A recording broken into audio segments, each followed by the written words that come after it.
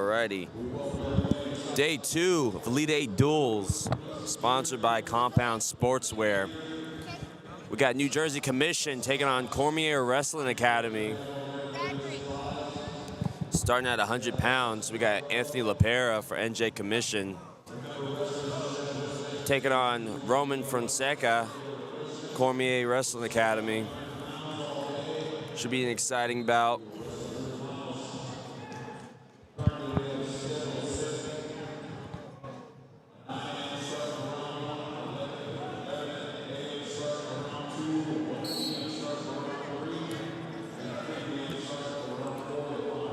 This round is your quarterfinal round, so winner of this duel will head to the semifinals of the tournament.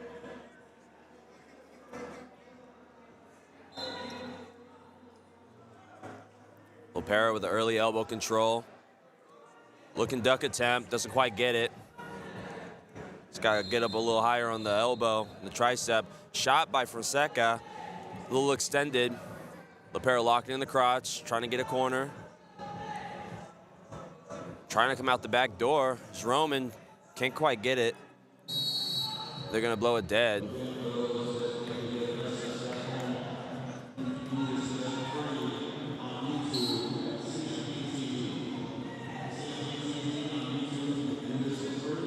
Back to those elbows for Pera. Looking opposite side. Shot to the ankle, doesn't get to it.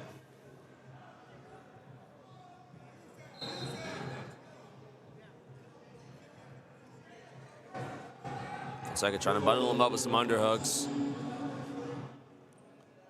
Pera looking bundled now.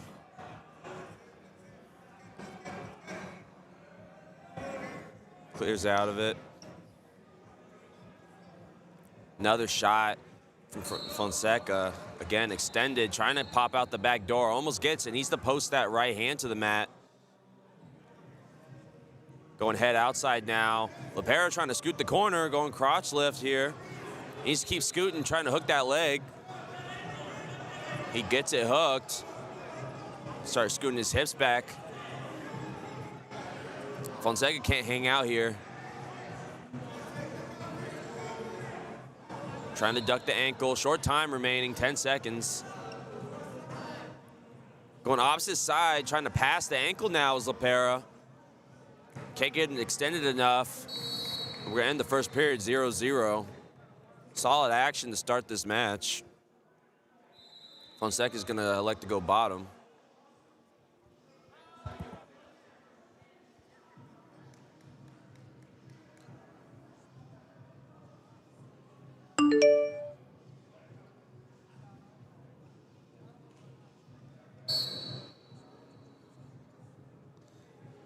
Possibly going crab ride here for Pera with the half and the tight waist, sitting them back.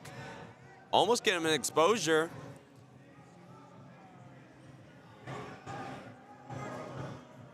Getting back to the opposite side claw ride now.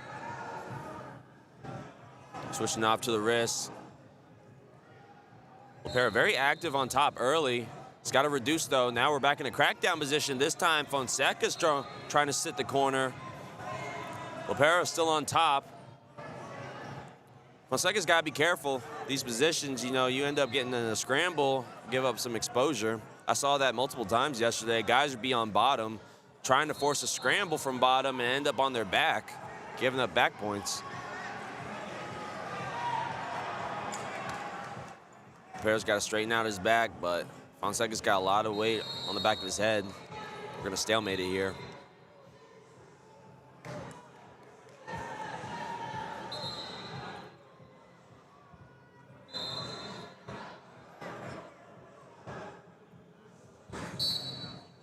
Double thigh pry from Pera, right to that claw.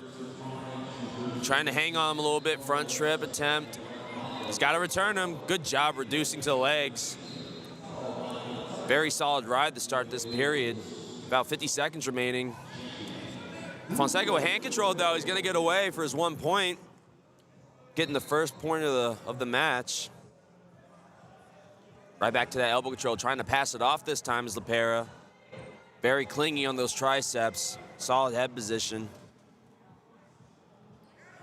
Good snap. Gets to the ankle briefly. Still trying to hustle to the corner. Fonseca does a good job of squaring up, keeping those underhooks. Perro going back to that bundle.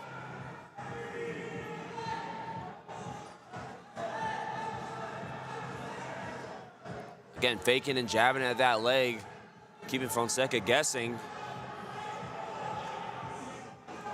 That'll do it for the second period.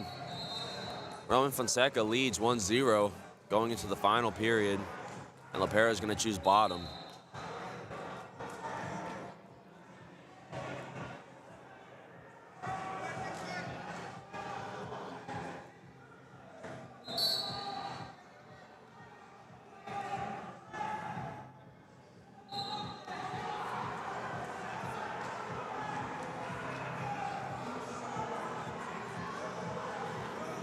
Pera up to his feet, gets away, notches it at 1.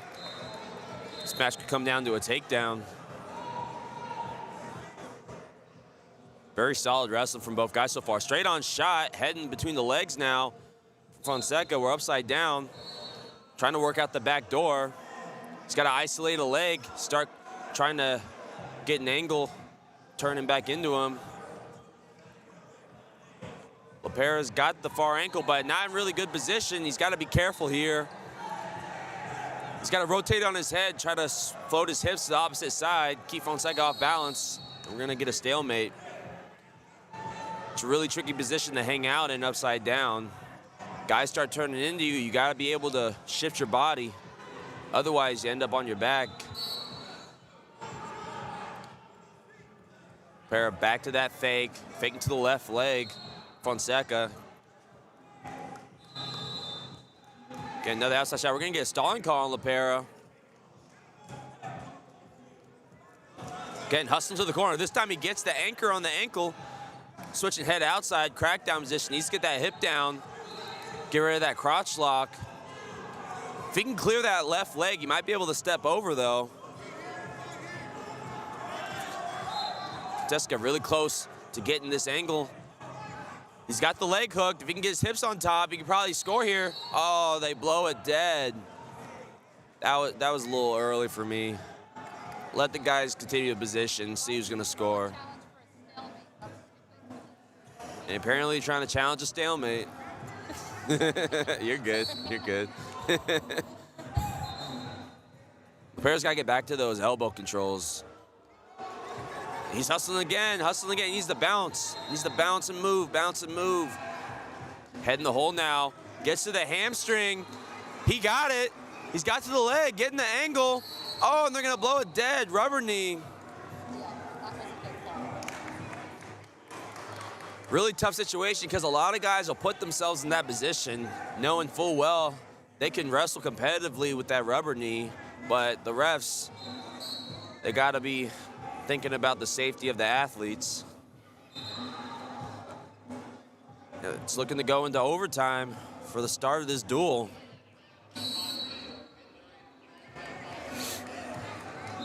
So far, Fonseca's been the one taking all the shots, but Lapera been doing a good job of pulling them underneath, hustling to that corner and getting close to scoring. It's been a very competitive bout so far. Another straight on shot. Needs to try to shoot with his head on the outside. Trying to pop him up, gets it. Starting to isolate a leg. He can take his time here, but he's got to keep continuing the position. Lapera trying to get to the far ankle, but gets his hand caught. Needs to keep trying to scoot and kick. Create some distance with his hips. And he gets his knees underneath him now. He's in the offensive position. 23 seconds left. Once I can get that top leg, clear his head, he might be able to score. Gets the leg hooked. 10 seconds. Will he be able to score here? Fonseca doing a good job of being clingy, staying in the crotch. He's passing it by. And that'll do it for the first overtime period. Really good exchanges from these guys. Anytime in these scramble situations, you gotta be very, very proactive. You can't be reactive. Anytime you're reactive, you either end up in poor position or you end up in stalemated positions. You got to be the one initiating and being offensive in the scramble. You know, and both guys are active, but none is really that proactive in these positions.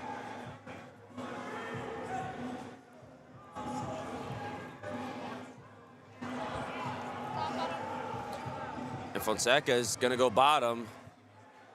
He was the first to put a score on the board with an escape in the second period, so strategically this seems to be the correct way to do it.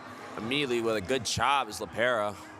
Heavy pressure forward. These are 30-second periods, mind you, so if Pera can get a good ride in, might be able to get it. Figure four at the ankle. He's a little high here. Trying to go side headlock. Fonseca trying to swim him off. If he can attack his head, he might be able to crowd him. There's no back points yet. And he gets the ride out. The first overtime period. Second period, mind you. All right, let's see if Pera can get his escape. Essentially clinching the match. Immediately to his feet, he cuts away. Fonseca's got to get to a score. And a cross single from Pera. Fonseca's really quick to scoot that corner. He might get it here. Pera's got to be careful, duck the ankle or something. He might get the 3 points if he's not careful. They're rolling here.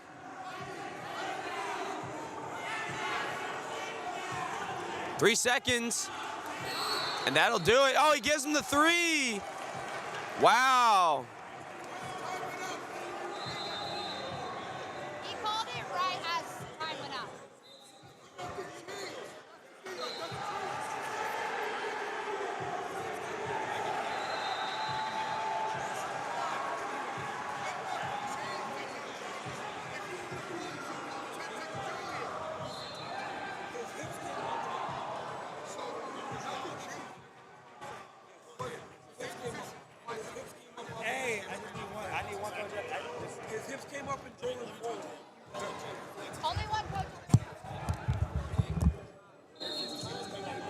By the skin of his teeth, but not entirely sure.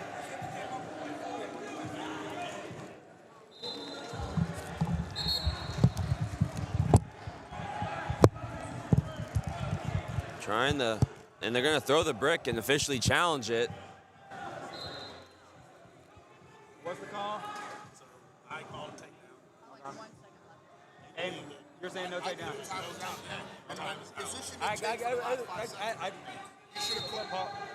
Takedown was called. You think it was a takedown? No takedown. Takedown was called. You don't think it was? I don't need that. Just got you. You have 1 second left.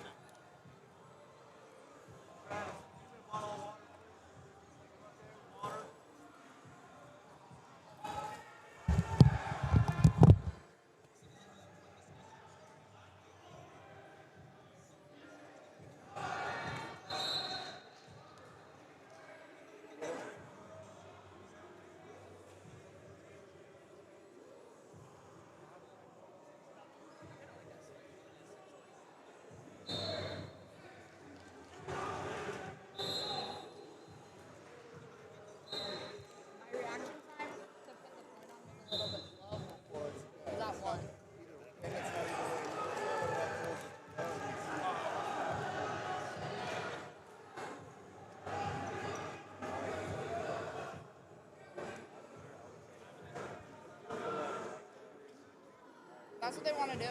They do. Hit me right now. What the review's for? Review it. Exactly. I want this. That you can have it. I don't think. Is that third tier? Oh, that was the end of the match. Oh, okay. End of overtime. End of the first 2 years.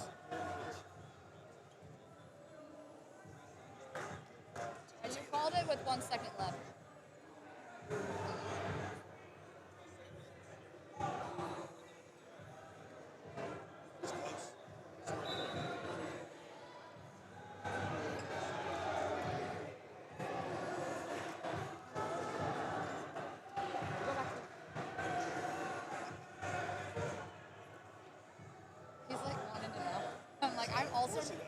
also nosy, but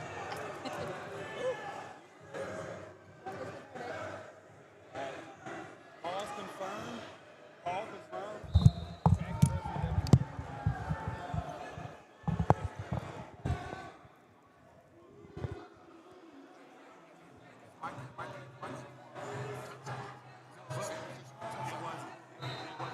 So the call is going to stand.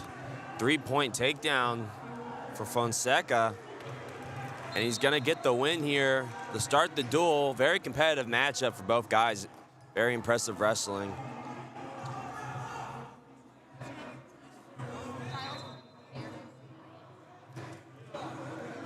Going up to 106 pounds. For New Jersey Commission, we have Shiloh Joyce. For Cormier Wrestling Academy, we got Eli Mendoza.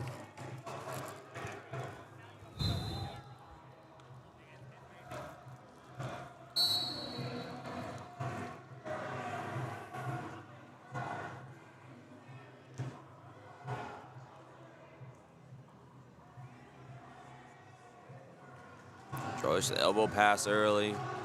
Jabbing with that lefty lead. Good pulls, going the opposite side now. Trying to throw it by. Good lateral movement from Joyce. Gets to the lefty single, has a good corner on it. He start climbing, shelving. Scoops it, readjusting his position, but his shoulder's out. Mendoza's in good position with the shin whizzer.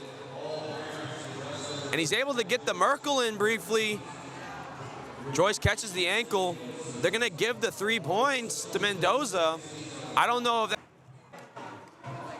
Good ride here from Mendoza. Solid wrist control, driving forward.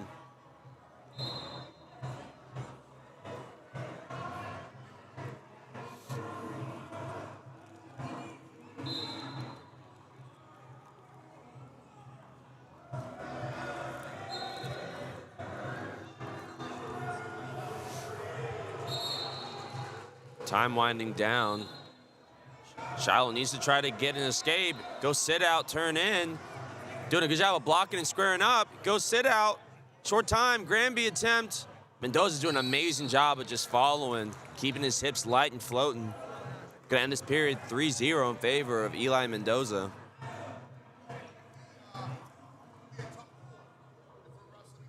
Joyce is gonna defer. Mendoza's gonna go underneath. Started the second period.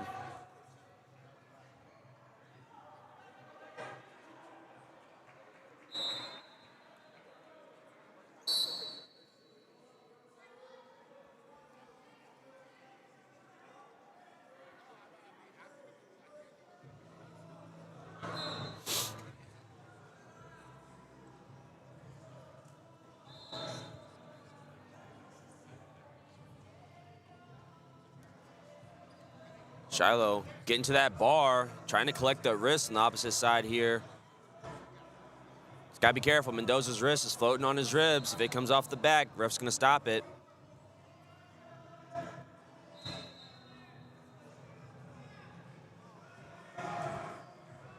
It's getting close here. Needs to be careful. Starts running it. Loses the bar. Mendoza coming underneath the arms, trying to throw him off. Joyce does a good job recovering here. Gets the boot in. If he can punch that half, put the opposite boot in, he might be able to get some backs. And he's gonna fall off. Losing control. Now defensively wrestling is Joyce. Shin whizzer position. Mendoza with a club, getting Joyce to his hip. Doesn't quite secure the reversal though. 30 seconds remaining in this period. Can Mendoza get the takedown? Trying to pull him in.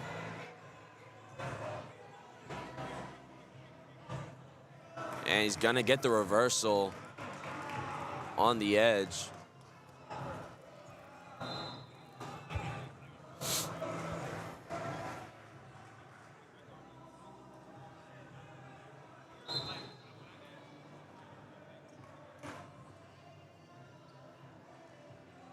That's gonna do it for the second period.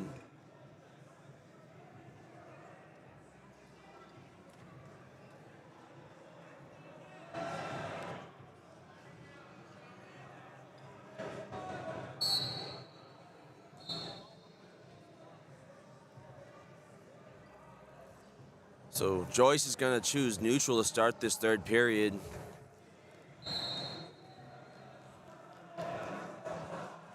Joyce did get to the leg at the first part of this match, but got scored on defensively by Mendoza.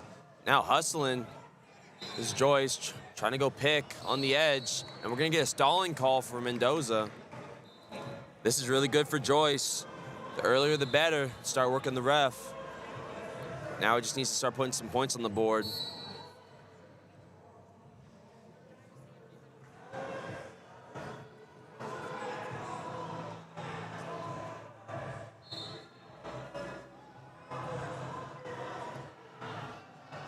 Great lateral movement from Joyce. Ends up pulling Mendoza to the leg, though. Gets to a whizzer. Can't hang out here. He has to keep pulling it and sliding it, trying to get his hips back on top. Looking Jonesy, possibly. Mendoza's doing a good job of getting back to that far shelf, but Joyce picks him on the opposite side, almost putting him on his back. He's gonna get 3, and that's swipes. He's getting swipes here is Joyce. Ref's holding 4. He needs to be careful, though.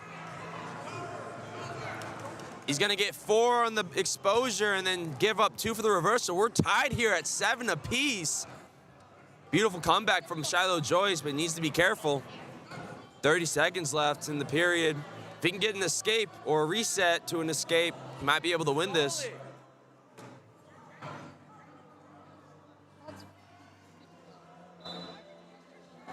20 seconds remaining. And they're gonna hit Mendoza for stalling, giving up a point. Wow. That was shiesty.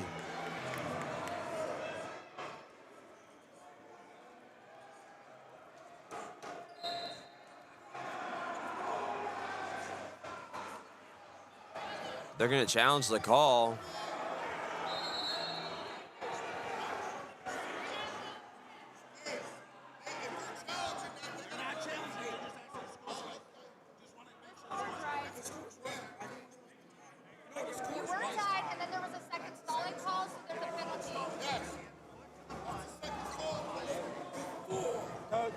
Can I just get one person at the table? Can I get one person at the table?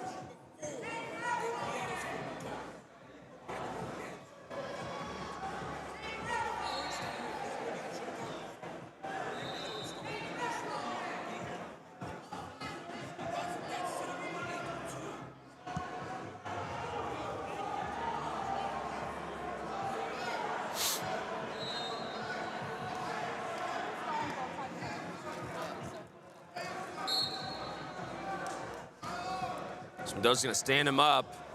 15 seconds left. Mendoza's gotta find something.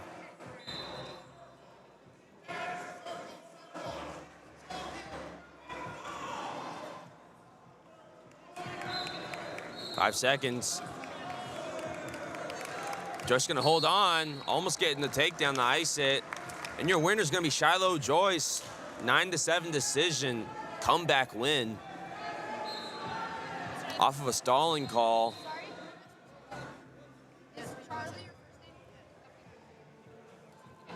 Now at 113 pounds, NJ Commission, we have Charlie Espo taking on Anthony Garza, Cormier Wrestling Academy. Dual score notched at 3 for both teams.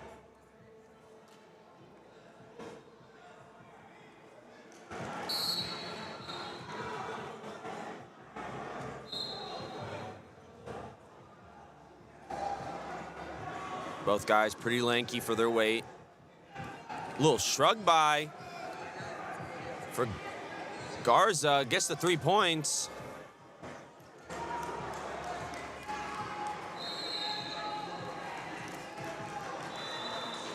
Now going side headlock, possibly trying to get a leg in, but gets squared up on. Now we're in short offense. Garza's still on top.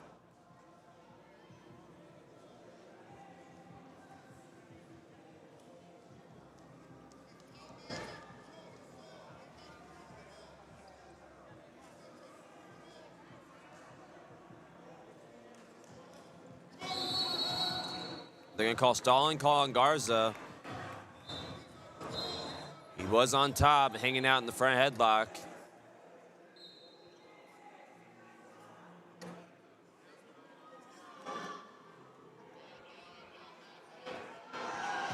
Neither coach is happy with some of the calls for these duel. Espo doing a good job of turning in, staying square and in front and getting to his escape. Back on our feet. About a minute to go in this first period. High crotch attempt, but gets elbow slid by Garza, trying to get that leg in for Merkel, and he'll get another 3 points.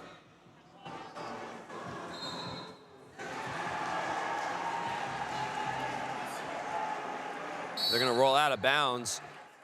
Beautiful elbow control from Garza. Timing the shot very well, sliding that elbow away.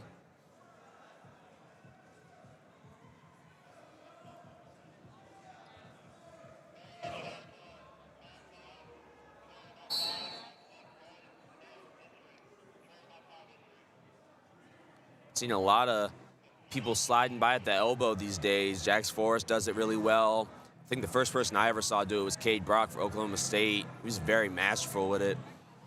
Garza getting the leg in, figure foreign, right behind the knee. 10 seconds to go, the first period.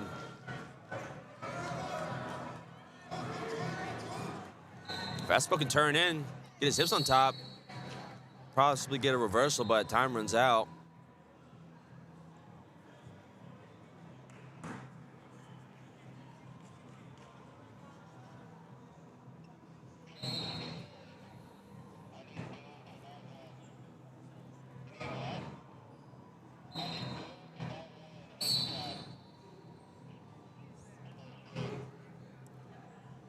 Garza immediately getting that leg back in.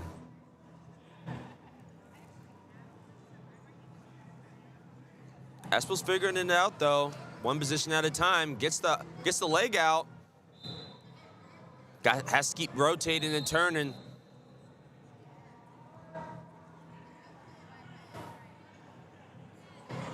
Trying to bump him and gets the reversal. Very meticulous bottom wrestling from Charlie Espo. Being very patient, just figuring out the position one by one. Ends up getting the reversal, now working on top.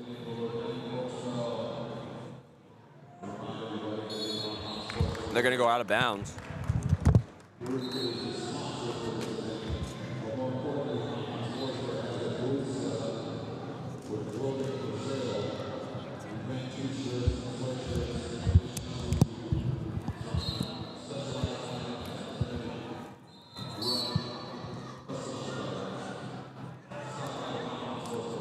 Claw ride for Espo.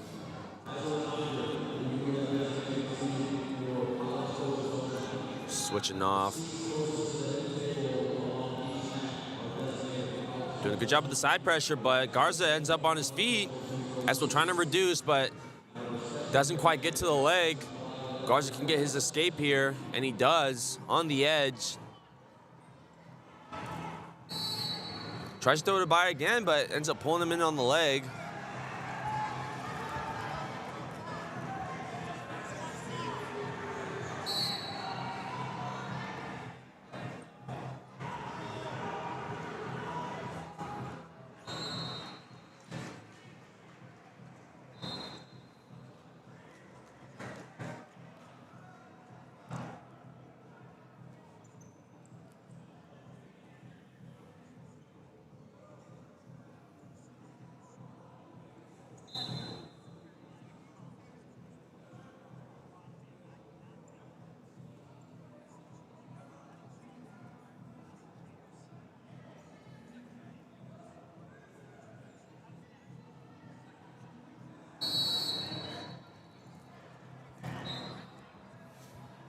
We're going to go into the final period, 7-3 in favor of Garza.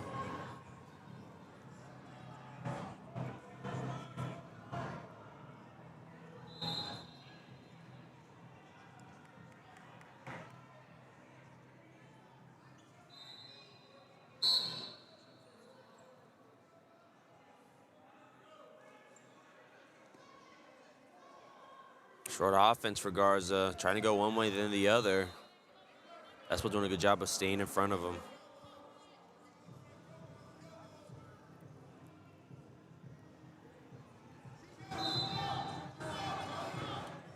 Fireman's for Espo, almost to the score and gets the 3 points. Bottom shoulder here. We're scrambling now. Far ankle for Espo, doing a good job of staying in control. Garza needs to be careful, he's on bottom. We're gonna get a restart. And they're gonna challenge the takedown.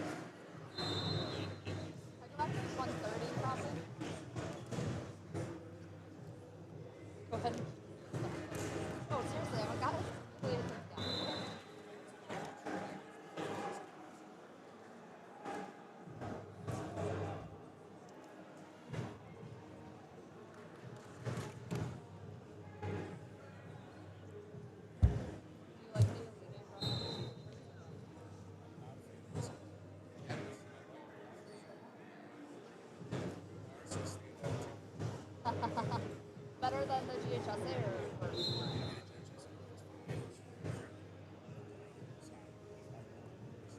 Yeah, that one's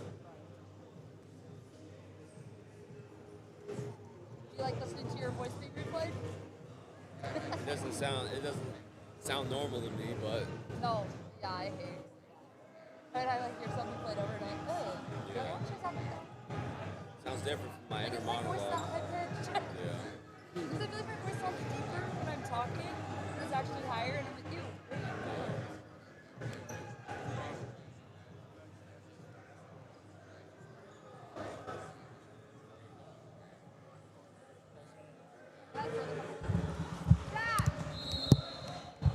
And the call will stand. 3-point takedown for Espo, putting him back in this match. Cutting Garza's lead, 8-6.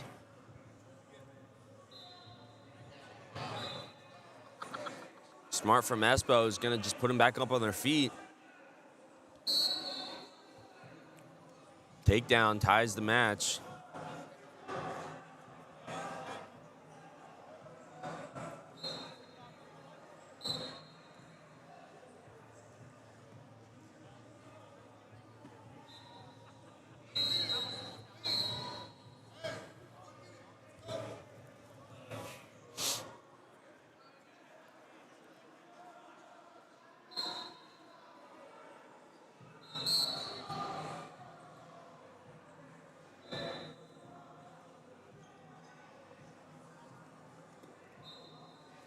Short drag from Garza, gets to the legs and gets the 3 points. It's exactly what he needed to extend his lead. Throws him out of bounds.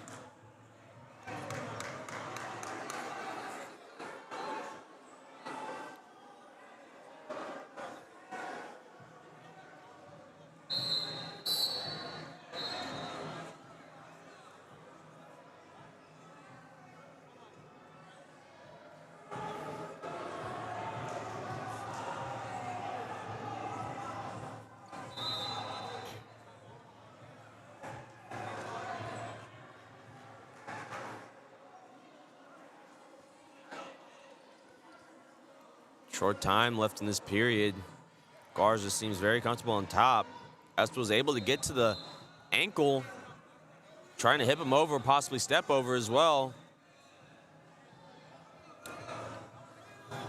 Trying close to the reversal, short time, he'll get it, but it's not enough. And that'll do it. Your winner, Anthony Garza, by a score of 12-8. Good match.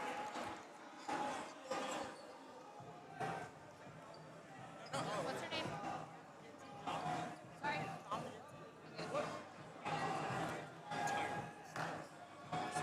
What was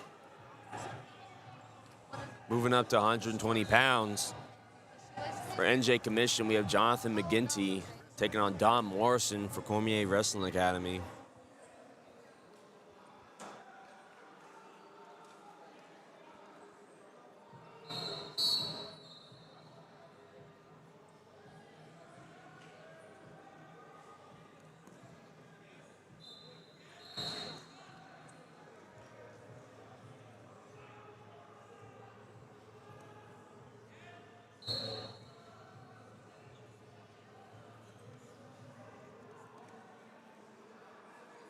Lots of early action from McGinty, really trying to get to that lefty single.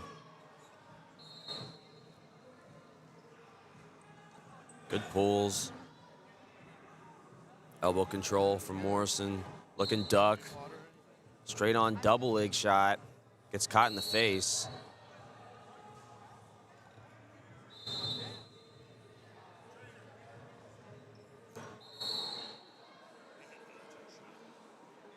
Oh, do you want me to do head then?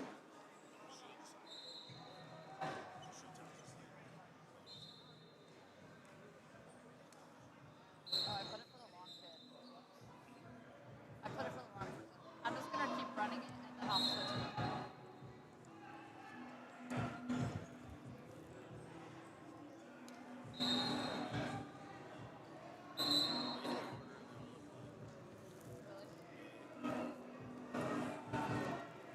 Did you hear it?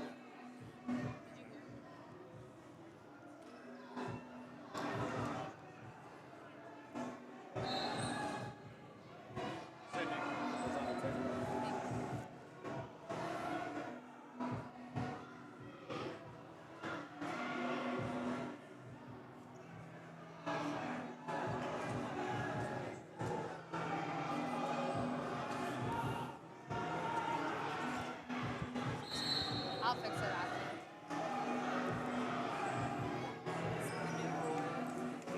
Back to action. 30 seconds remaining in the first period. Notched at 0.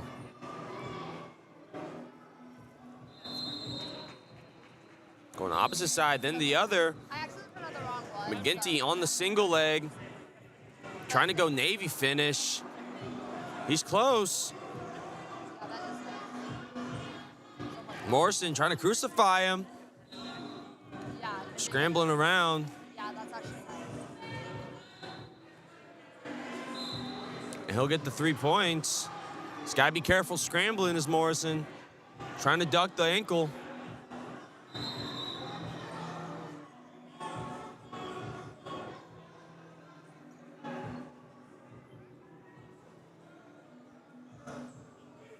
.30 seconds left to go.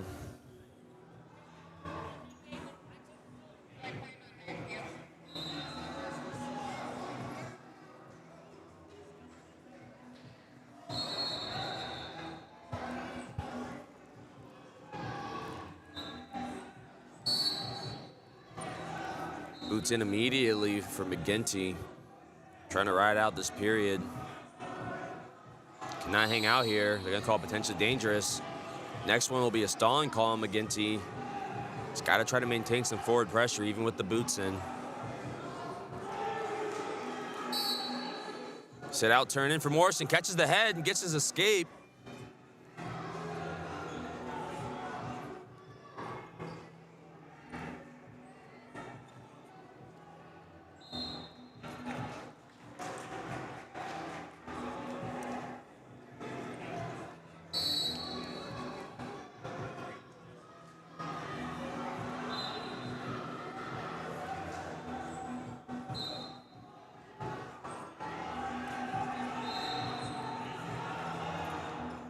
McGinty's going to start the second period on bottom.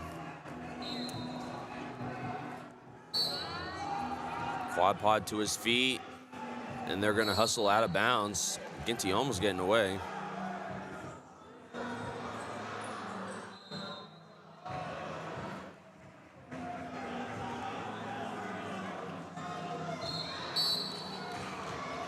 Side headlock for Morrison.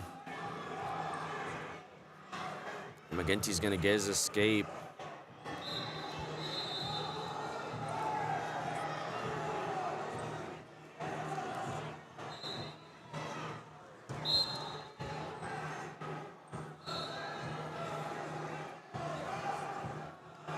Underhook throw by to the near leg for Morrison. Doesn't quite get to it.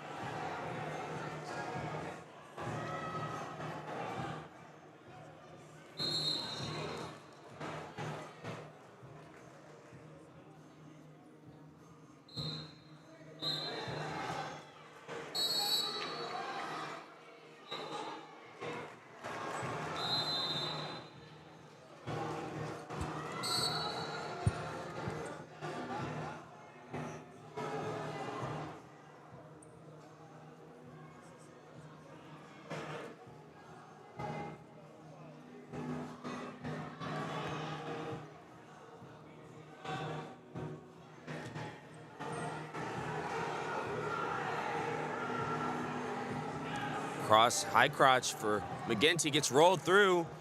We're scrambling. McGinty's got to get his knees underneath him. He can't stay here. Starts scooting his hips back. They're both seemingly 50-50. They're going to call a stalemate.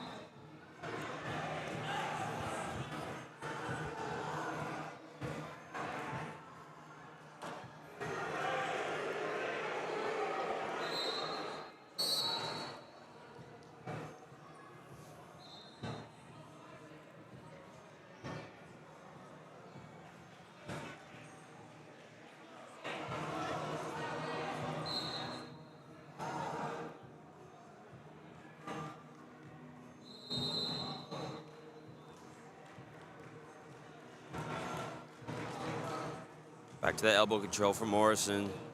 He's got to choke up on the tricep a little bit, start getting a better bite on that. And that'll do it for the second period. McGinty leading 4-1.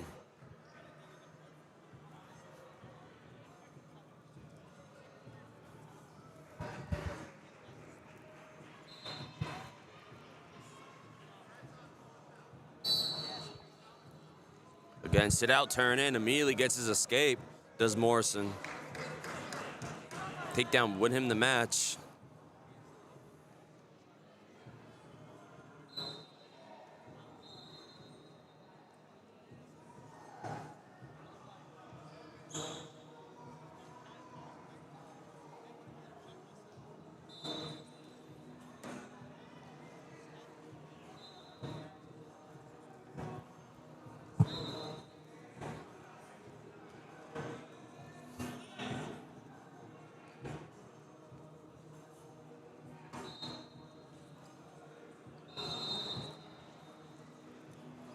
Morrison taking some ground here on the edge. McGinty smart to circle back in. He tries to shoot him out. We're gonna get an action call.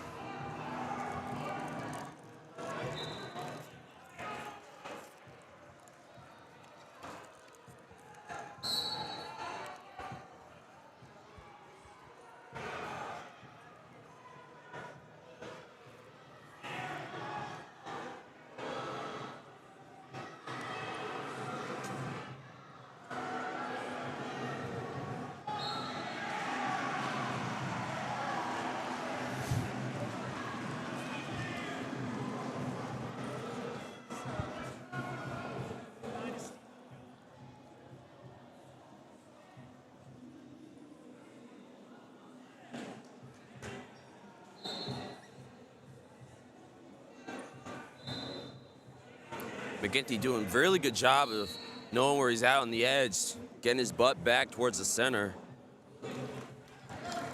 Less than 30 left to go in the match. Morrison's gonna have to put something together. And we're gonna get some blood time.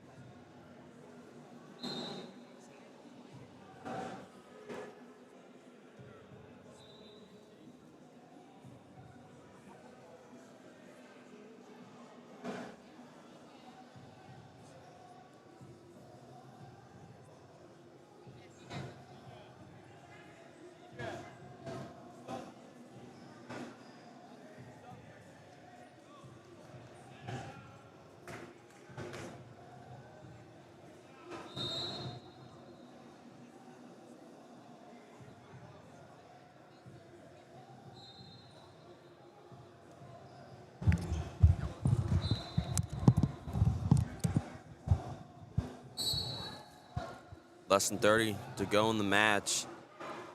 Morrison on the leg. McGinty looking jonesy. He takes him over. He'll get 3 in swipes.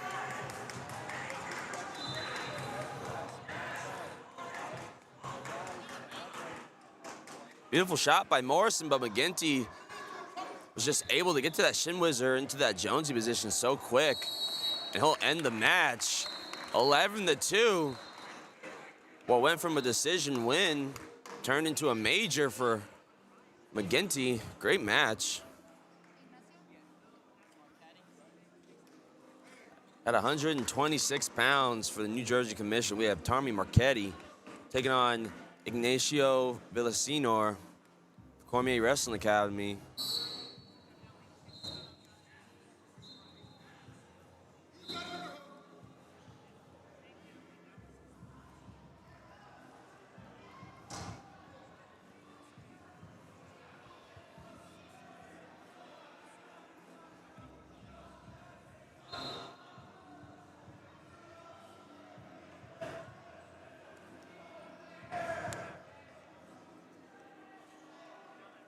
Villasenor trying to hustle to that dump position, almost gets it, switches off to the opposite leg and finishes it for 3 on the edge.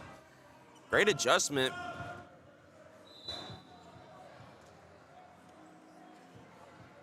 Gets control of that arm, hustles to that fireman's, couldn't really get it, then switches off to the single leg for the finish.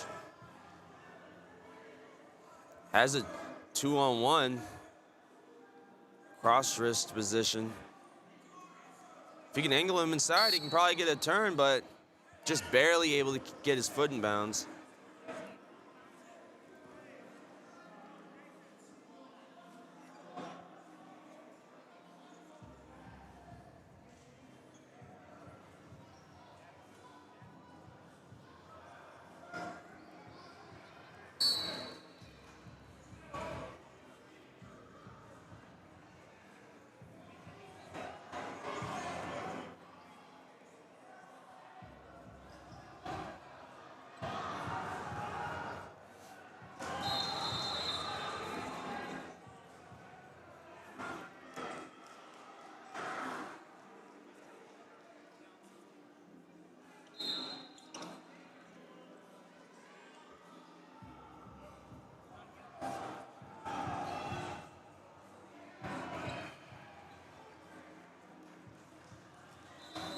Really good half ride here for Villasenor.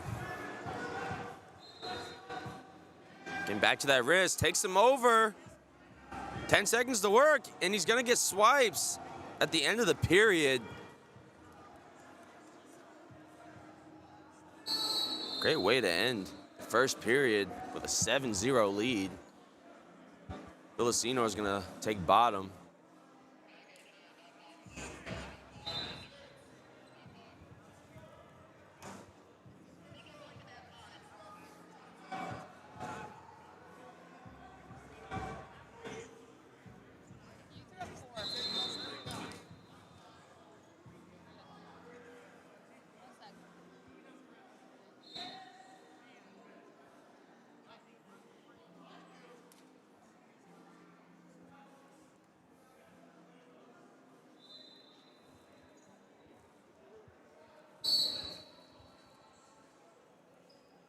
Marquetti starting on top. In crab position, Villasenor's got the bottom foot. Needs to try to post it to the mat, hop his hips out. Pulling it into himself, doesn't do him any good. Just keeps Marquetti glued.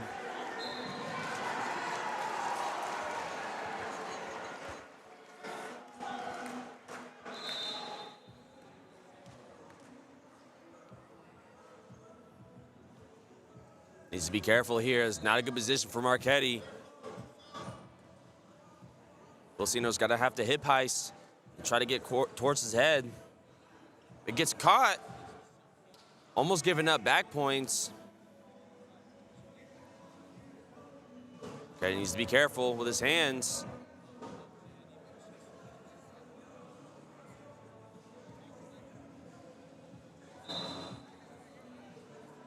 And he'll get the reversal.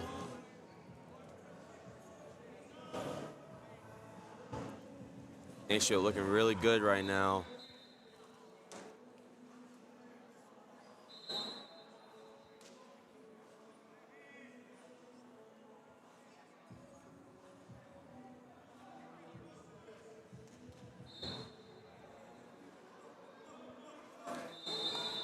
Okay, gets to his feet, but Ignacio keeping the wrist control.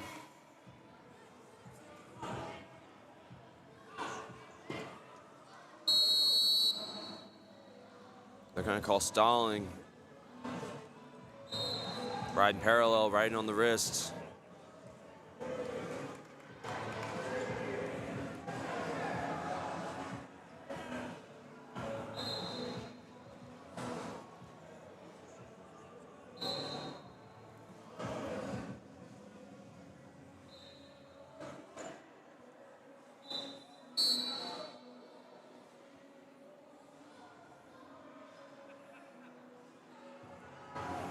Short time left.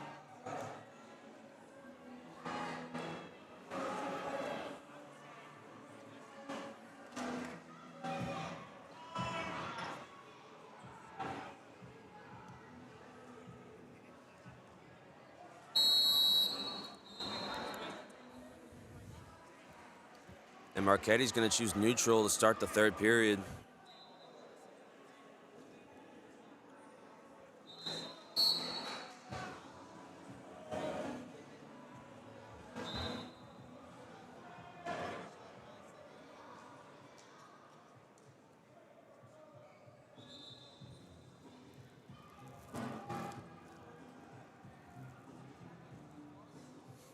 Straight on shot by Ignacio. Isolates the leg, try to spike it. And he'll get another 3 points. Close to getting the tech fall. If he can get a set of back points.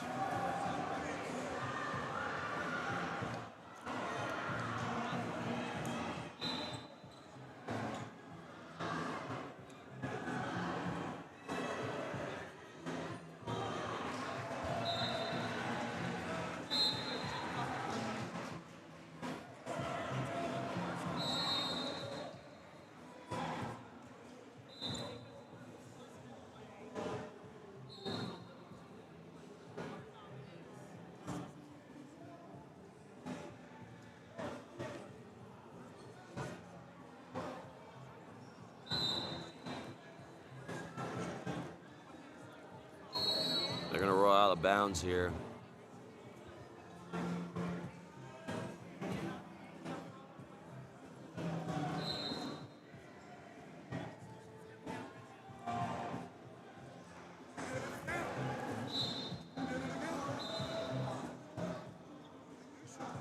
And he's gonna cut him, trying to get some bonus. Already has the major decision locked up. But can he get a technical fall?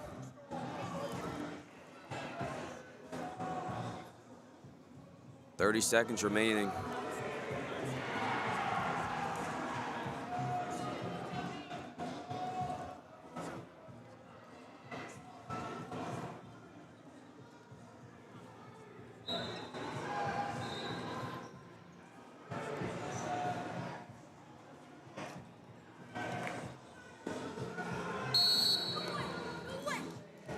Good action on the edge.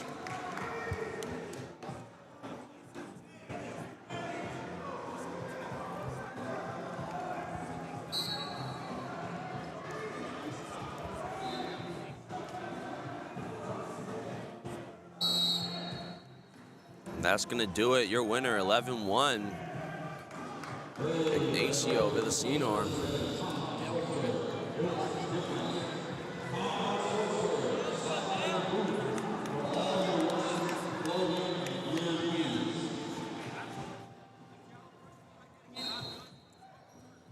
We got Dale Corbin from New Jersey Commission going up against Justin Zuniga, Cormier Wrestling Academy at 132 pounds.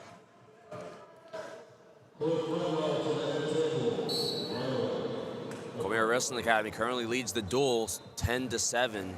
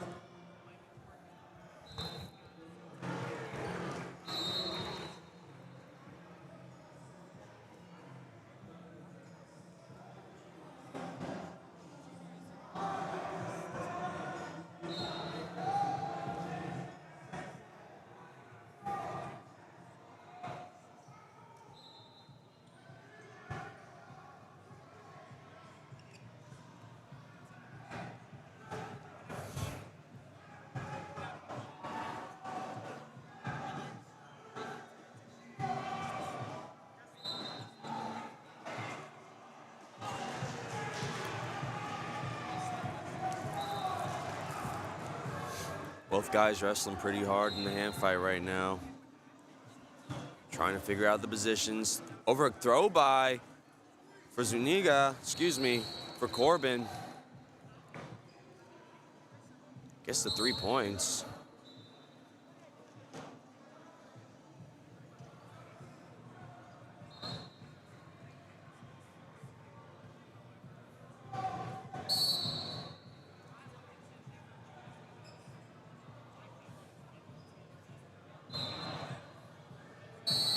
That'll do it. Dale Corbin gets a score on the edge in the closing seconds of the period. Take a 3-0 lead.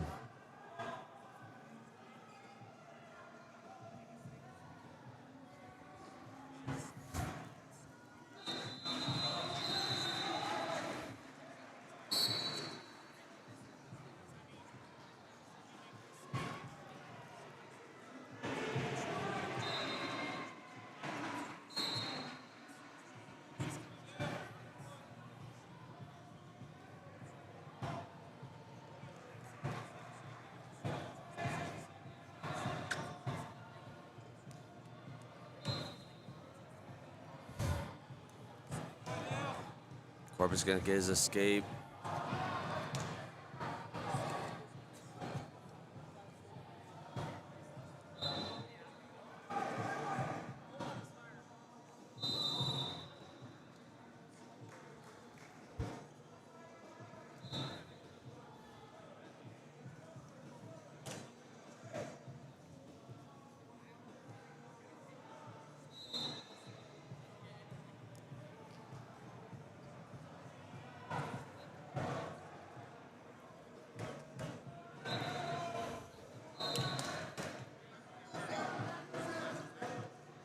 Another underhook throw by attempt from Corbin, but this time Zuniga was ready for it.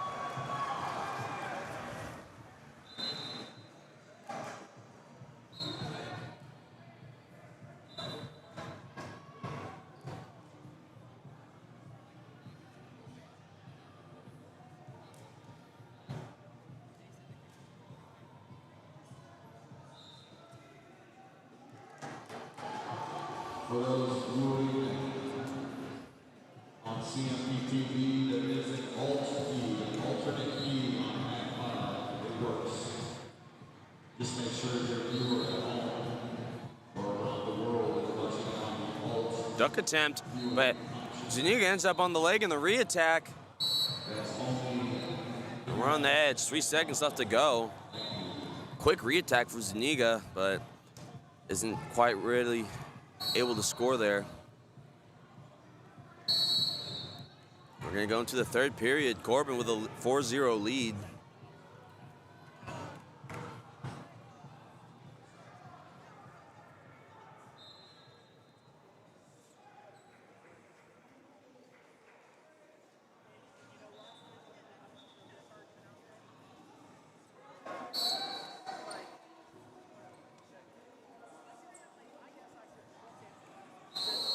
They're gonna blow it dead, potentially dangerous.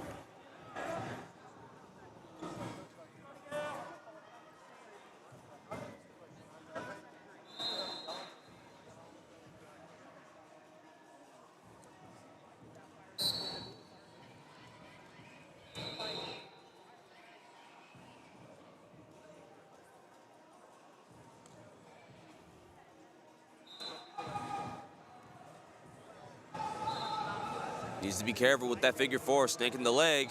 Zuniga able to rotate out and getting his escape. Corbin right back on the leg. And we're gonna be out of bounds.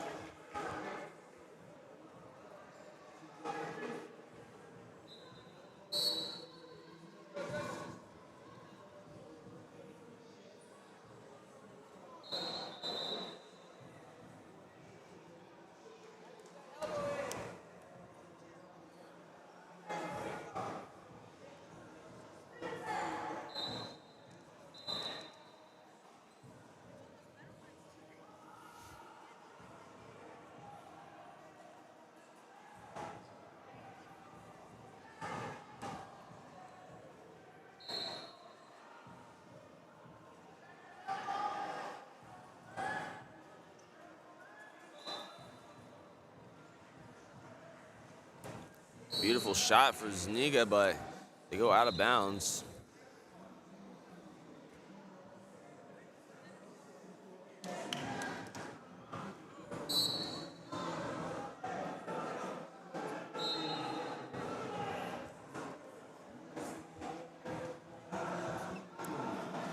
Zuniga's starting to pick up his activity level a little bit. 30 seconds remaining in the match. He's gonna have to find his way to a score. One takedown would tie the match for him. Corbin doing a good job of working towards the edge. There's the first stalling call. 13 seconds. Zuniga needs more than the stalling call. He needs to get a takedown.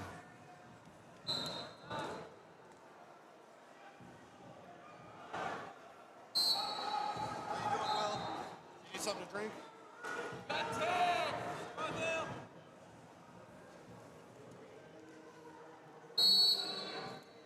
Hey, 2 seconds. Hands in that circle.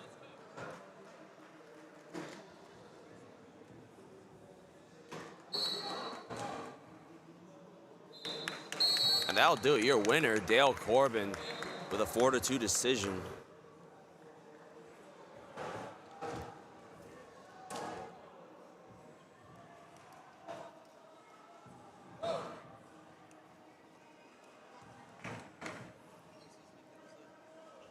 Moving on up to 138 pounds. From New Jersey Commission, we got Gino Shenina. For Cormier Wrestling Academy, we got Moses Mendoza. Duel score is tied at 10 apiece for both teams.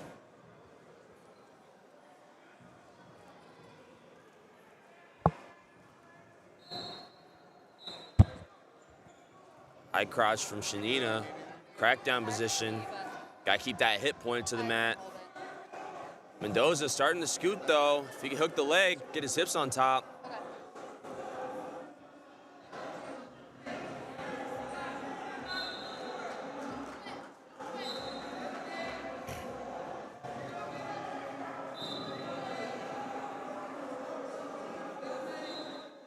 Still wrestling here.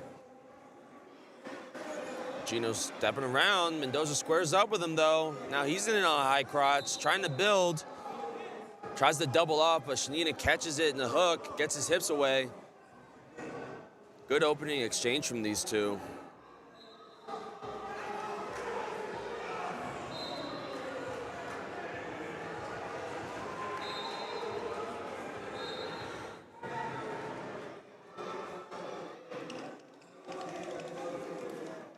Little Ono snap from Mendoza. Shenino trying to get an angle, but pulls him into his legs. Mendoza trying to cut off double, gets him on his hip. He's got the bottom shoulder. He's in a really good position here. Shenina's got to be careful. Tries to roll through, but gives up the 3 points. Mendoza's going to cut him immediately, staying in his face. Shooting him out on the edge.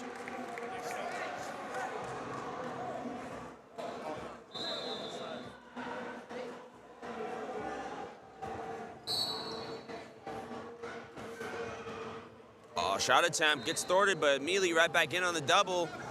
Mendoza close to finishing another takedown. And he'll get it. Short time left to go. Trying to take him over in a tilt. Time winds down.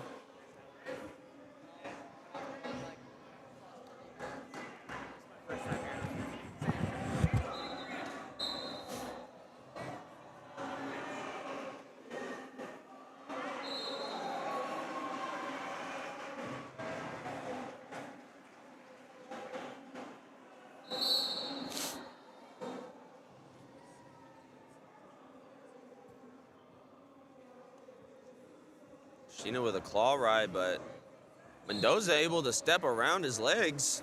Showed him out, getting his escape. Starting to get a little chippy out there, a little taunting action.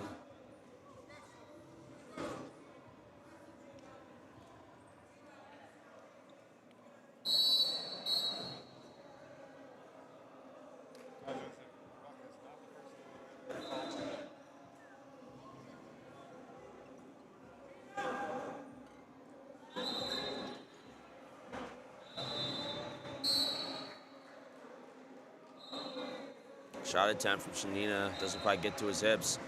Mendoza in on a high crotch. Trying to pick it up. He plants him for another 3 points. Cuts him immediately. Duck attempt right back in on the high C. Cuts across. Shenina trying to control the ankle. Ended up in a wizard position, but gives up another 3 points. Mendoza trying to put on a clinic right now. Going cheap tilt on the edge. Getting swipes. Gets a full set. That should be the technical fall from Moses Mendoza. Good performance.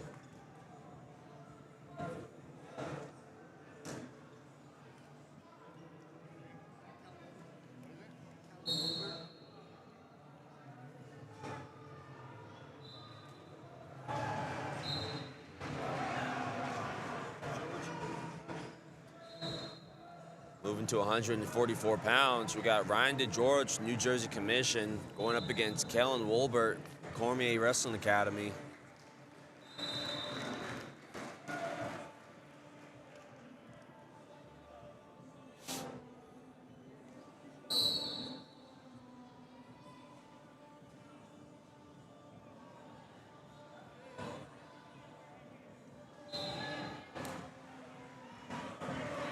Throws it by, does Wolbert for a quick 3 points. Looking the hard cut now. Shrug by, ends up in a body lock position. Trying to stay in bounds, get his hips engaged. If he can get both knees behind his ankle and scoop it, he might be in a better position. He's got to stay in bounds if he hopes to finish here. Tries the limp arm. If he can attack the opposite hip and try to pull him in bounds, he has a better chance of finishing. And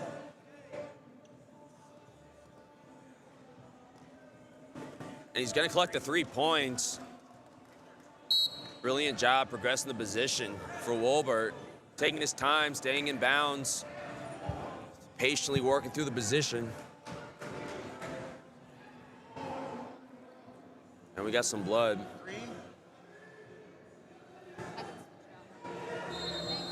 Yeah. Anytime you need a blood Trainer, blood time not great. Sorry. Anytime if you gotta go press for a second. Okay.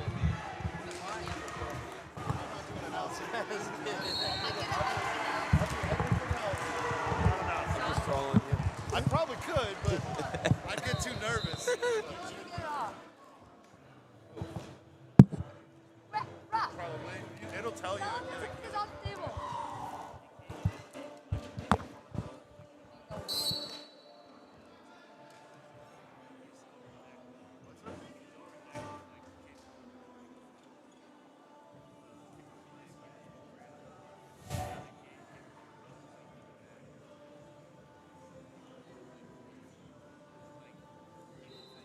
Underhook throw by for DeGeorge.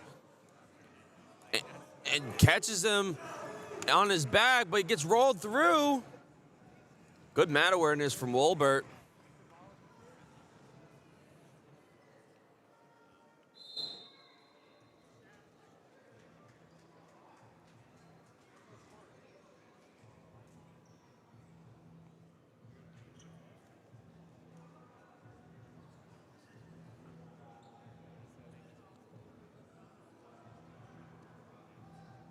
Looking crab now, punching that half. Short time. Doesn't quite get it, does Wolbert.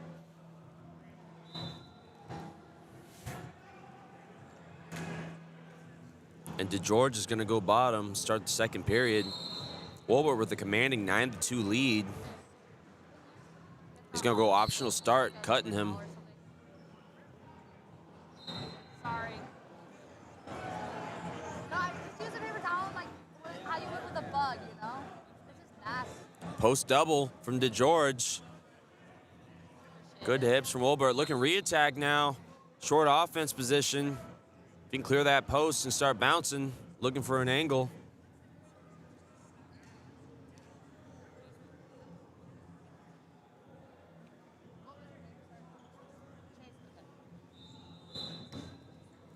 Looking past by is DeGeorge.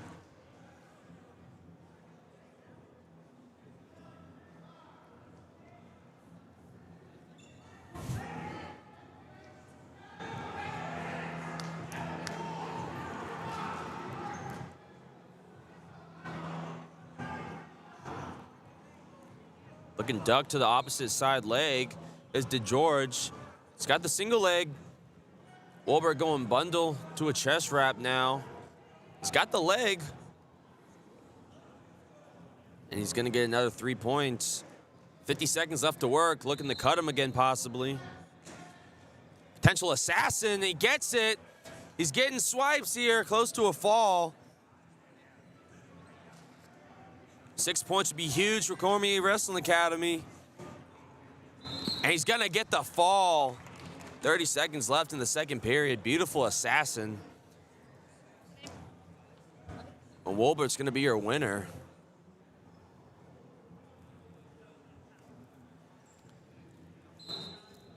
I'll tell you, when it comes to dual meets, bonus wins. Bonus wins. CWA has been doing a great job getting bonus points in this duel. Starting to run away a little bit. Yo, let me get the gummy ones, LA. Oh, purge. Moving to 150 pounds, we got Brayen Gonzalez from New Jersey Commission taking on Ivan Arias for Cormier Wrestling Academy.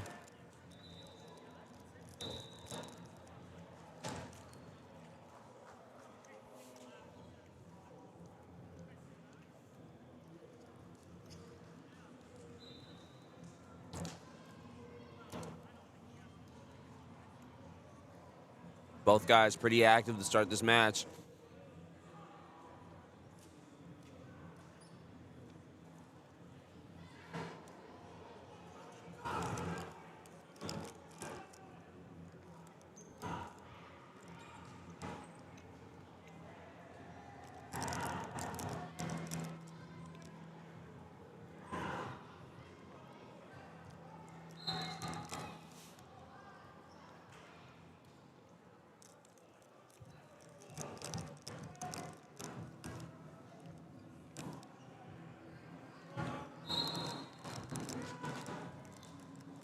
Shot attempt from Gonzalez. Trying to go out the back door. Arias really quick, hopping over, picking the side for a far ankle scramble. He's got to get his knees underneath him, though. He can't scramble with his legs split. Starting to get some height now as Arias. Needs to keep scooting back, getting his hips behind. 30 seconds to work, and he's going to get the 3 points out of a scramble.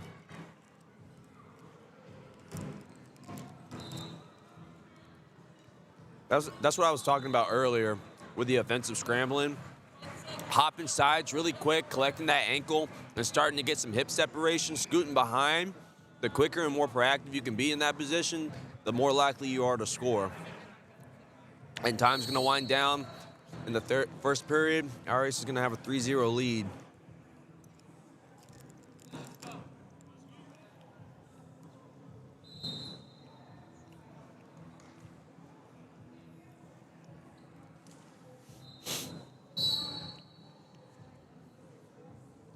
Quick escape.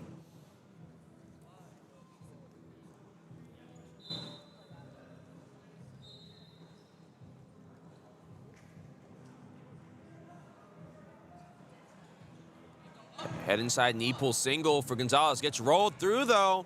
Split leg position for Arias. Looking for back points. Needs to attack that bottom shoulder. Try to keep him in criteria. He gets it. He's getting swipes.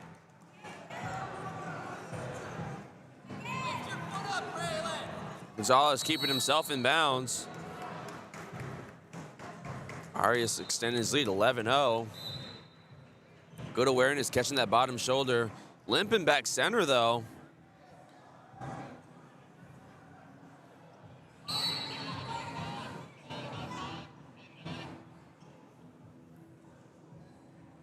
Look at possible claw suck back here. He's getting it, he sits it. Oh, he's got to be a little bit more patient with there. Got to wait for some more pressure going backwards. Again, seeing this position more and more and more. Guys going claw, trying to sit him back. Getting to the arm bar. Got a minute to work here. He can take his time. There's no rush. He's got the wrist. He's going to load it up and get some swipes. And that's going to be the tech fall for Ivan Arias. Good performance for him. Cormier Wrestling Academy just running away with his duel with back-to-back-to-back bonus point wins. It's exactly what you need to win duel meets. Moving up to 157 pounds, we got Bradley Williams, New Jersey Commission, taking on Gus Cardinal for Cormier Wrestling Academy. NJ Commission is going to have to rattle off a couple of big wins here. They hope to close the gap in this duel meet.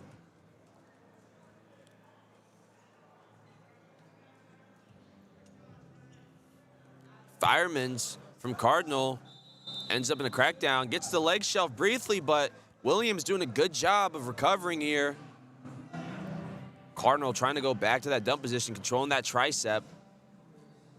Williams does not want to have his arms bundled up here. And they're going to go out. Good opening exchange between these guys.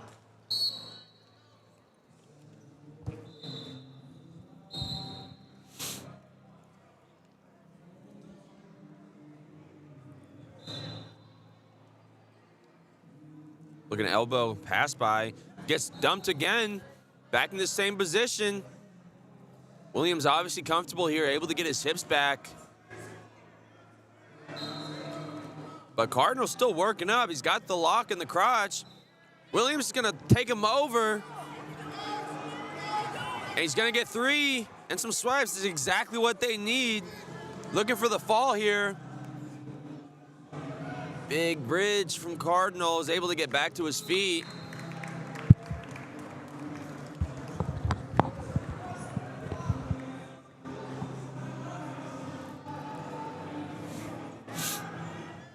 Looking drag attempt from Williams, then goes elbow control, slide by. Beautiful chain wrestling from Williams. Now looking crab sit, needs to redirect to the opposite side with that claw. Working on the edge now. Yep, if he can see him and redirect him, he can get some points here. 10 seconds left. Williams gonna elect to hang out.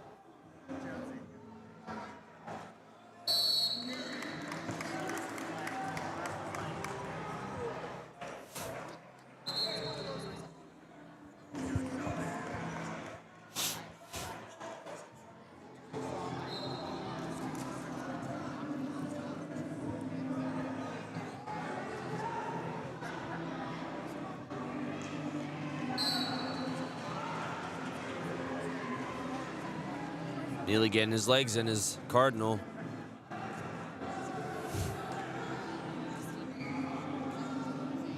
Williams doing a good job isolating that hip, trying to build back up though. Cardinal trying to lock a cradle, it looks like. We're gonna go headlock from Williams. Steps over. Good awareness there, but Cardinal able to recover. Spiking the leg now, we're rolling. Good scrambles. Williams get his heel to his butt, try to get his hips rotating behind. Possibly get this reversal. Cardinal just trying to hang on right now.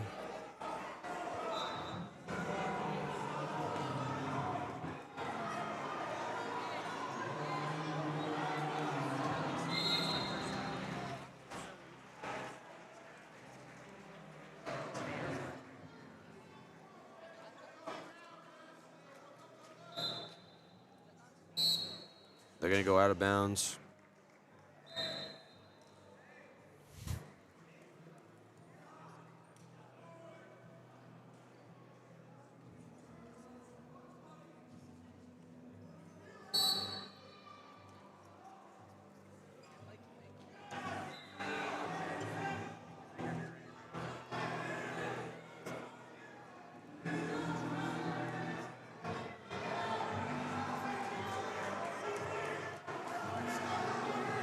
Williams looking to reverse here. Ends up on the leg, high crotch position. He's the drive. They're gonna stop the match.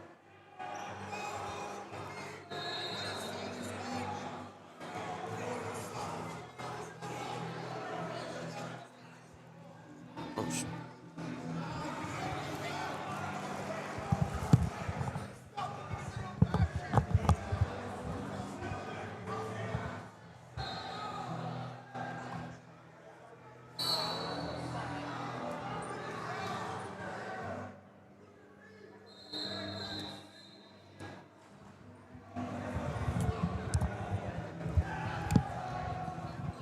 Williams once again looking to reverse here, catching him on his back almost. Cardinal had the bail.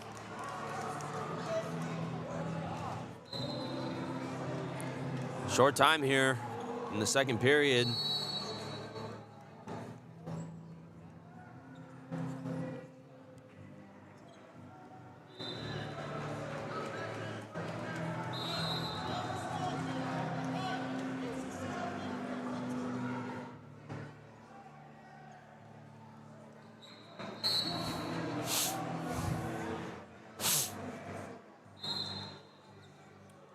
Trying to go back to that elbow control slide by. Straight on shot now for Williams. Cardinals got to get a knee underneath him, keep that far ankle. Williams doing a good job of keeping his head higher. Cardinal going to be bumping, but Williams trying to get his hips on top.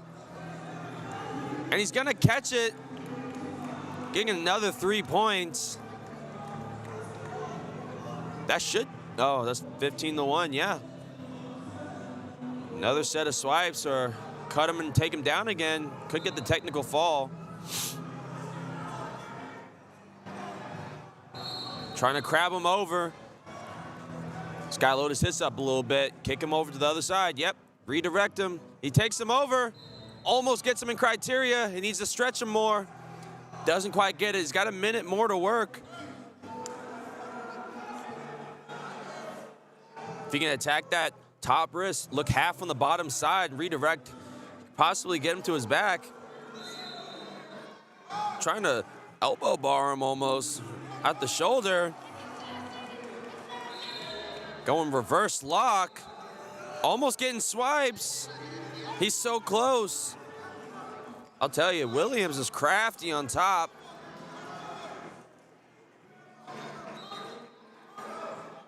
Back in this position again, trying to punch this half. Needs to get his chest on top when he punches it. And he's gonna get 2 swipes, securing the tech fall. Bradley Williams. It's exactly what New Jersey Commission needs, some bonus point wins. Put them back in this duel.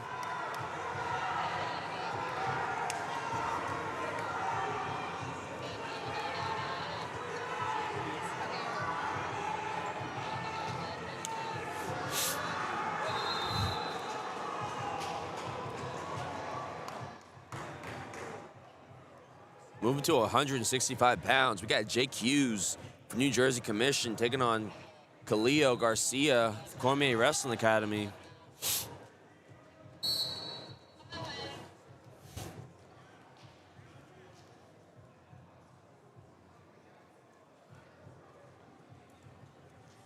Couple of shot attempts early from both guys.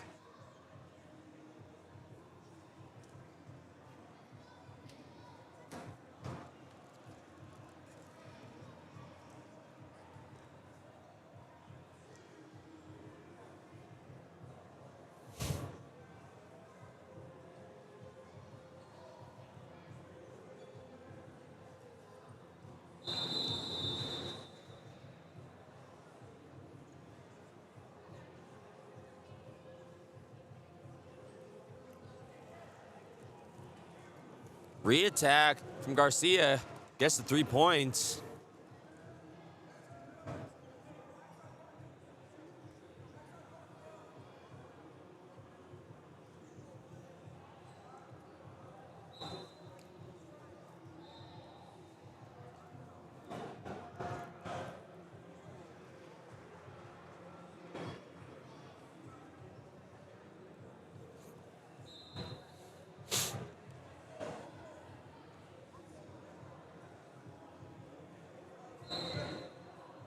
Working on the edge now. They're going to go out.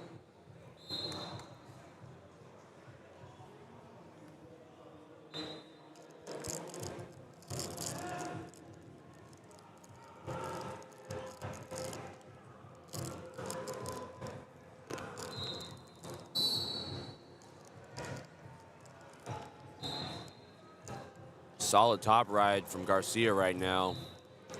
Getting right to that tight waist chop.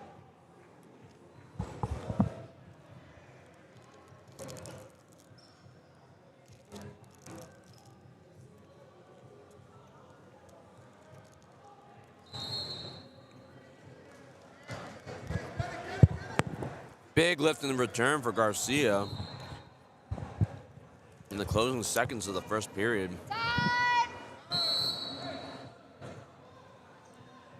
Come on, Chase.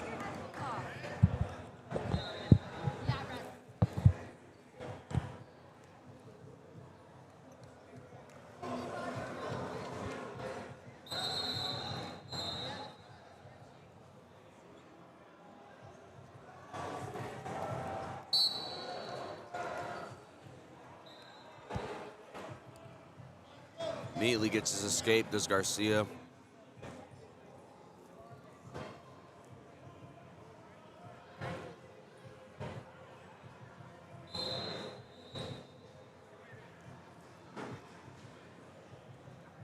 High crotch, straight up to his feet, lifts him and plants him. Nothing yet, though. Hughes doing a good job of getting locked in the crotch.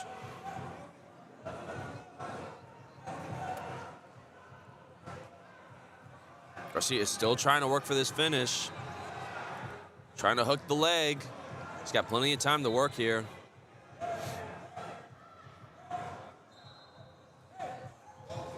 Slowly trying to get his hips on top. Hughes needs to get his feet to the mat, try to take it through, but gives up the 3. Almost giving up some back points.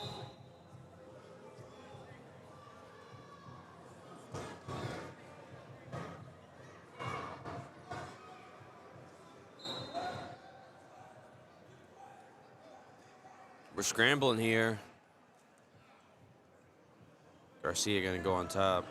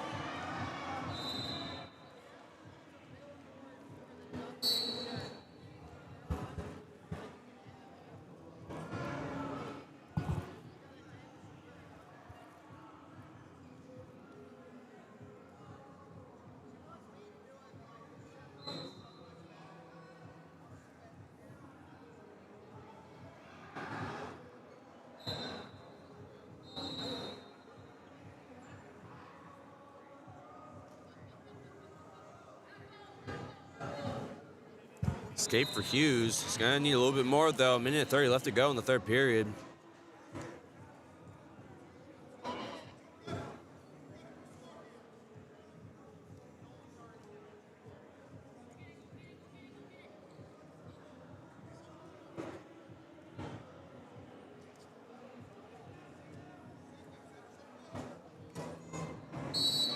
Oh, almost get it on the edge. Throws it by.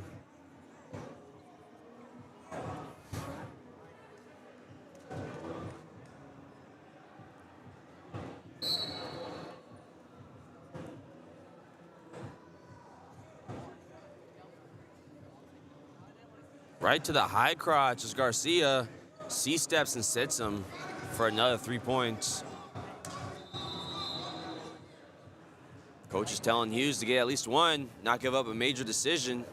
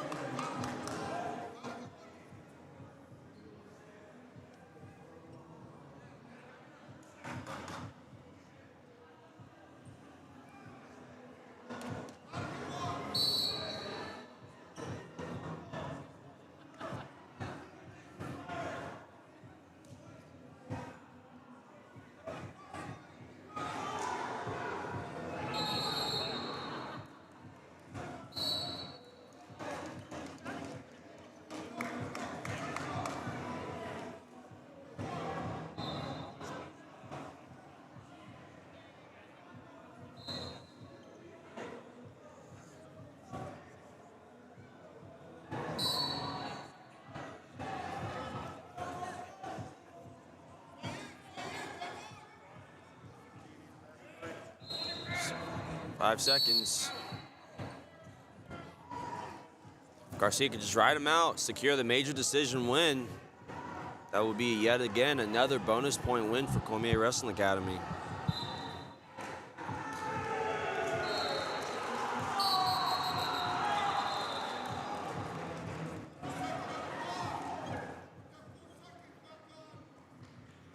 I'm just gonna wait a second.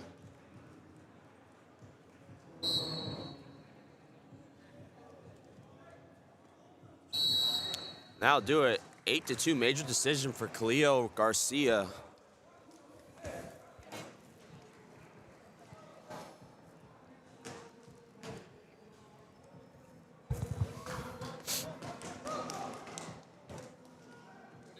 good.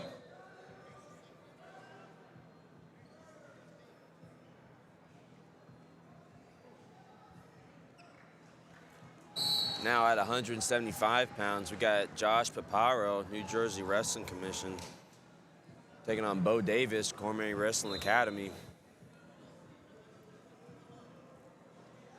Paparro early with a 2-on-1, shoveling the dirt. Now on the outside shelf, looking to club kick possibly.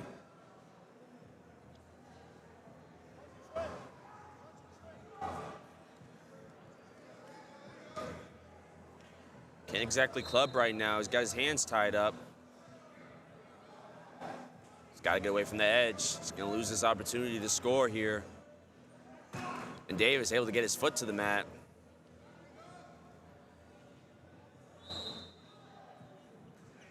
Good defensive wrestling from Davis on that.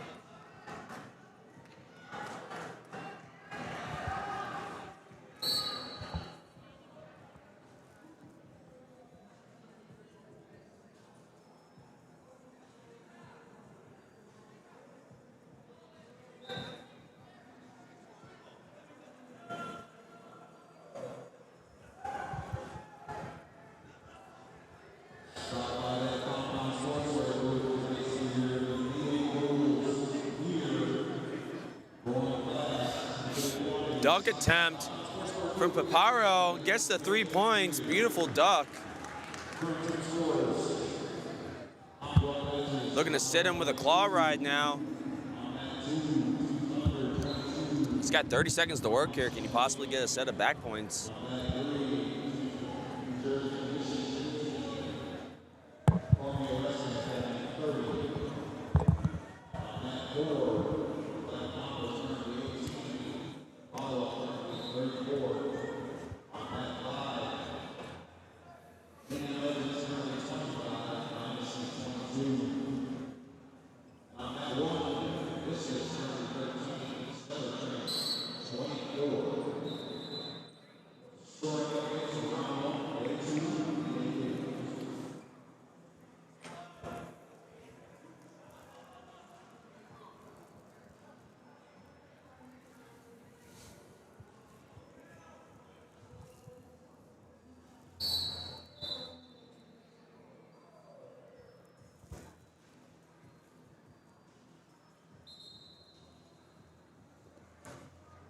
He's got the cross wrist.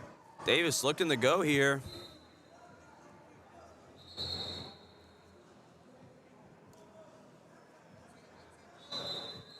Paparro able to get his wrist free. He's up to his feet and gets a quick escape now. Going up to a 4-0 lead for Josh Paparro. High crotch attempt from Davis. Almost get re-attacked by Paparro.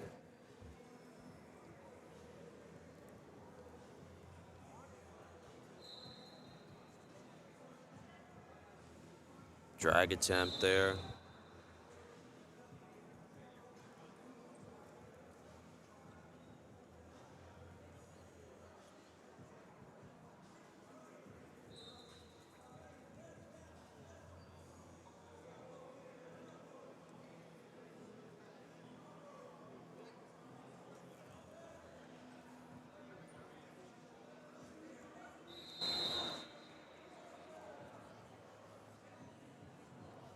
Another cross single leg. Davis immediately gets to the whizzer, but Paparro does a good job of shelving it on the outside. Attacks the head for the finish. Going up 7-0, 30 seconds remaining in this second period.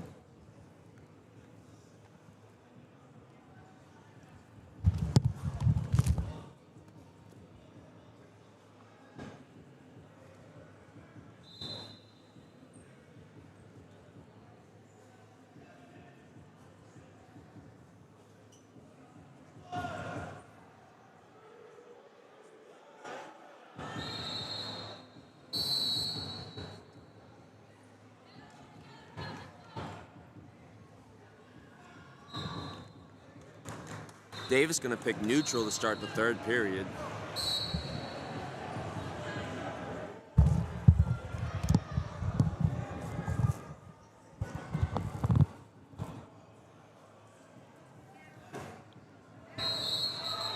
Got a brutal eye poke over here.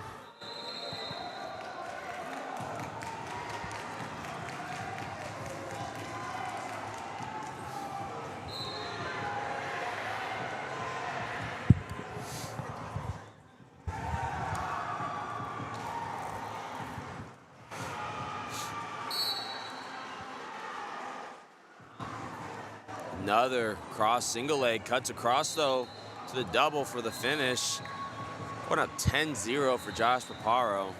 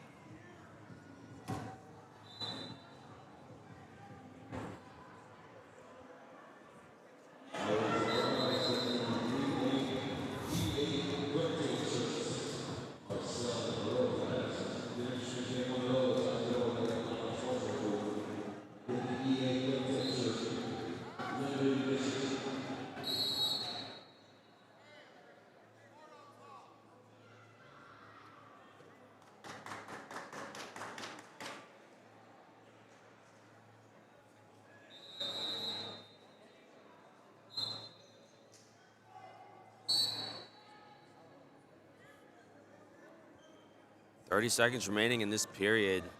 Paparro at a commanding 10-0 lead right now. Big lift, plants him on his hip.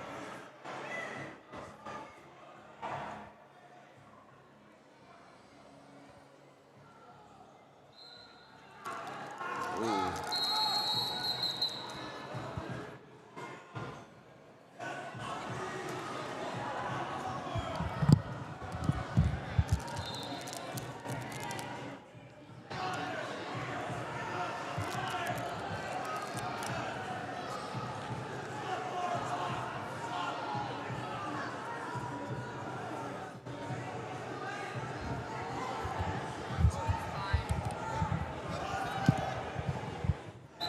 going to get a restart.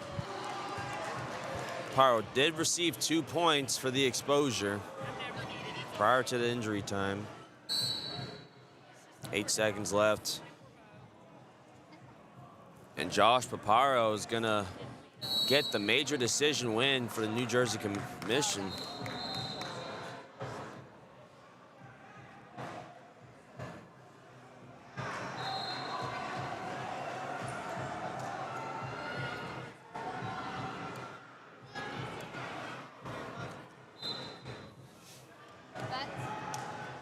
Next up at 190 pounds, we got CJ Betts for the New Jersey Wrestling Commission taking on Michael White for Cormier Wrestling Academy.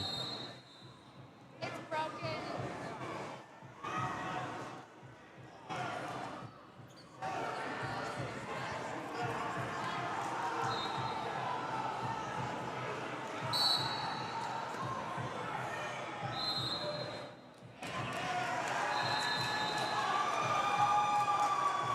Both guys pretty physical to start this match.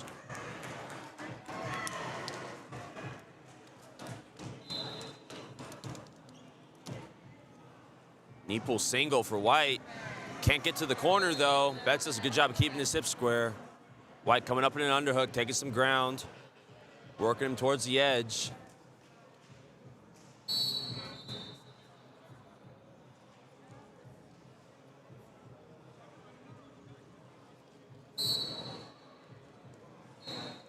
In on the shot is Betts. Trying to pick it up. White trying to go rubber knee.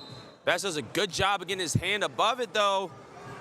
Club kick finish. White trying to stay off his back, but Betts ended up in a Turk.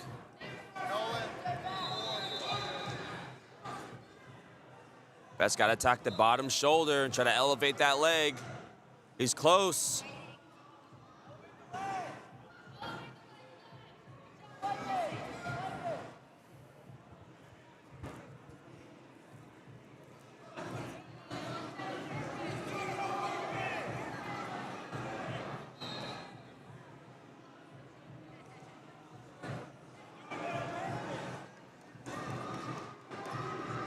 He's gonna get 2 exposure there, going up 5-0 for CJ Betts.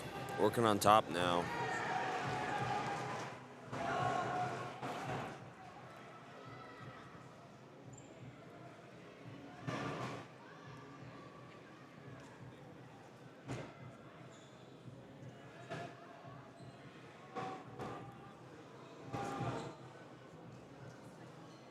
Twelve seconds remaining this period.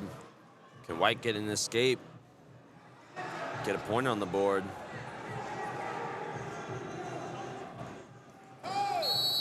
And that's going to do it for the first period.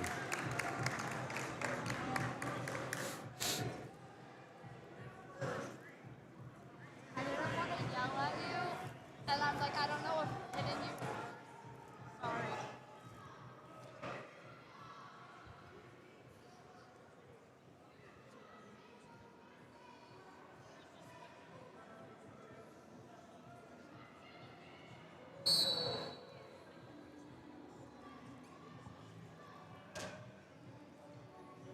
White starting on top here.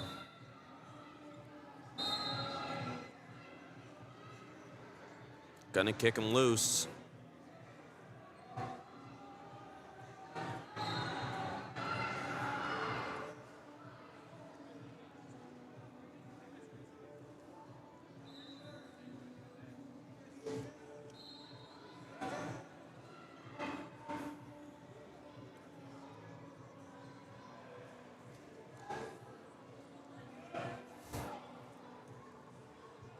Two-on-one for Betts. White trying to go one way to the other. Elbow pass from Betts, though.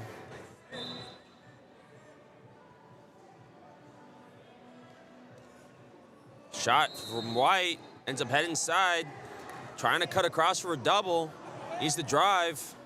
Start working up. Working him towards the edge is White. Betts doing a good job of getting to that wizard, pulling his lock up.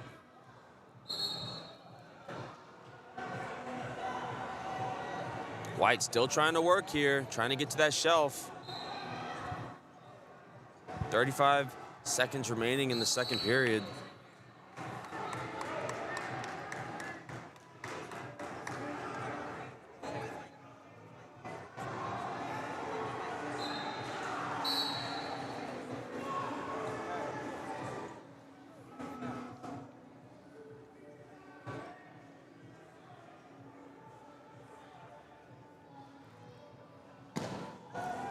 Little pop double from White.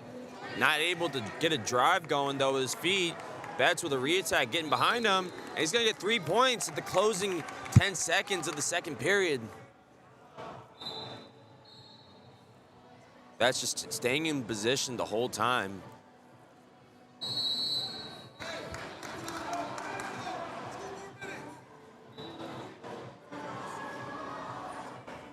And White's gonna pick neutral. Down 9-0, he's gonna have to get some feet to back action going.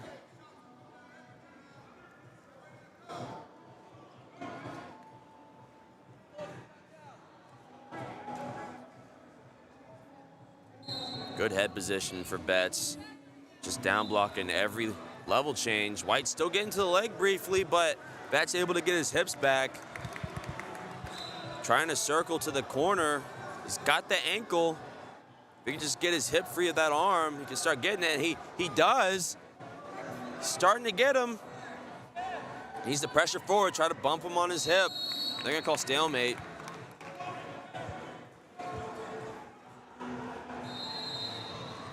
If White can get at least one takedown, he can negate the major decision for Betts.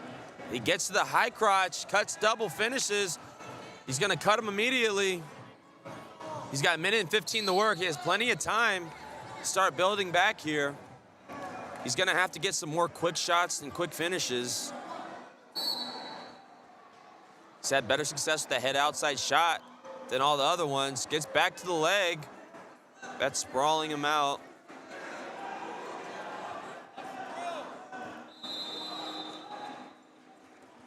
Commanding with that underhook, gets another takedown. Almost in the Navy position, needs to attack that top shoulder and elevate to the hip. Betts doing a good job of staying flat, working outside. White needs to cut him here. He's got 40 seconds to work. He has to cut him. It's burning clock here. He's got no time to waste. He needs to cut him and start looking for another takedown. Betts gets back in on the leg. Bit of a brain fart from White. He should have just cut him immediately. Went back center. Instead, gives up a reversal. Betts can hang out here. He's got plenty of time to burn. 10 seconds remaining.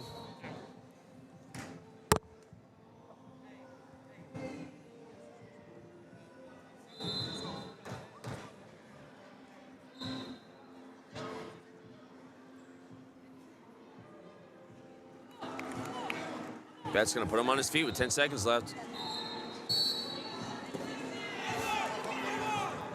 Trying to get back to the major decision possibly is Betts, but White on the leg. He's gonna drive, cutting Barsgar. He's gonna get 3 points at the end of the match.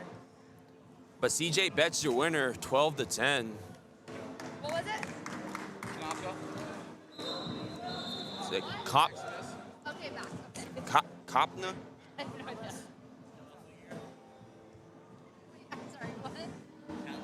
Okay. Sorry. All right, moving on to 215 pounds. We got Max Knopka taking up Kal-El, Flukiger. Kal-El, almost like Superman over here. That's awesome. I've never seen that before. We got Kal-El on the mat.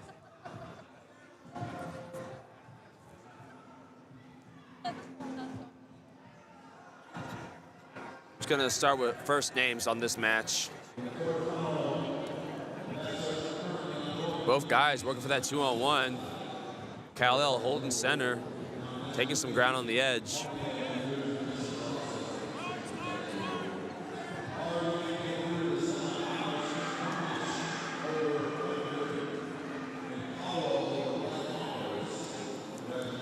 knee pull single attempt from Max. Gets brought up to a body lock.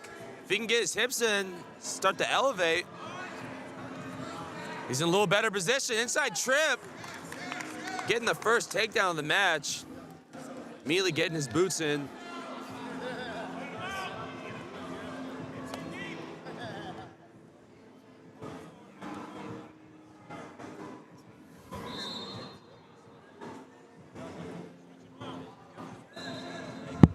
Kal-El kind of bumps him off, but Max doing a good job of recovering, staying on top.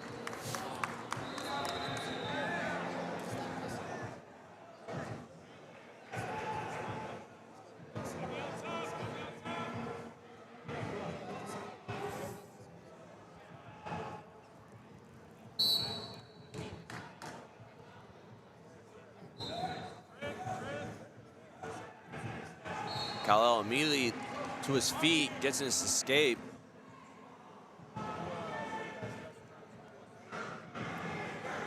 Gets to the low ankle shot, trying to come out the back door. He's got to keep pressure on his ankles. If he can reach back and connect to that hip, he's good, but Max trying to scramble. Kal-El doing a good job of staying on the leg.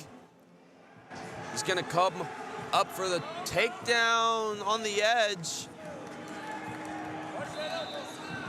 Good wrestling from Kal-El. Able to answer the initial takedown from Max.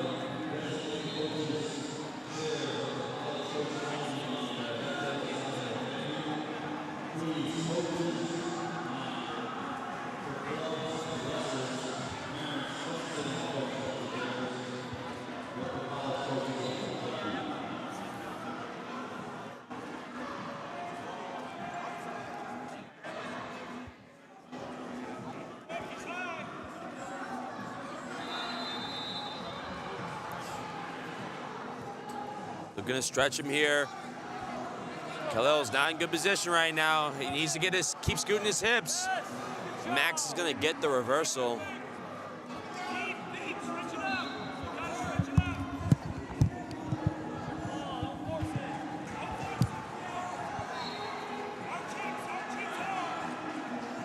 Trying to get both boots in is Max.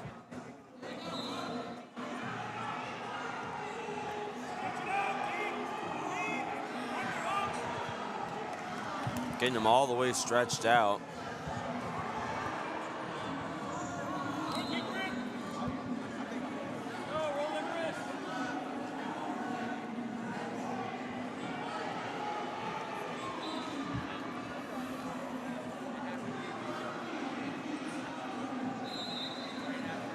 Short time in this second period.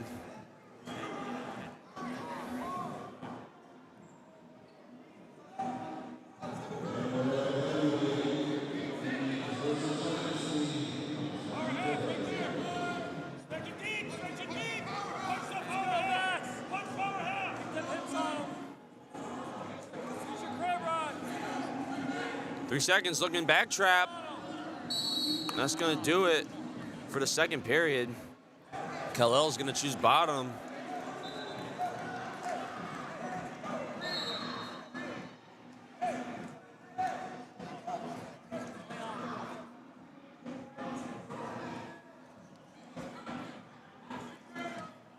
For an optional start is Max.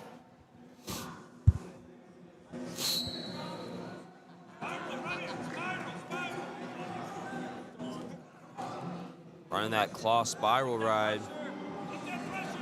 Little Granby attempt from Kal-El.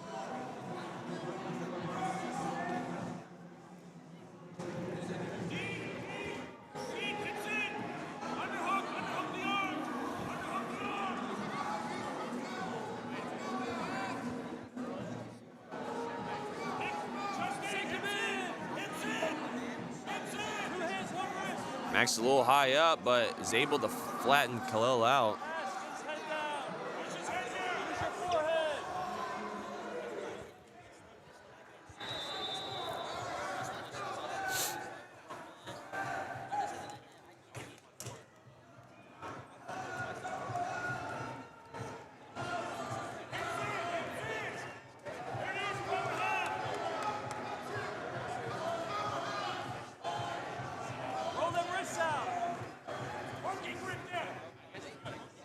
Khalil needs to pick a side, try to get to a hip. Start getting his knees together. He has the boots out. Now he has to start building his base. Immediately, though, Max gets his legs back in. Good ride. That's how you ride. Keep that pressure. Roll it. Go his wrist, your wrist. Hits it hard. Hits it hard. What do you need? Hits it hard. Trying to pull it back. Punch in the half. Gets him on his back. Looking for the fall. 12 seconds left, and he gets it. Oh, my God. He gets 6 points. Unbelievable. Second Kal-El tried to work up. He gets caught on his back. That was huge for New Jersey Commission. That puts him within 2 points in the duel, I believe. Yeah, so Cormier Wrestling Academy only leads 30-28 currently. That pin was huge. Absolutely monumental for dual meets. And it all comes down to the heavyweight bout. At 285, we got Alex Bajores from New Jersey Commission taking on Leland Day for Cormier Wrestling Academy. This will decide the duel.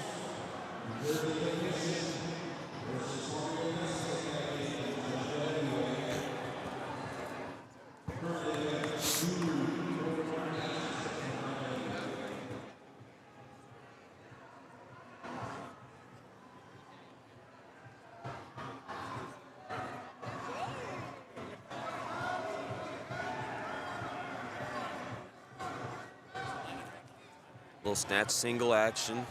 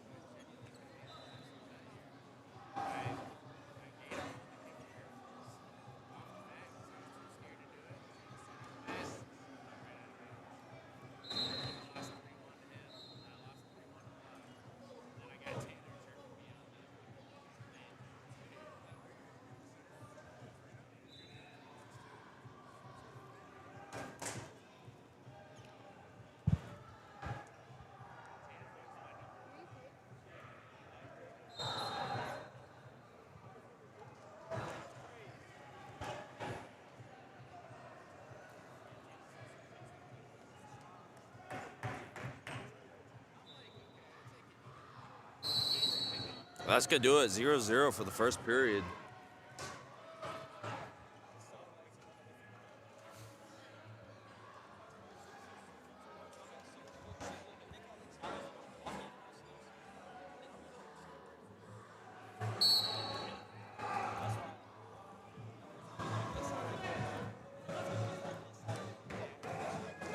A lot of movement on bottom for Day. Bajores looking cradle, doesn't quite get it. We're back on our feet. And Day shoots him out to the bench.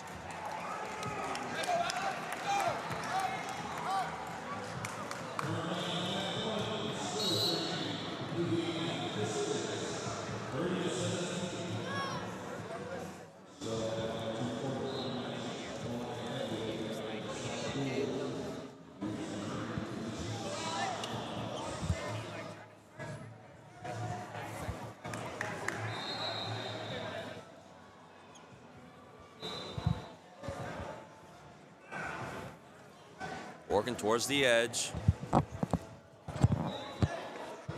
About a minute left to go in the second period.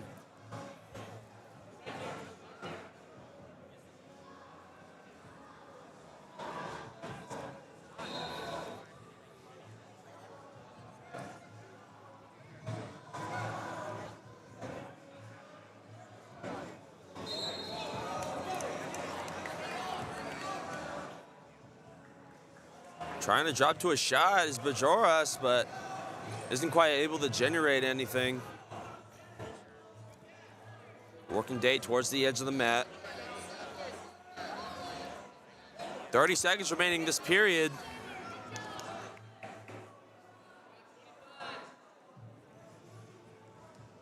Another snag attempt. Pulls him underneath, looking for the angle. We have a singlet pull though. Bajores looking to go around for three, and he gets it with 15 left to go in the period.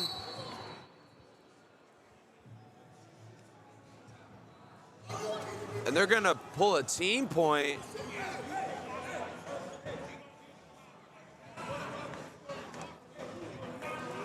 So they're gonna call unsportsmanlike on the coach, give up a team point. That's huge for the duel.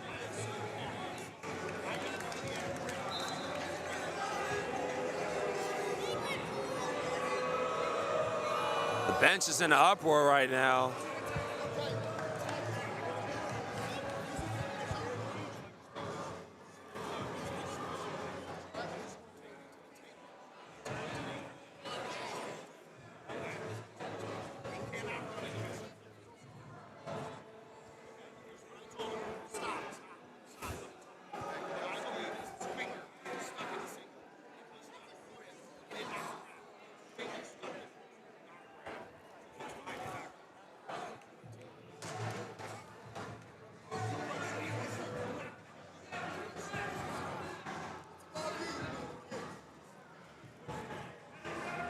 A lot of drama in this duel today.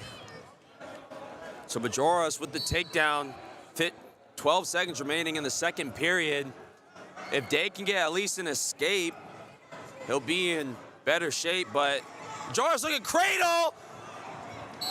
Oh, and he almost loses it, holy smokes. That would have been absolutely insane. Bajores is gonna choose bottom to start this third period. He leads 3-1.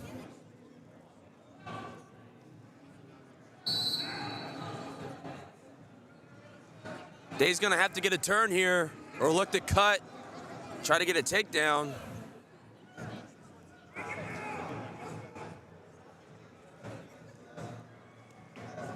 Remember, the winner of this match decides the duel.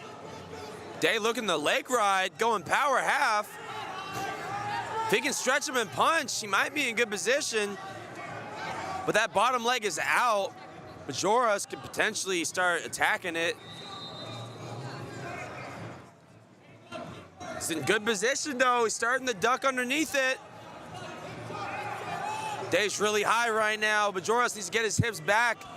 And he's gonna concede the reversal. Bajores trying to get a major decision.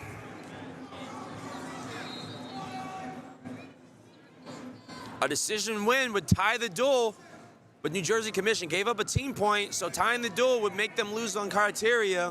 They need to get a major decision. Decision win would not win this duel for them. He's in on the leg, he gets the takedown almost. He's on his back, and he gets the fall! Oh my God! Absolutely insane! New Jersey Commission clutches the duel meet with a fall at heavyweight. Oh my God. It's absolutely insane.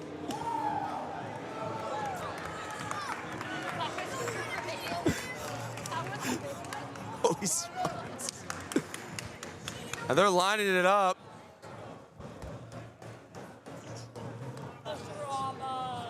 That was an amazing duel. Great matches, absolutely insane.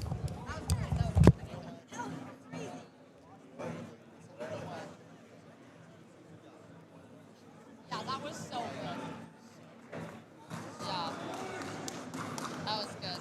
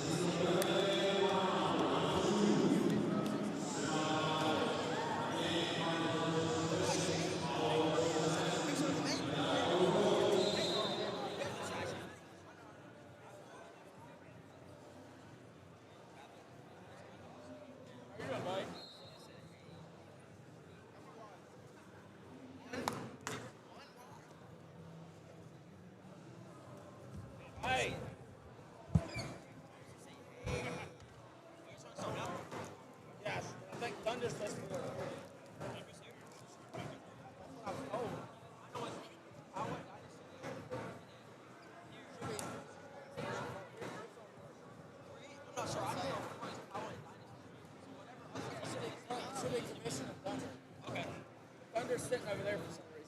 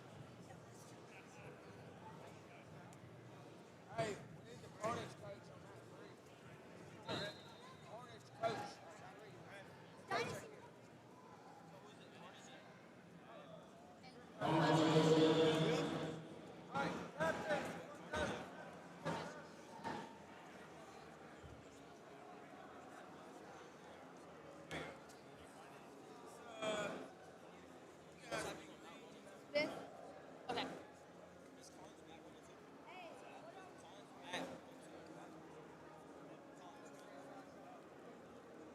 I think. I don't know if you're going to be green or red. Carnage is red? Yeah. Interesting. I also don't know where the green ankle band is. I think one of the kids broke it. They broke it? Oh, the green one's on the line. That's weird.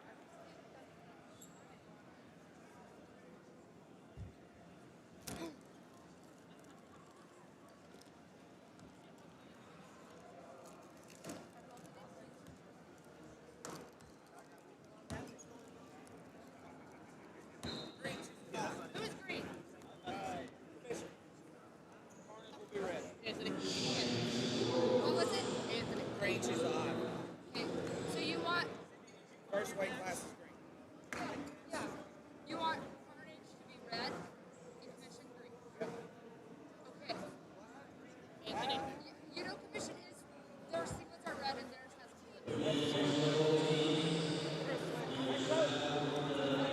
Sorry, you're good. It's Pera? Okay.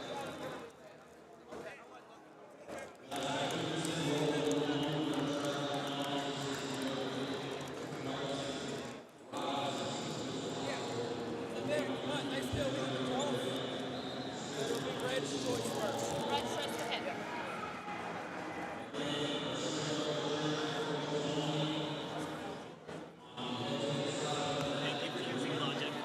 Yeah, I'm like,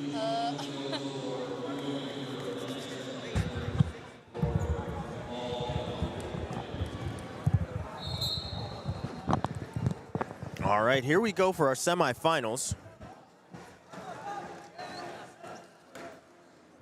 We're underway at 100 pounds. We've got Carter Smith for Team Carnage taking on Anthony LaPera for New Jersey Commission. New Jersey Commission had a come-from-behind win over Cormier in round one. Pera pins in the matches at 215 and heavyweight gave them the win. The one at 215 really put them within striking distance, making it, I believe, 30-28. And then the pin at heavyweight completely sealed it. Little elbow duck into a single coming from Smith.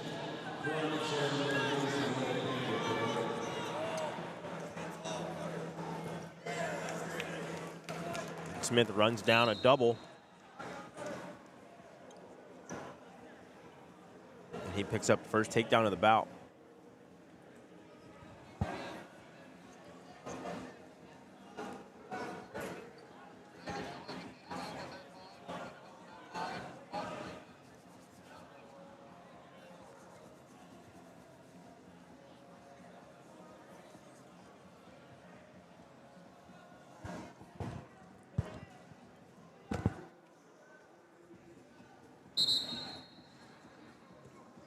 So out of bounds we go. Back to the center. Smith in control here, 3-0.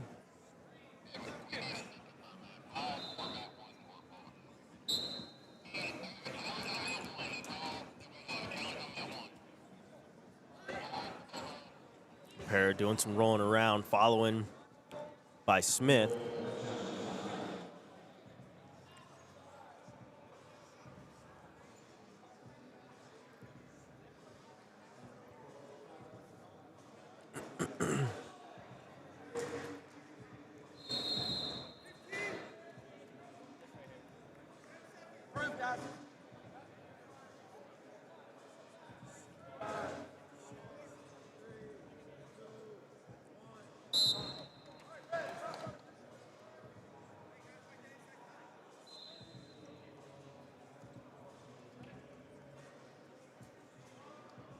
So going into period number 2, Smith with the lead 3-0. He'll start underneath.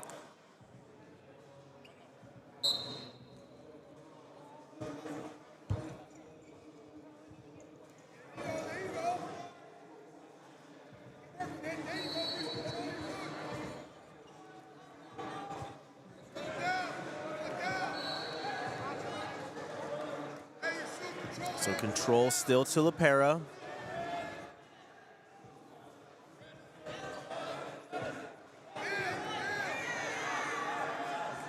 Smith looking reversal. And there's the reversal for Smith. And he extends his lead to 5-0 now.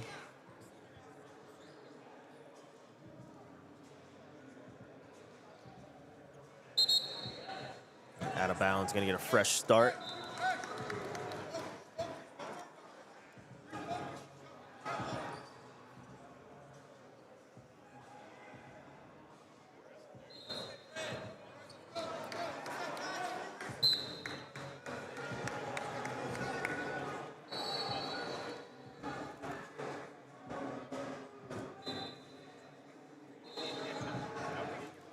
Another elbow duck into a single from Smith. Right back to that well, as he was able to score his first takedown using the same setup. He's under the arm, so it's not a... The coaches from Carnage want it to be a head scissor. He's under the arm, though. They just couldn't see it from the side that they're on.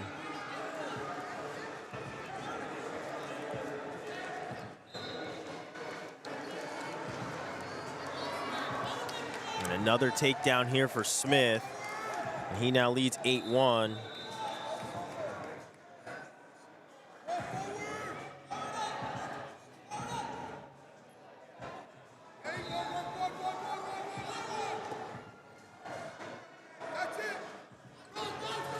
Pera reaching for the head, but now he's going to come out and score another escape with 10 seconds left to wrestle here in the second period.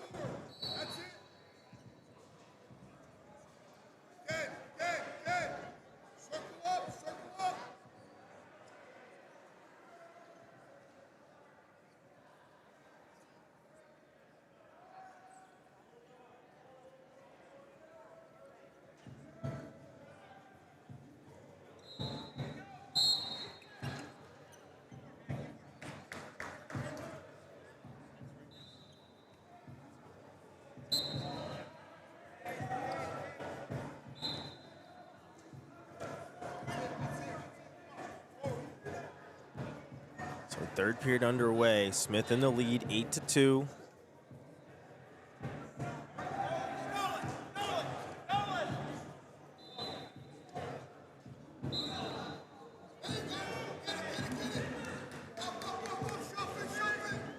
So a shot here from Pera.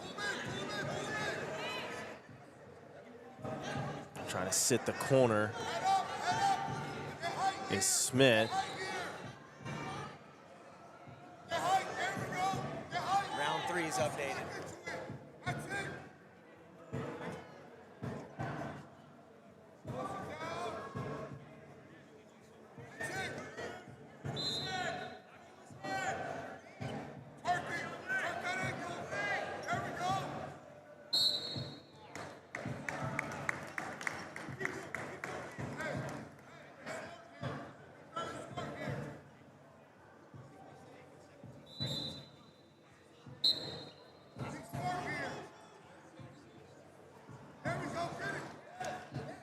Wrap arm single, this time for Smith.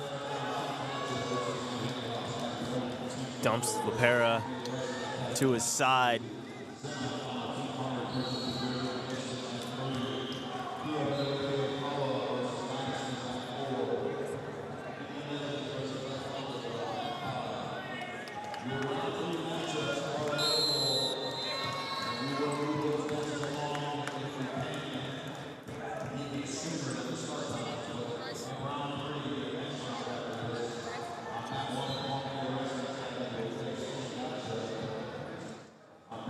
So Bryce Fiori coming to the mat.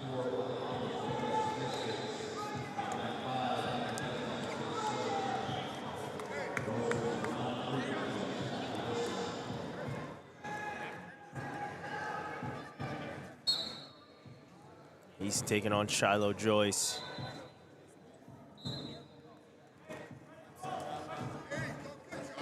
Ooh. Good wrestling by Joyce. And he's going to score the first takedown.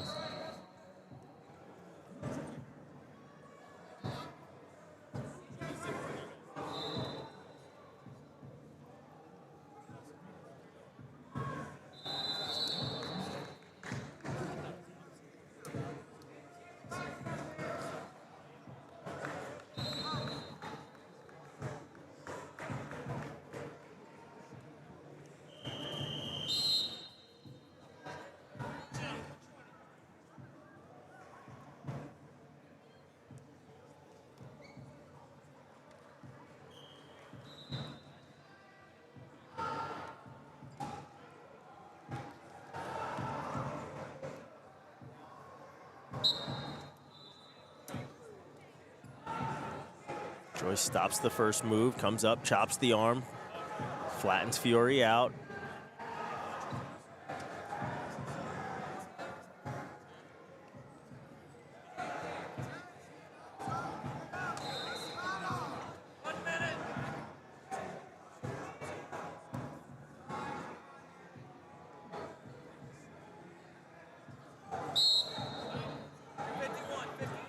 Out of bounds we go.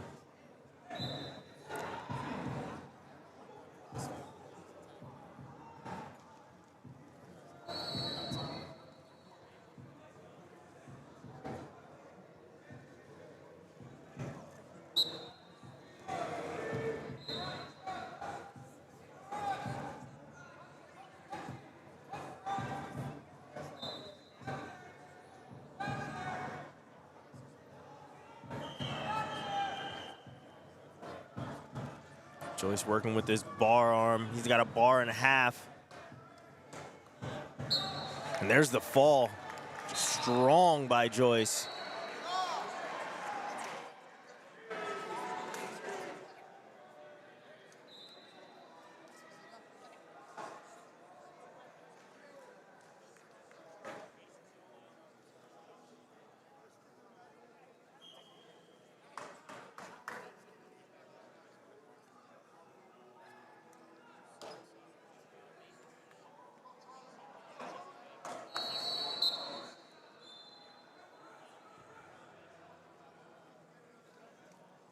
So Braden Latir taking on Charlie Espo.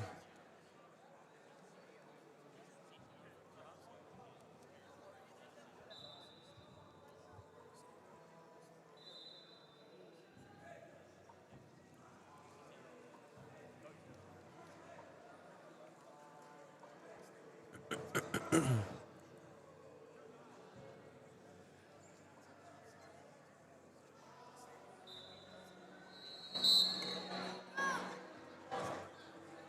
stalemate, back to the center.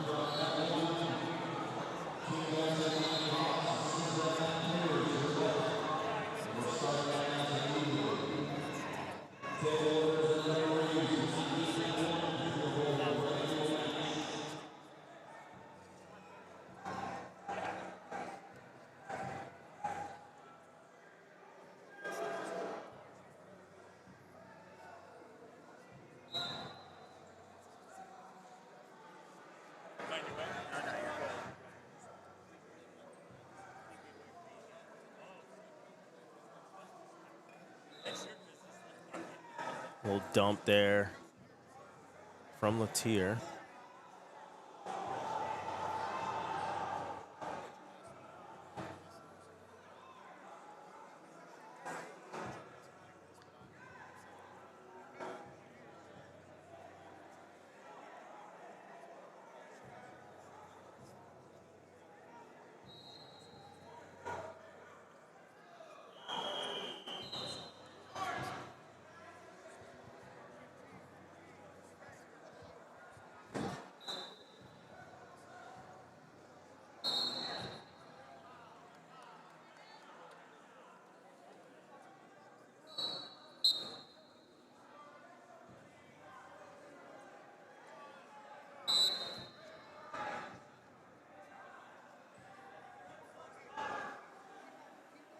So scoreless first period.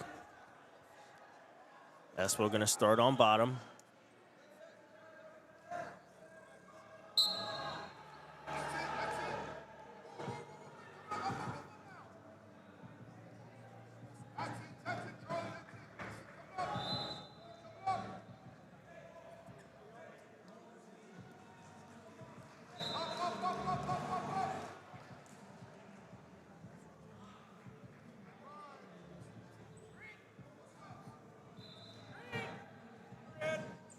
To escape Espo, he breaks the scoreless tie.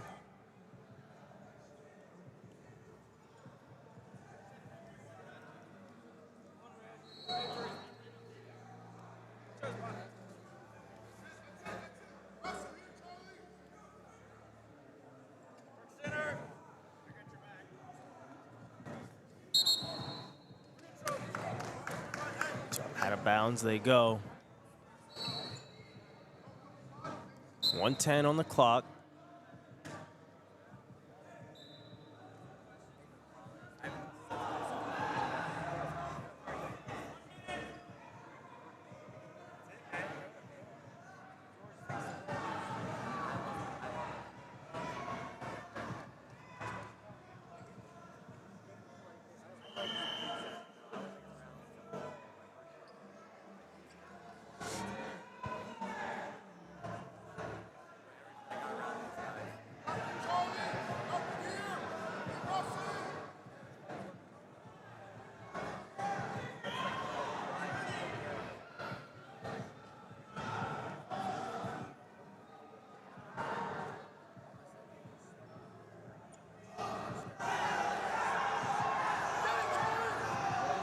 Looking for that pancake again was Latir.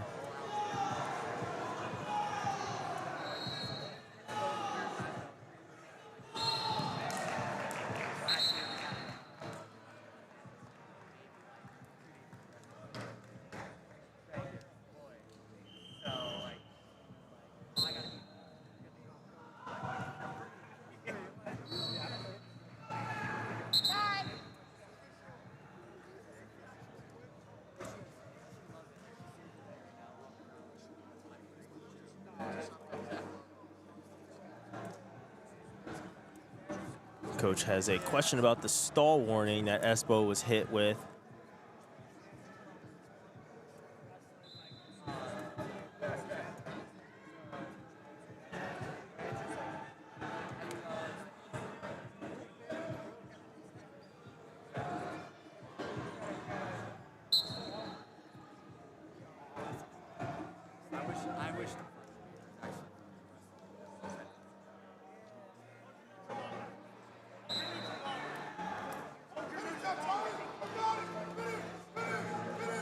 So we're back up on our feet, and Espo immediately firing off a shot. Trying to dump him to his back. And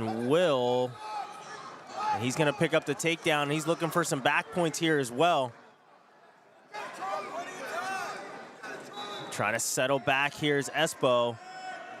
He's got a reverse half. Good job there by Latir to circle out. I think we're gonna give up the escape. So 3-point takedown, 4-point near fall, and looks like an escape here coming for Latir. So 8-2 now our score.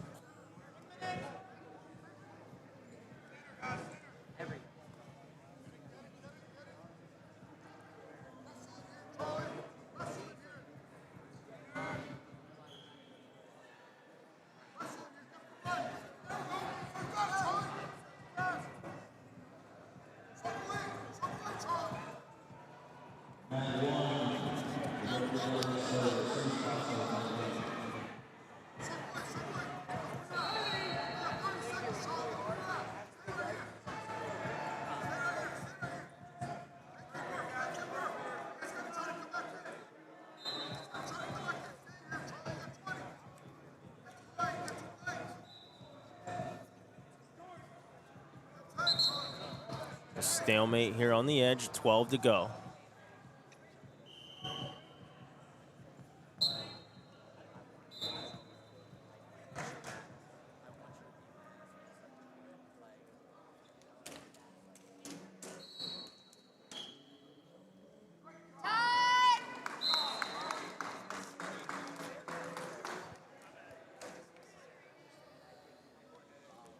So that will do it. Charlie Espo gets the 8-2 win.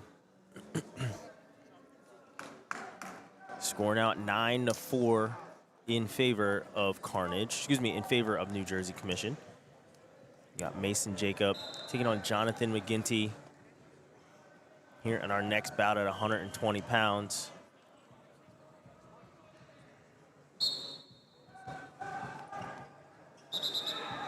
And immediate eye poke, 3 seconds in.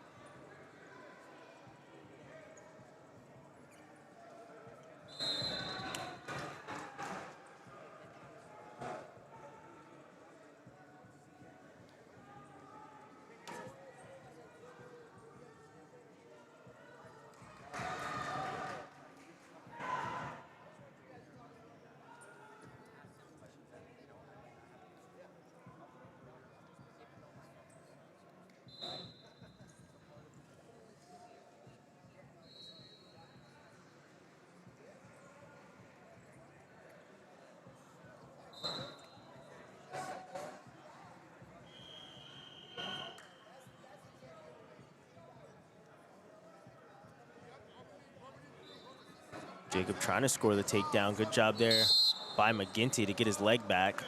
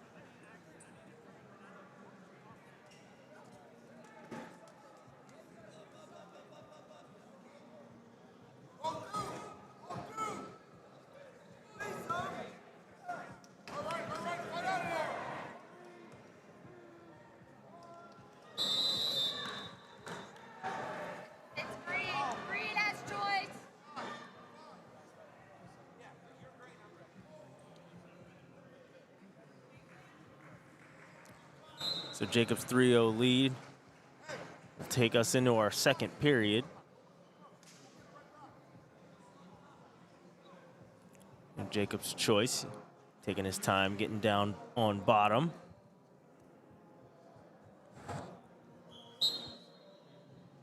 So no sudden movements, more methodical here.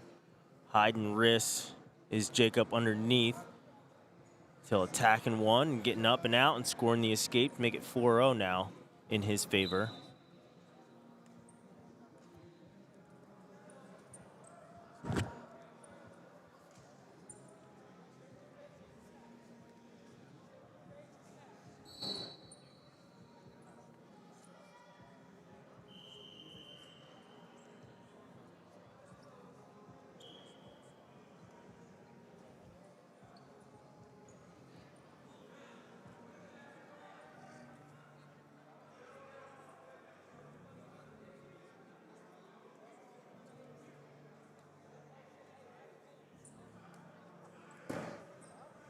Shot by Jacob, blocked off by McGinty.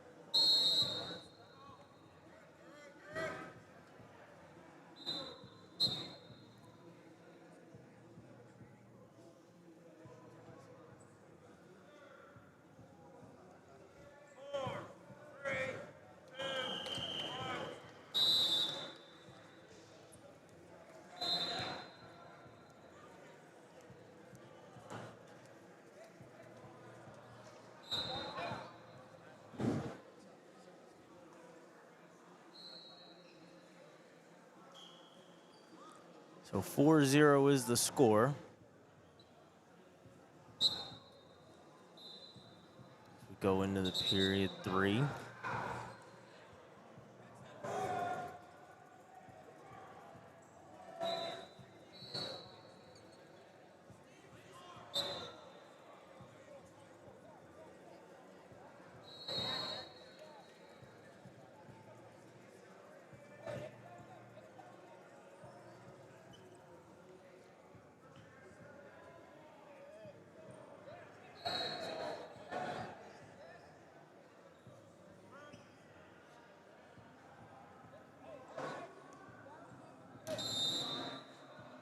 Tell you what, he's making it look good.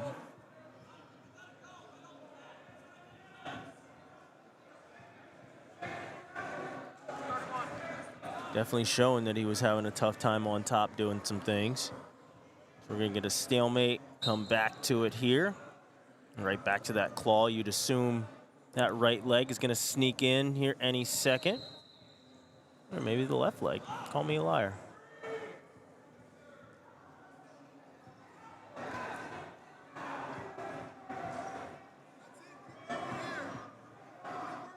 Tons of pressure here from Jacob.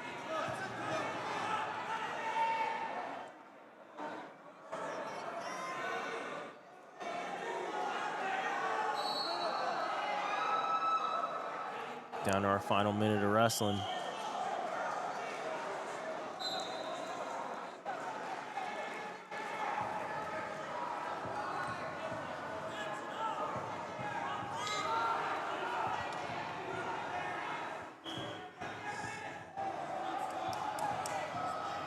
Now Jacob throws in that right leg.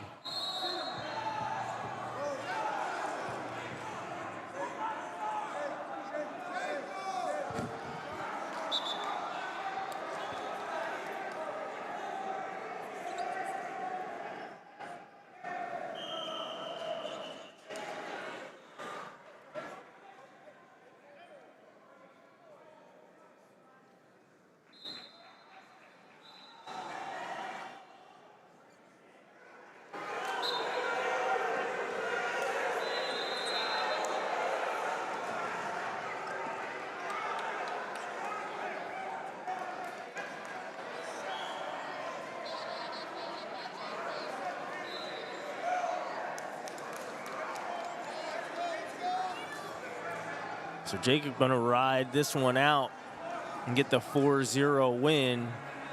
Make the team score 9-7.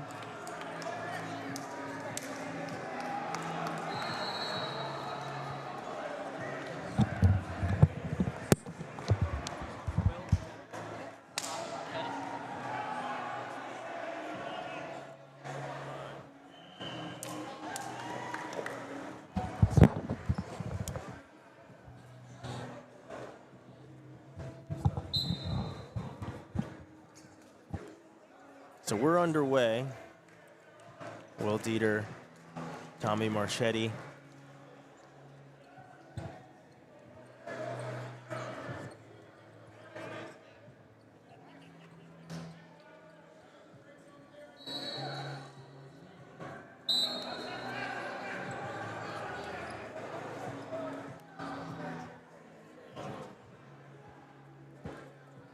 Yeah, headgear is optional. Get rid of it.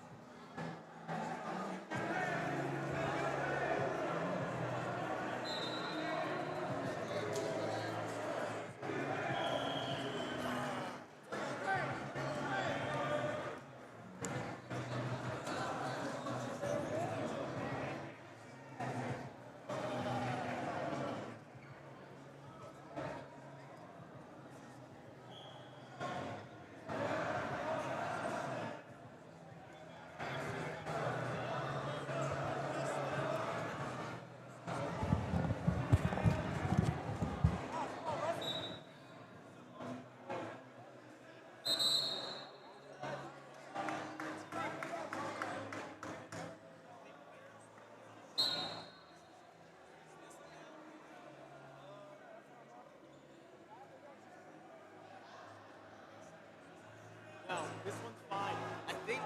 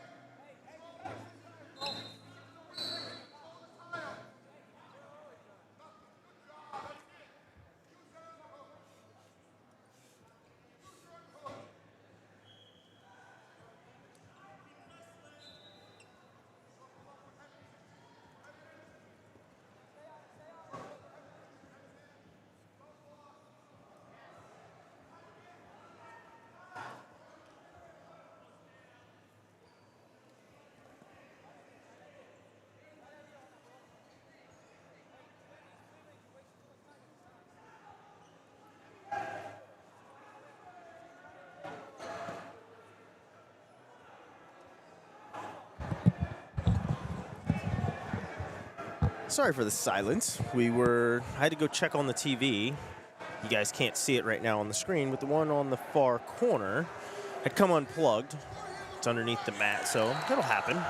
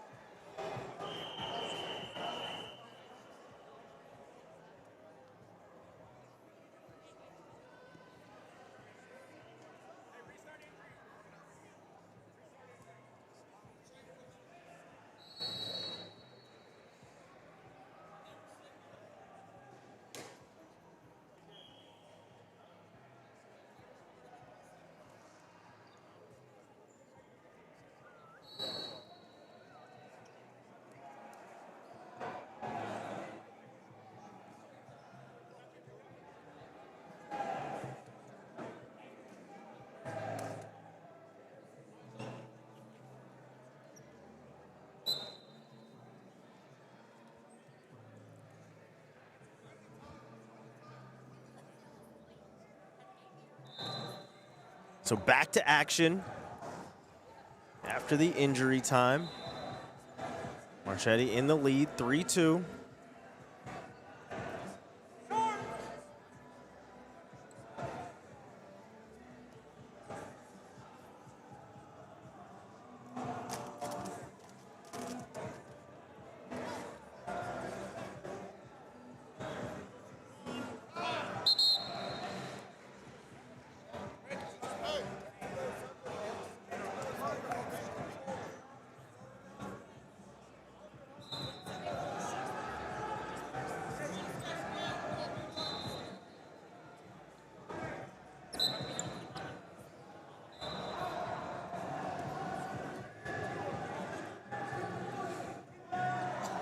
So after the escape, we're on our feet. Dieter looking for a dump.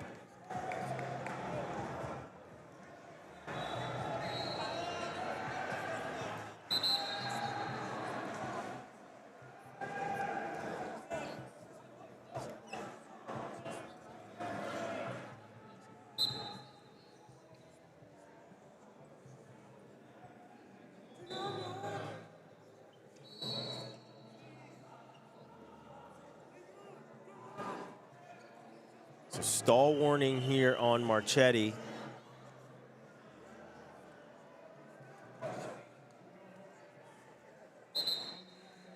That's going to get an action call.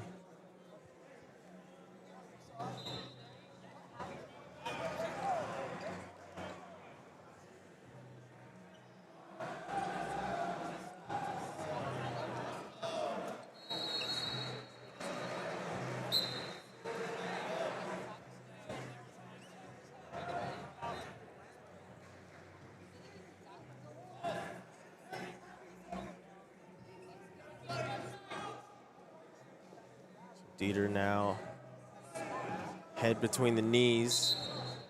We're gonna get a stalemate as things were locked up. 59 seconds to wrestle. Period number 3, Marquetti in control. He's pretty content to just hand fight here. Dieter gonna have to do something to get him to open up. And there's a shot by Dieter once again. This time gets that arm free. Looking to step up and come out of the back.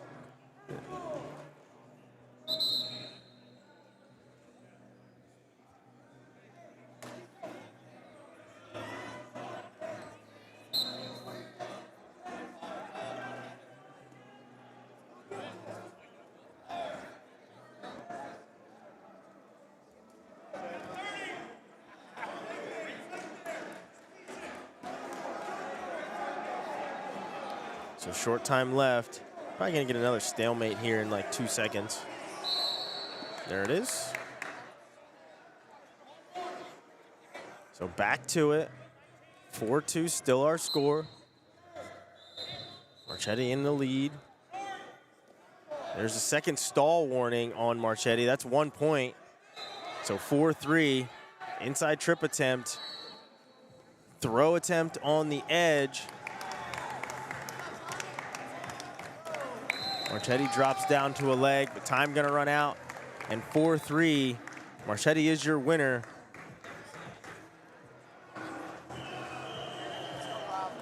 (12-7). Now the score.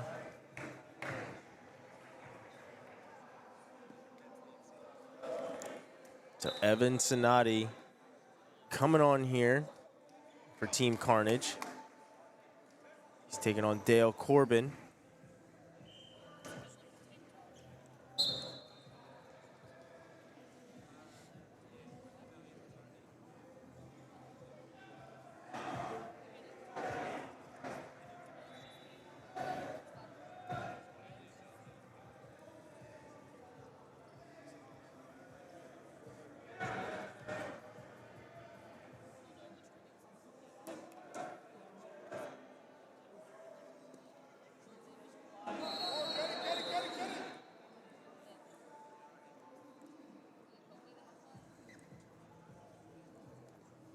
Ooh, nice body lock off that single.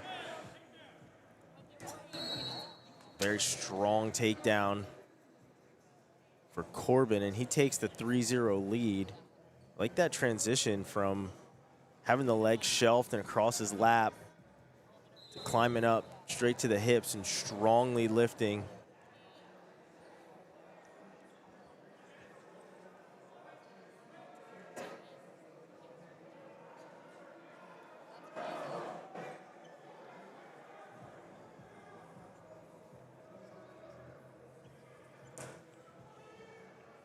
Oh, trying to bundle him up, reaching far.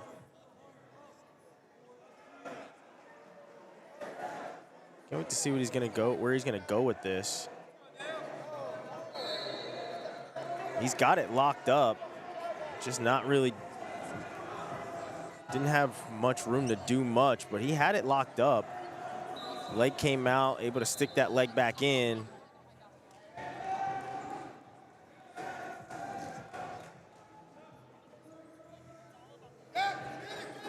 There's a count on back points, just a 1 count for Corbin. Flexibility being shown. Time gonna run out. Just a 1 count on those back points.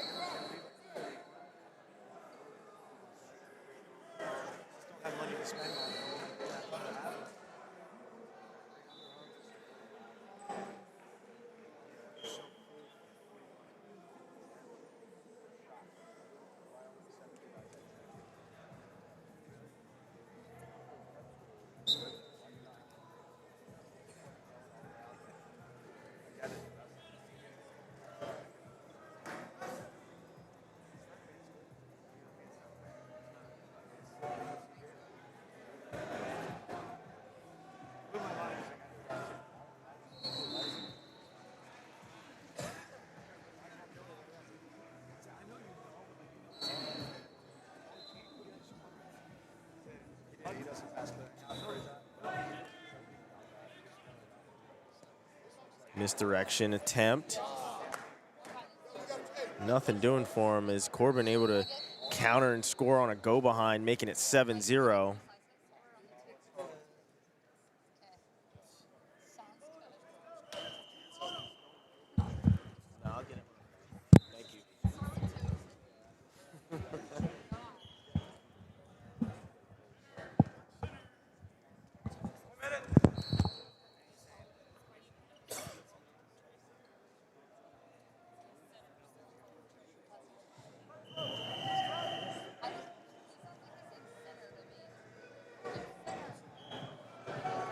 Corbin working for another takedown here on the edge. Got plenty of time to work. Oh, this time he just reaches up and locks in a cradle. He has to bump him to the hip though, so no control given yet. Concedes the cradle and goes on a go behind. So 10-1 now in favor of Corbin.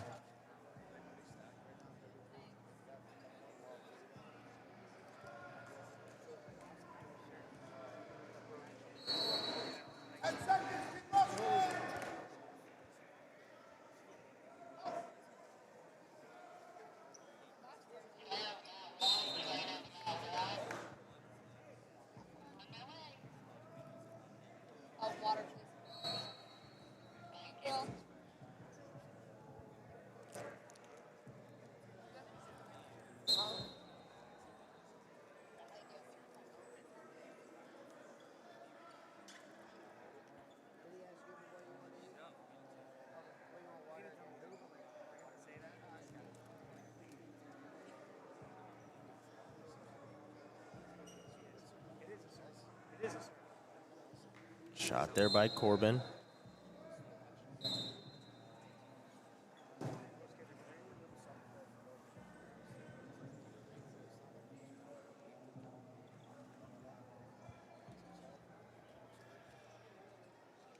Corbin continuing to pressure, firing off another shot. Head outside, staying low on that ankle. Cennady locked in the crotch.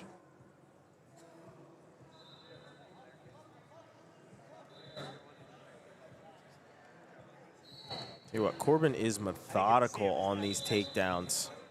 Pops the head. Turns down, and there's 3 more. 13-1.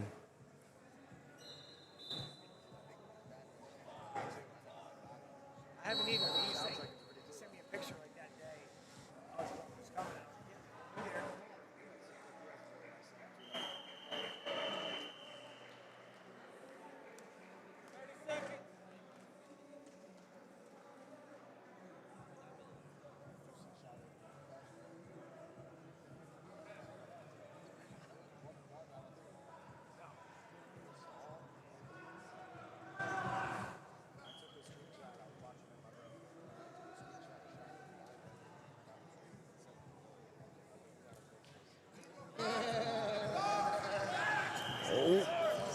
No count, I think just a 1 count on back points.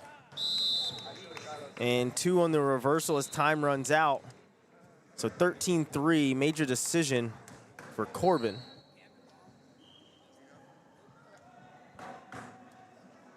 So Camden bomb coming on. Taking on Gino, Shenina. I don't know if you know how to pronounce it.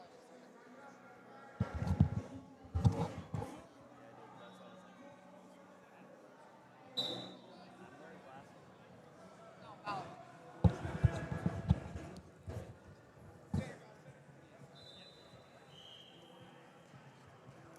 Shot there by Bomb. Double cuts back the opposite way, and he's going to score a takedown. Bomb was in a pretty crazy overtime match.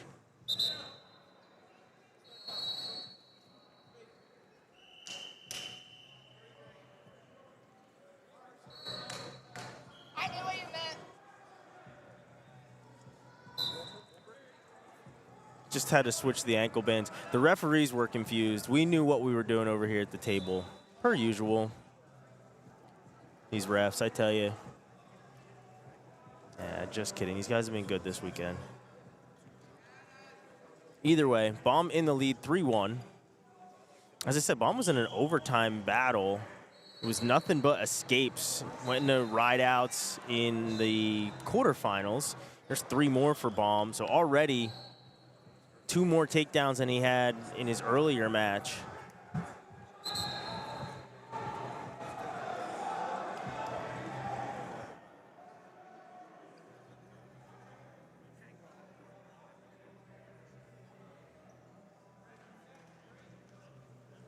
So optional start here for Bomb. Gonna cut him loose.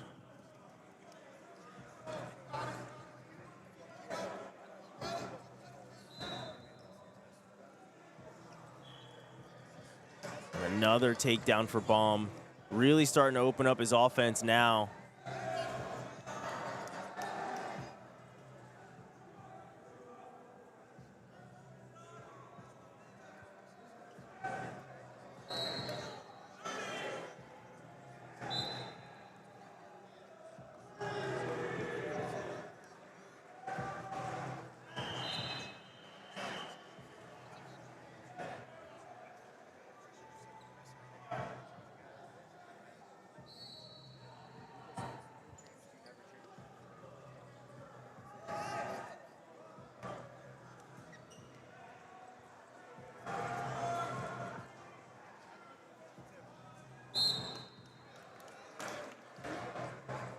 So a 9-3 first period. Bomb really opening up, scoring a ton of points to take this lead into period 2, where Shenina will start out underneath.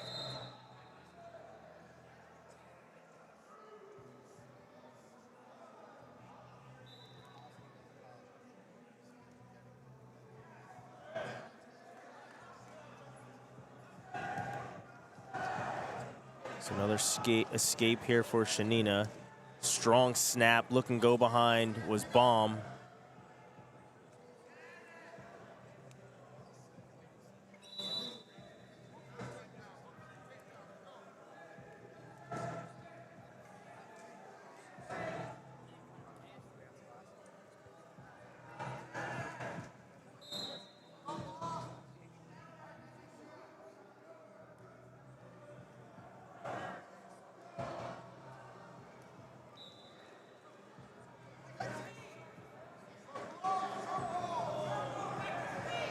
Ooh, head in the hole, just methodical.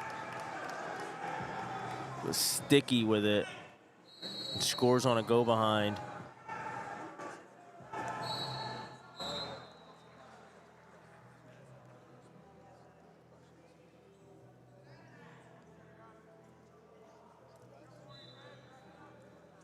Just stall warning on Shenina. Elbow pop. High crotch, cut double. 3 more, 15-5.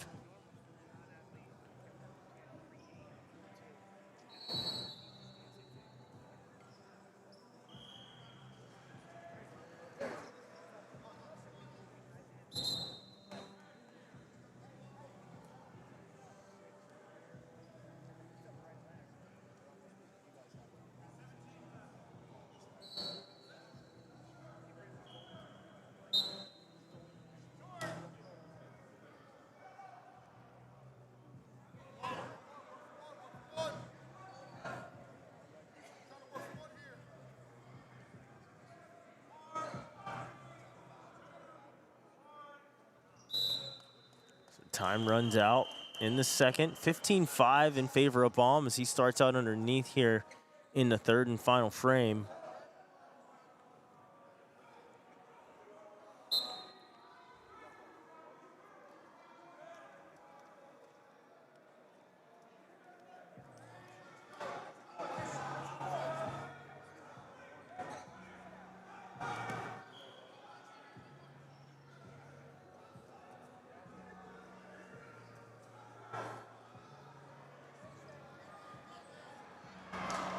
Escape, takedown, 19-5. He's a takedown away from getting the tech here is Baum.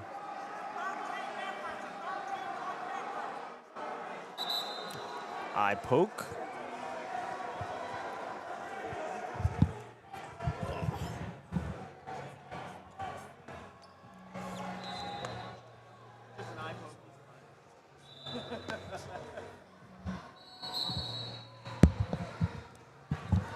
So back to it. 19-6 is our score. One way, then the other. Final takedown, 22-6. Baum, your winner by technical fall.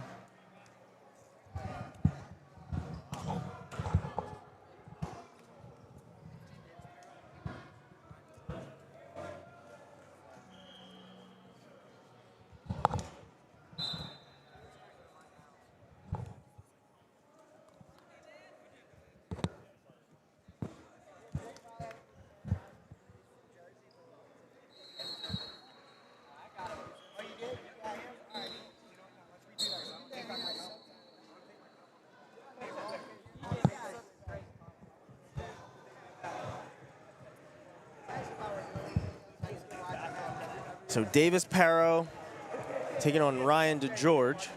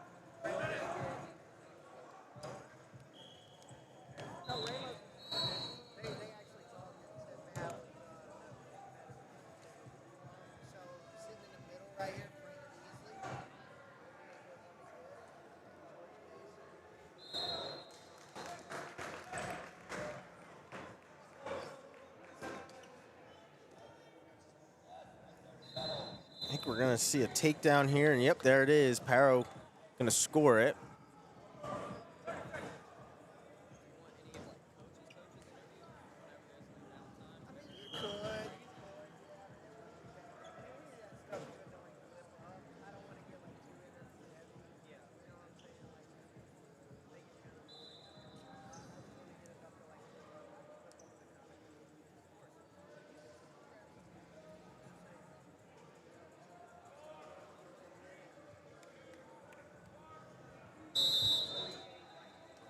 So Perro with a 3-0 lead going into period 2. It'll be his choice, and he'll defer until the third.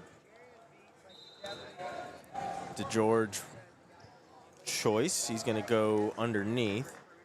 Like, I would be putting on a longer form of him, just thought about it, because I've actually made him talk about, you know, his kids coming and getting picked up. Like, it probably wasn't bad to get the coaches involved if you can. Like, definitely get the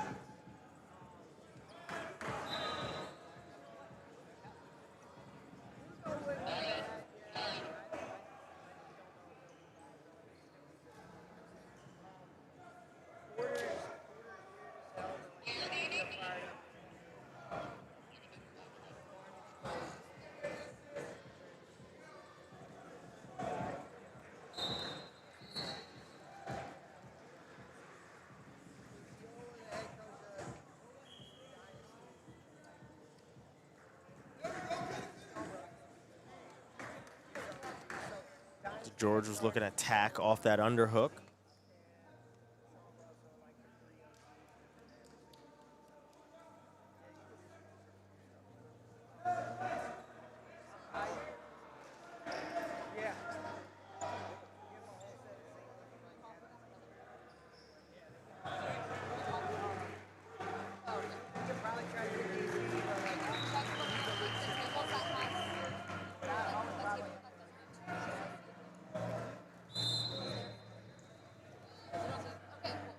Scrambling on the edge. We're gonna run out of room. Score staying at 3-1.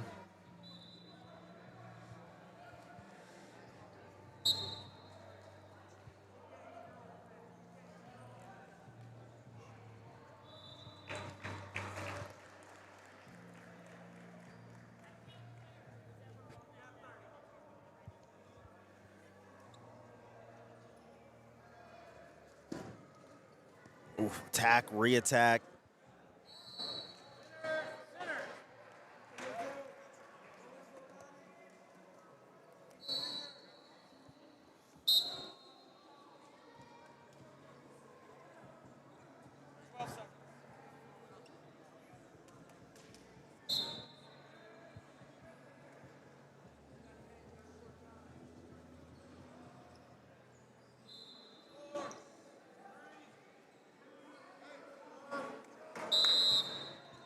So 3-1, Perro in control. Going into the third period. He'll start out underneath.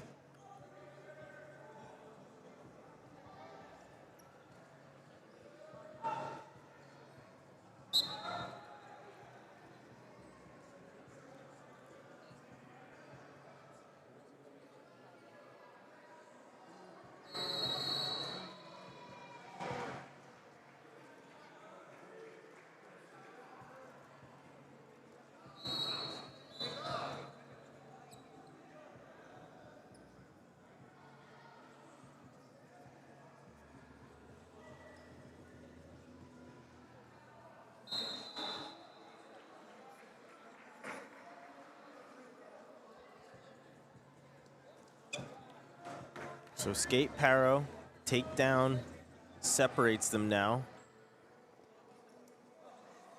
Shot by DeGeorge.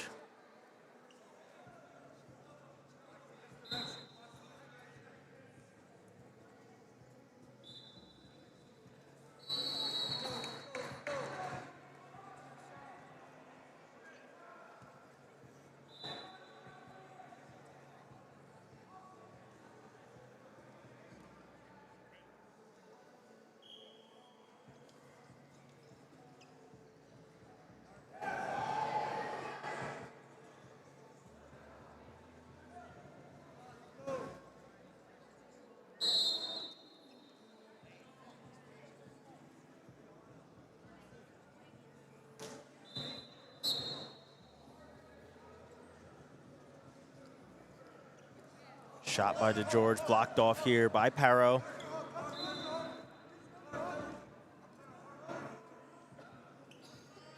Perro took a peek at the clock as he was coming back up to his feet.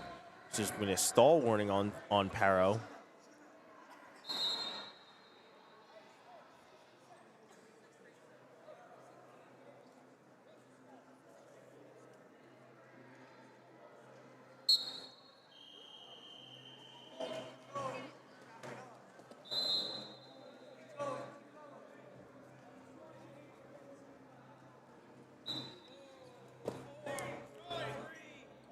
So another stall warning on Perro.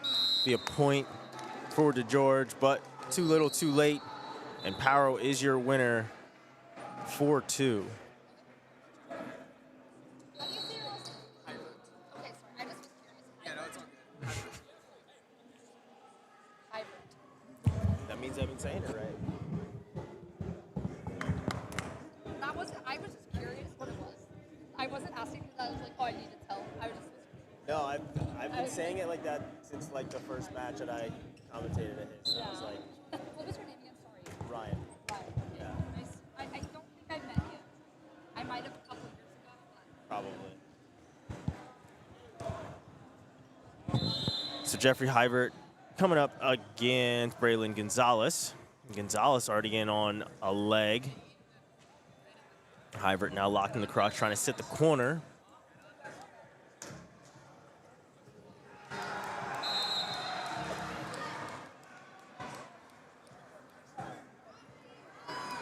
Good defense there by Hiver as he's going to score first points of the bout.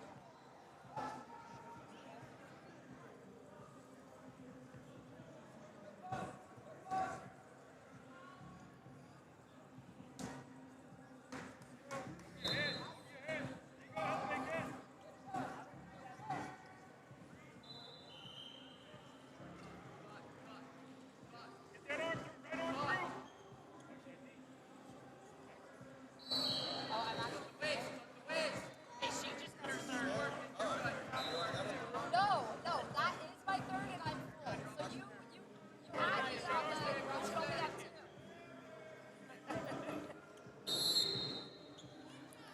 So going to get a stalling,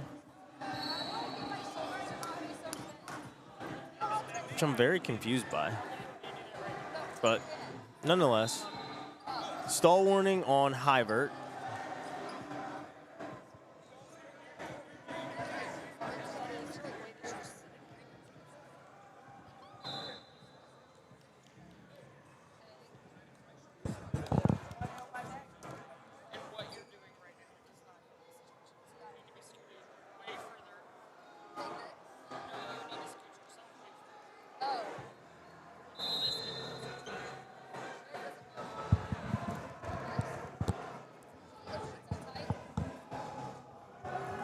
So the Carnage coach wanted to discuss the stall warning. It's going to stick.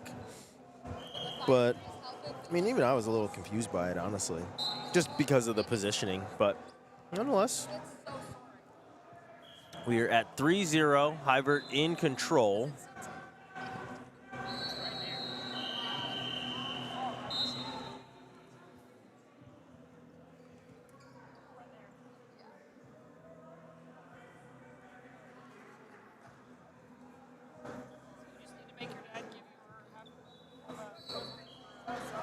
However, Hiver sticks in a leg. Now sitting him into this crab ride, rolls him through.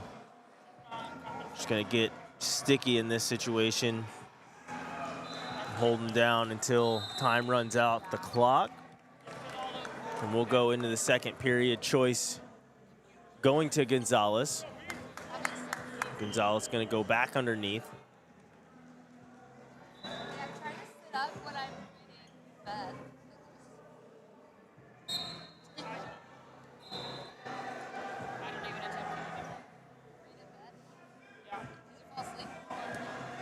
Tilt attempt here by Hiver.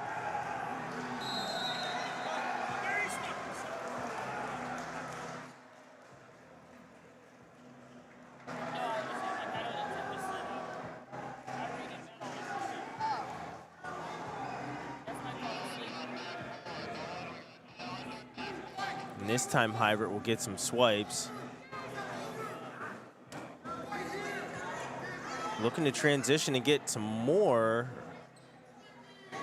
Gonzalez able to flatten back out and get to his belly, but he still has this Turk.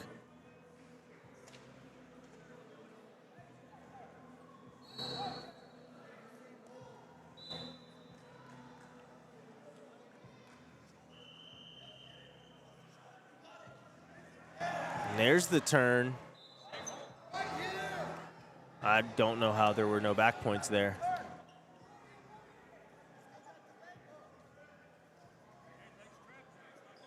But okay.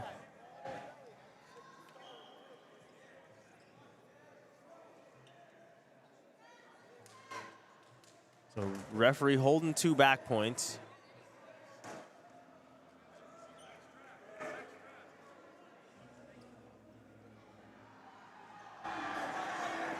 Hiver now going to transition with a half, and he's picking up back points here, trying to settle back. So there's 3 back points.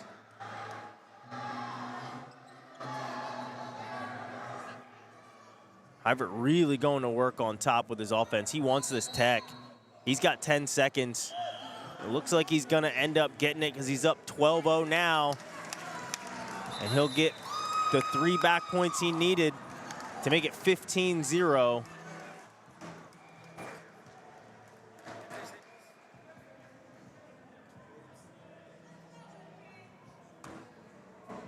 So Bradley Williams coming to the mat for the New Jersey Commission. And he'll be taking on MJ Staples.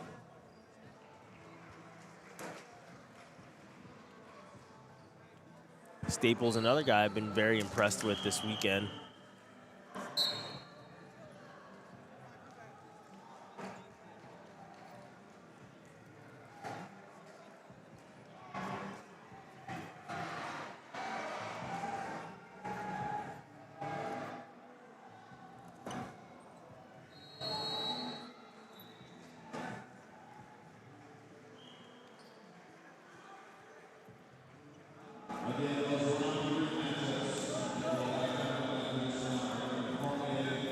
Ooh, locked up tight.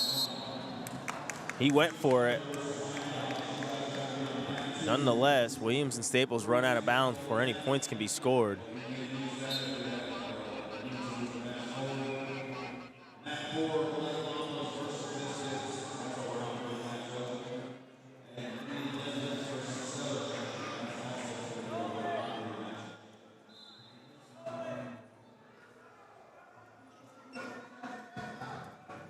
Shot here by Staples. Sitting him back here is Williams. Put himself in a little bit of trouble. Able to at least belly down, but take down for Staples.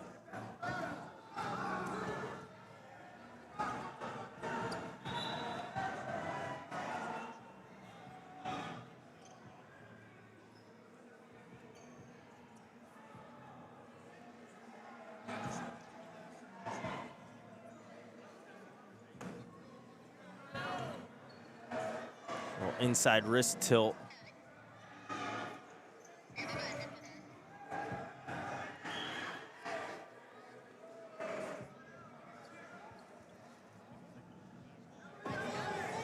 Hip heist attempt. Didn't get all the way across the hips, but just enough to pull this leg under and sit back. He's got short time left to work. Staples still in control on top.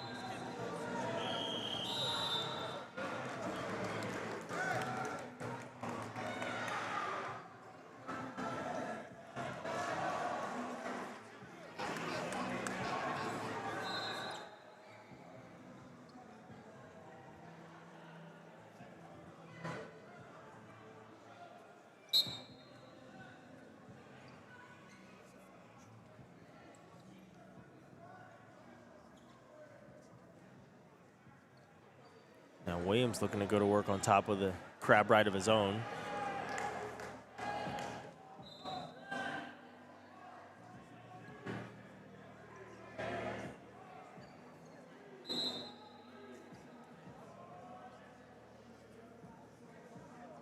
Very nice transition there by Staples.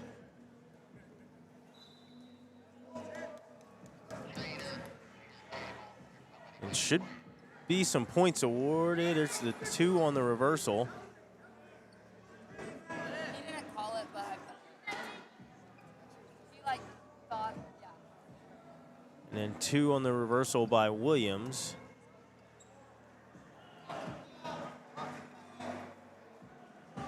So 5-2 is the score.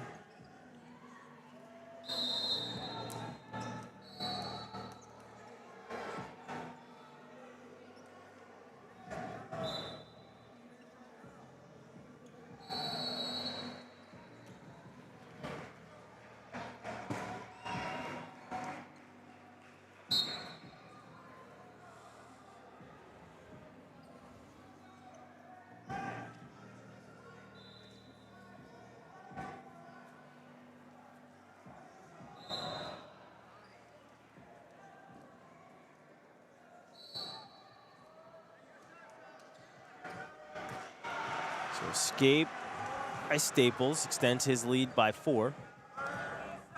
Makes it 6-2, 30 seconds left to wrestle here in the period.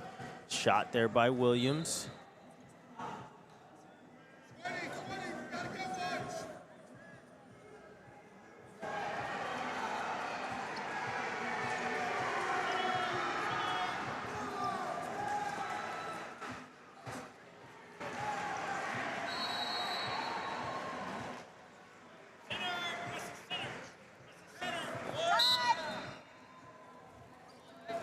So time ran out.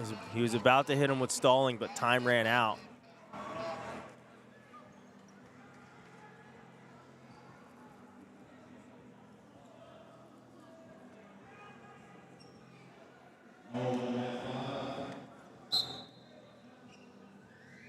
Period 3, Staples in control. He throws the boots back in, got a little up too high, or kind of shrugged them off, actually, did Williams.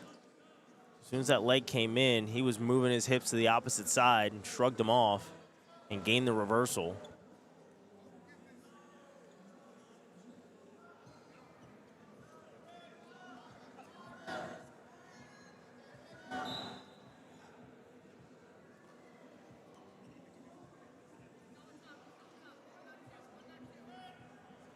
Should be a standing reversal.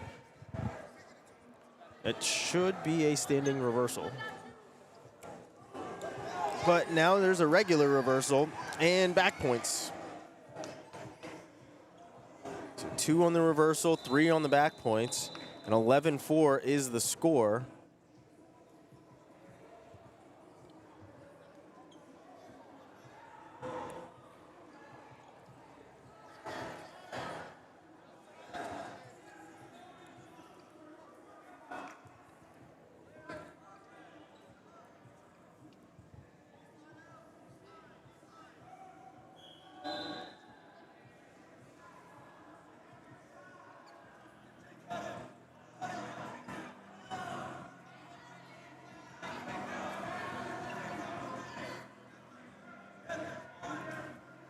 So escape given. They go out of bounds with 25 seconds to go. 11-5 the score.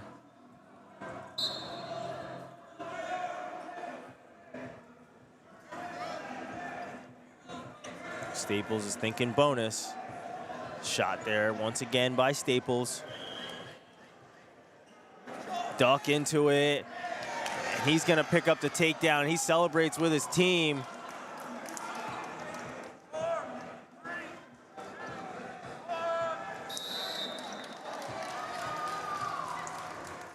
So 14-5, major decision victory for Staples.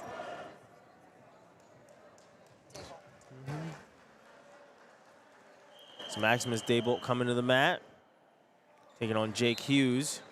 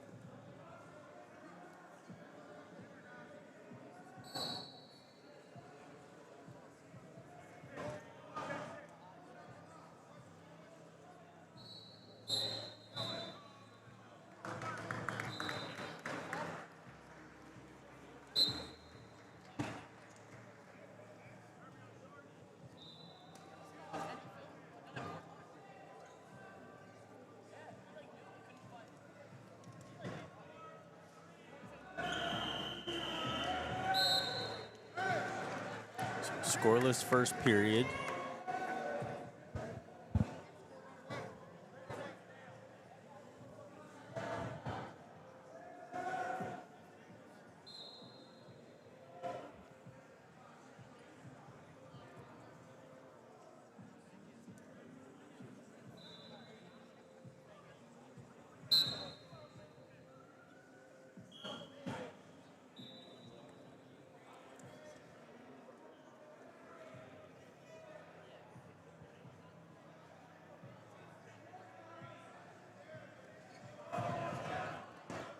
Lift and return there by Daybolt. Now, Daybolt has had a couple of matches where he's given up the first takedown and then answered with a string of points. And I believe won both by bonus points in both those matches. So right now might be a lack of scoring, but he can really light up a scoreboard when he gets going.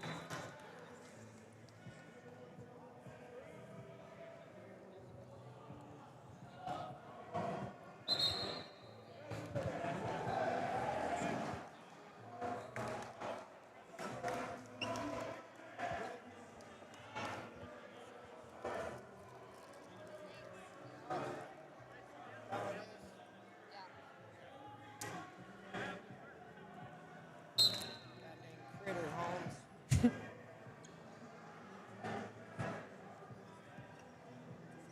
Ooh, Cradle locked up.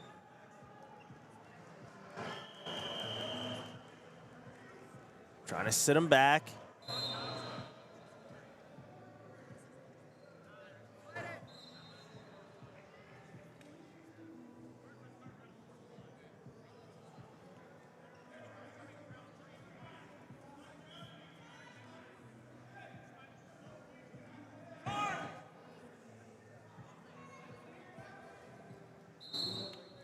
So Hughes able to get the block broken on the Cradle.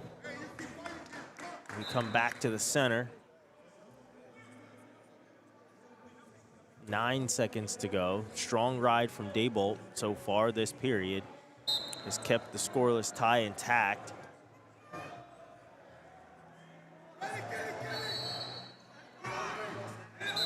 One second left and he kicks out.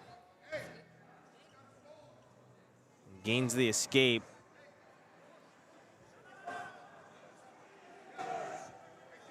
Okay. Also no escape.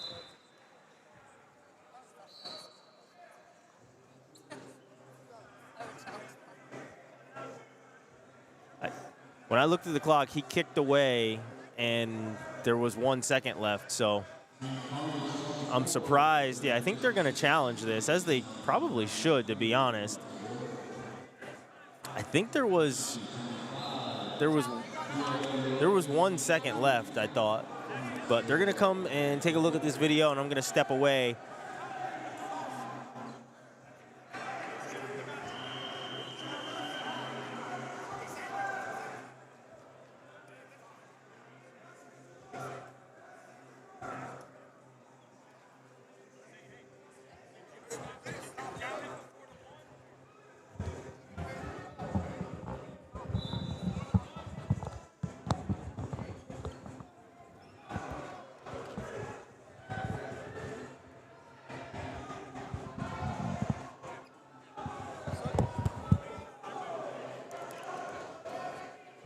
Nolan in the match today. I said 0.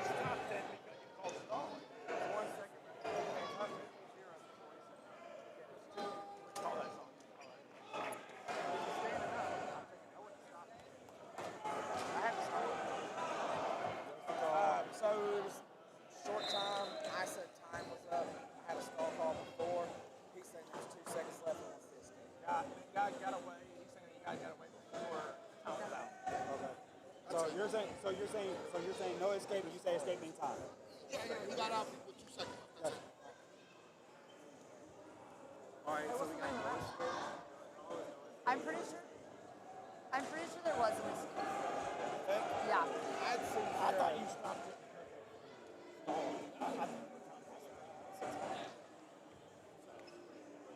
I seen 1 second and still touching his foot.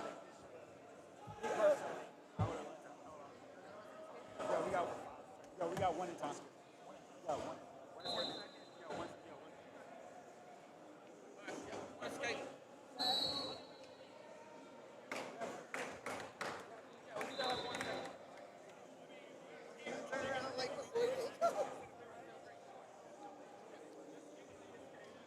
They had a challenge. I was like, oh my God, he wasn't here, and it was out of frame. Yeah, Stall call still stands.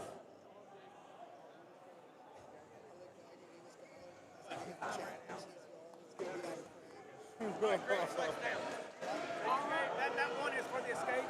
Yeah. Okay. All I'm saying is I should be working because I didn't escape him because I was like, that was obviously an escape. Whoops. But I was right, so it's fine. So the escape is given. I honestly think it's the right call to do.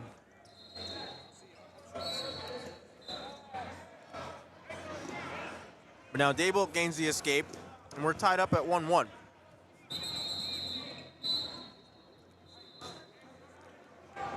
Getting a little chippy.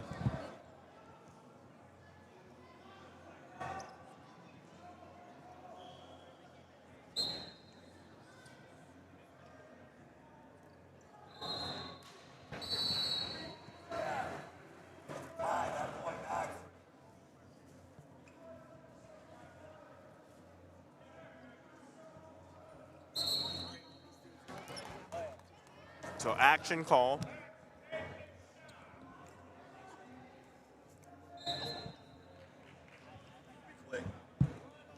Blood time here for Dable. Blood time on 3.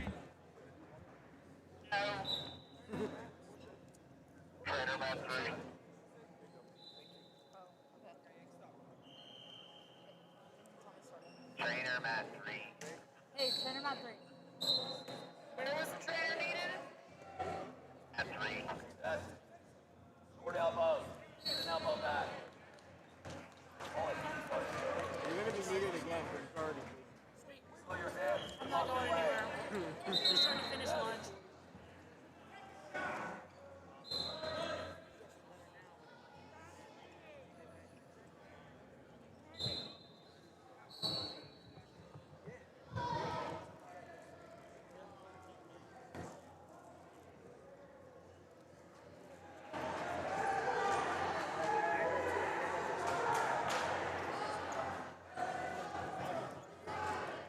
Yo, Jerry, can you get someone to come take my spot so I can go read?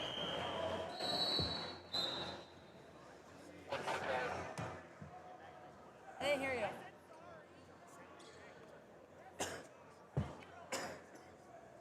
Oh. Squabble's totally.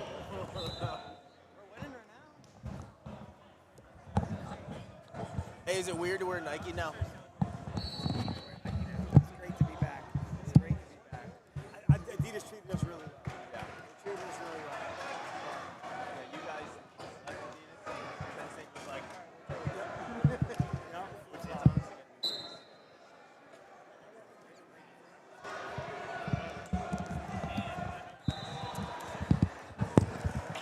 So a couple of blood times. We're all cleaned up. We're tied at 1-1, and we got less than a minute left to wrestle. We're probably going to get more blood time because it looks like it's coming down his face again, but what do I know?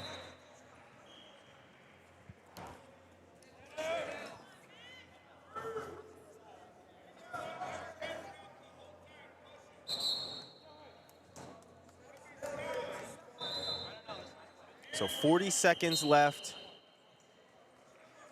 Tied up at 1-1.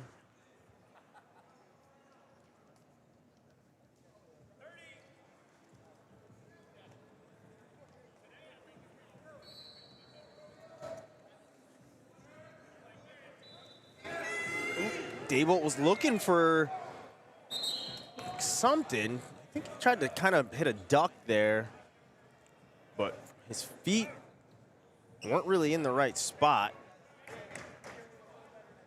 Put himself in some trouble, but able to get out of that. We're back up to our feet. 14, let's just say 10 seconds left to wrestle here in regulation.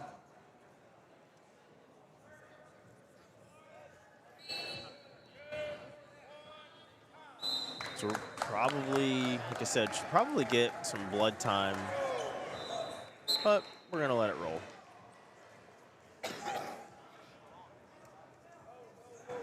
Dable has been a very offensive wrestler in most of his other matches I've seen this weekend, but I also said that previously he was giving up the first takedown and then his offense would really get started. So very big difference in these matches where we're not seeing him as offensive.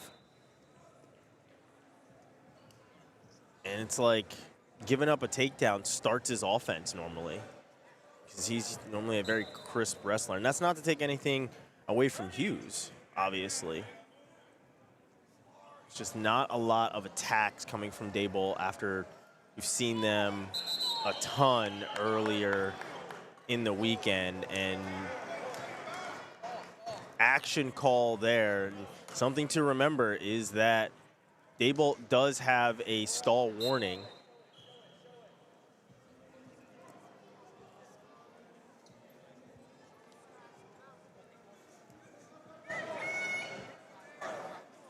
So 10 seconds left here.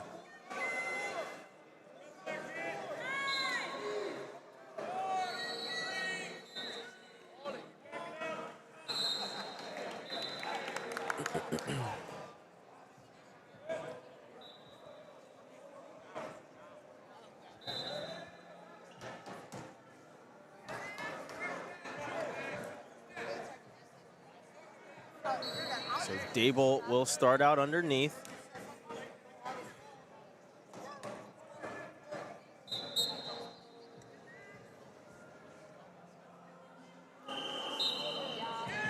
Hip heist over. Gaining the reversal here is Dable.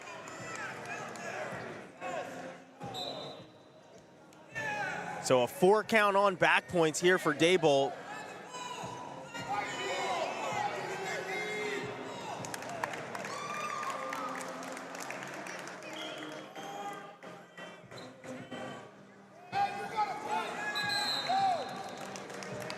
And 2 more back points for Dable right there as time runs out. So after a complete lack of offense, Dable scores 8 points in the overtime ride-out period to take a 9-1 lead.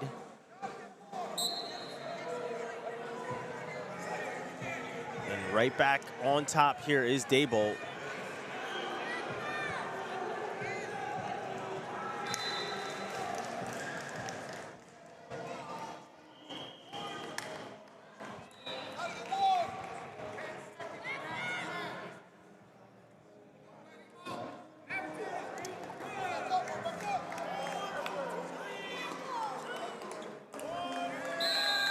So Dable with a 9-1 overtime ride-out win. Thanks.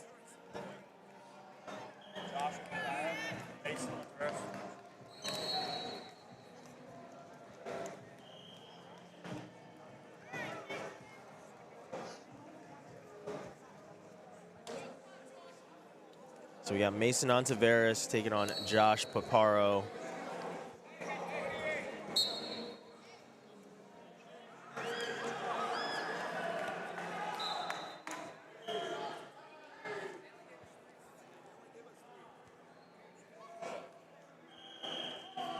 So shot there by Paparro, and he's going to score the first takedown of the bout.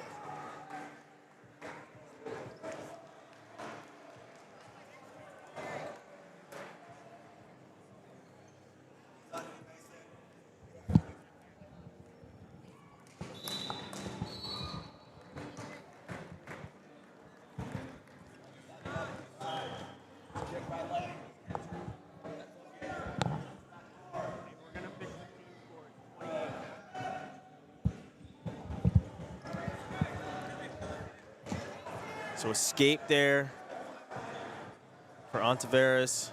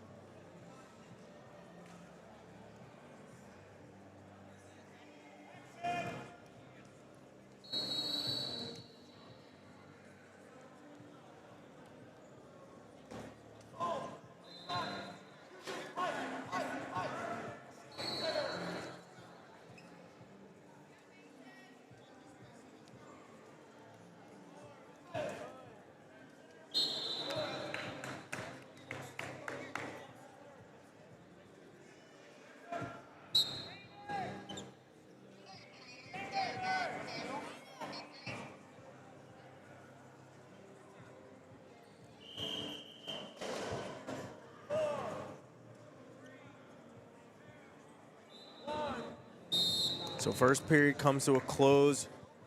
Perro in the lead 3-1.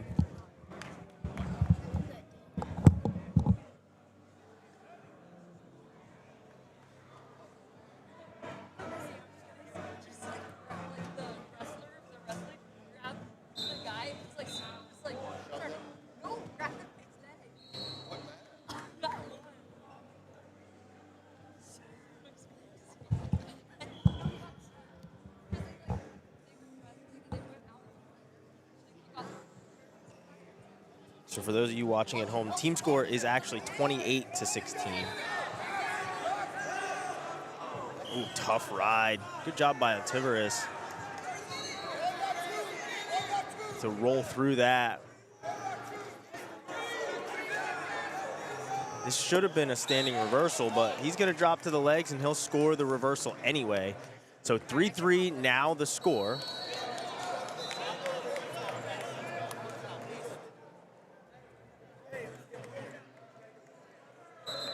So Ontiveros will be on top here on the restart.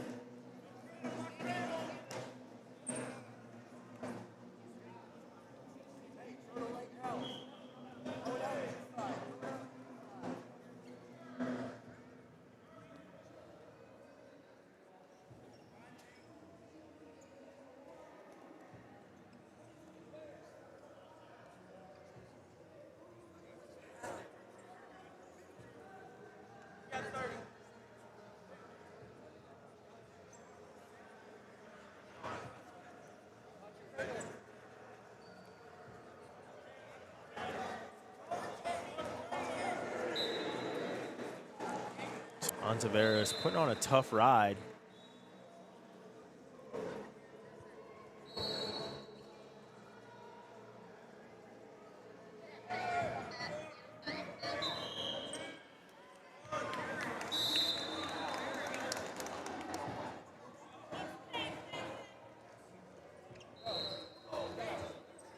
So we're starting on our feet here in the third period.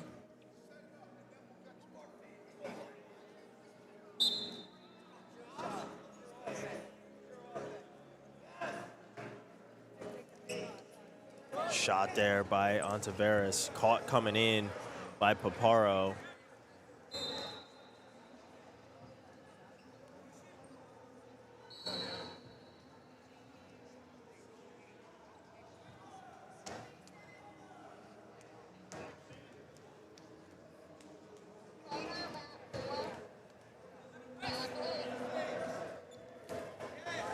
Shot there by Paparro, single, comes up to a body lock. Little chin whip action coming from Ontiveros. He's got him on his back. He's looking for a fall. Ontiveros stretching him out. Referee looking for it, and there it is.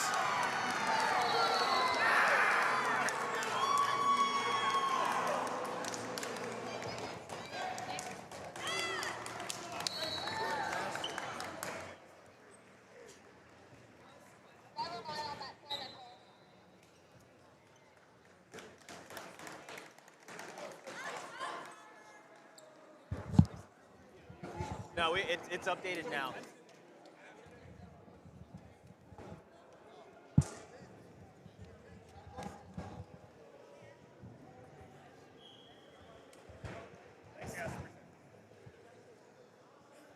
So team score is now correct, 34-16. Wasn't a 7-point fall, it was just a team point missing from the match before, from the Daybolt win. And now we are at 34-16. Got CJ Betts, Carter Van Nest out on the mat.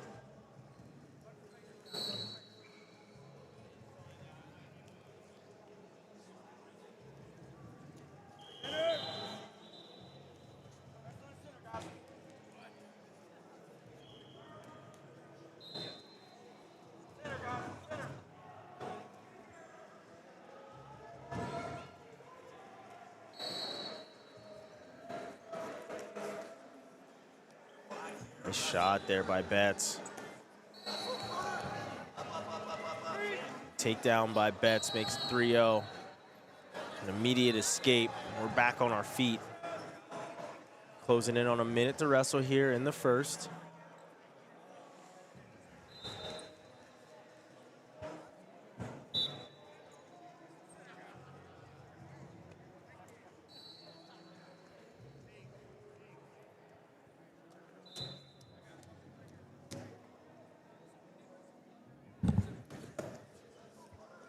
Go behind, drop into a leg, and there's 3 more for Betts.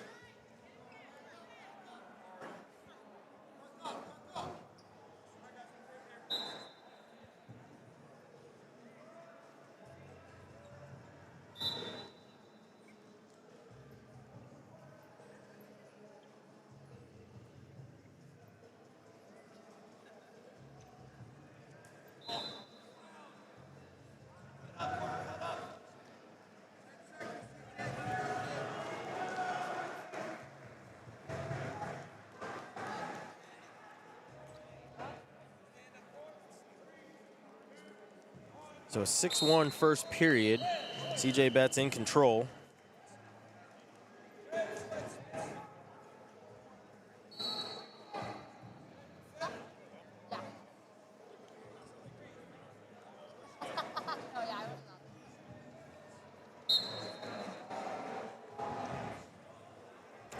So Van Ness starting on top. Double thigh pry. Lift and return. Good recovery there by Betts. He's right back up to his feet. Up and out and scoring the escape.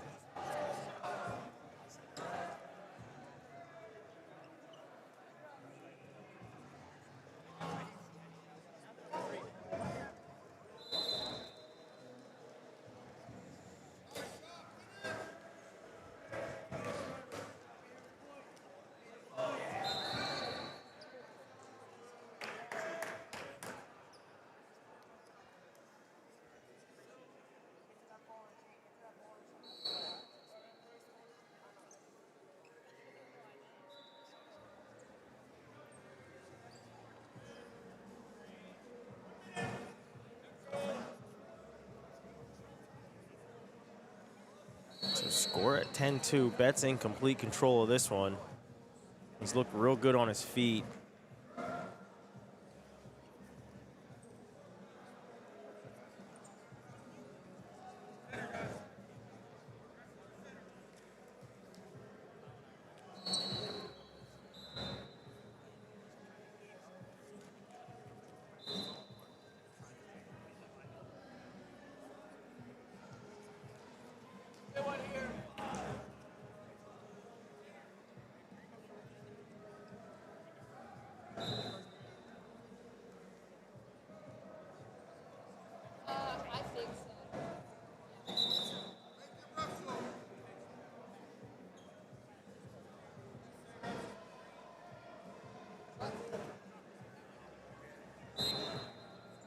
unnecessary roughness on Van Nest, so 1 point awarded to Betts.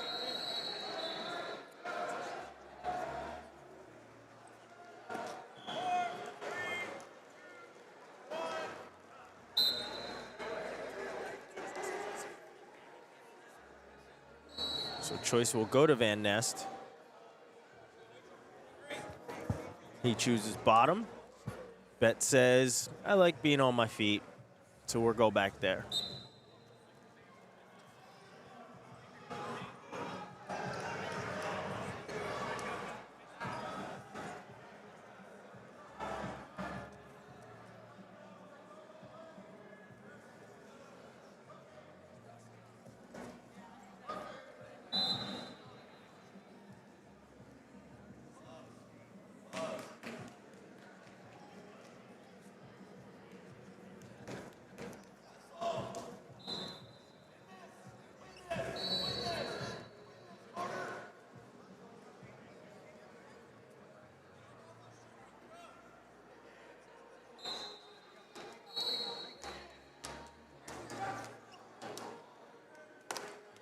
Nice counter there by Betts. He picks up 3 more to make it 14-3.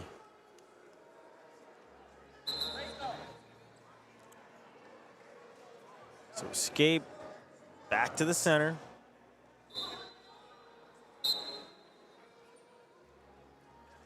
Betts working with a major decision right now, and he is not satisfied with it for 1 second as he fires off another high crotch and makes it 17-4.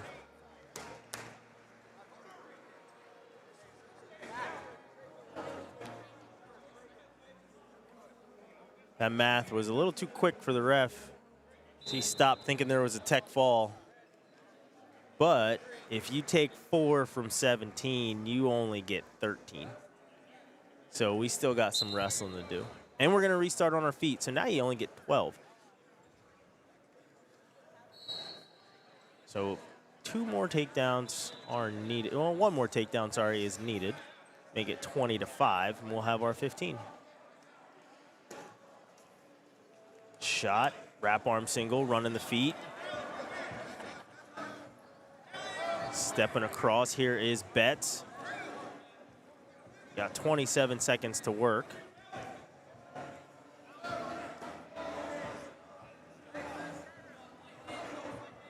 He's got the other foot. He just got to pull it in now. And he's working on it. He's looking at the wrong referee. And there's the takedown. So 20-5, technical fall.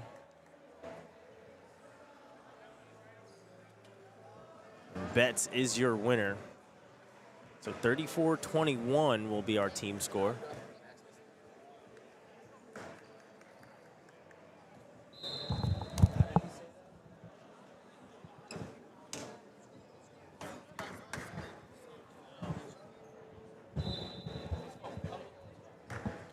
So forfeit, I believe, at 2:15.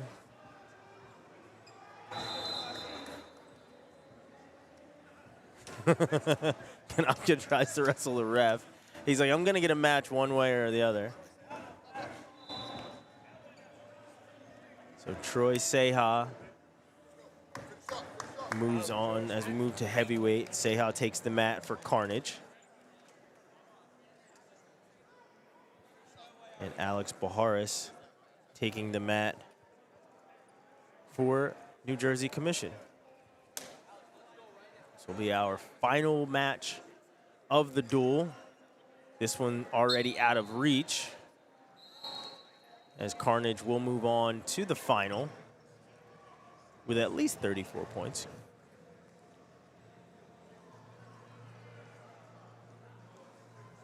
Could be 34-33 if Bajores finishes this match the same way he did against Cormier.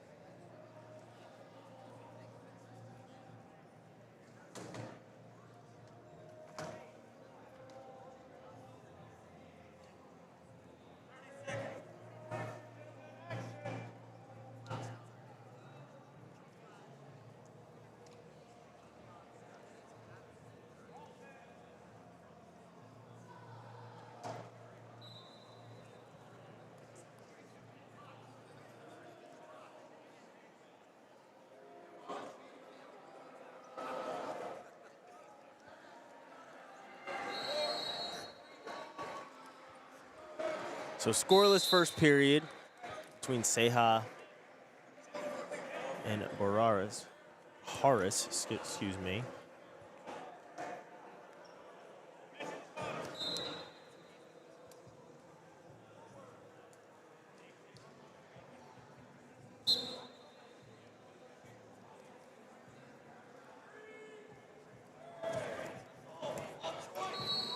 Reversal here for Bajores.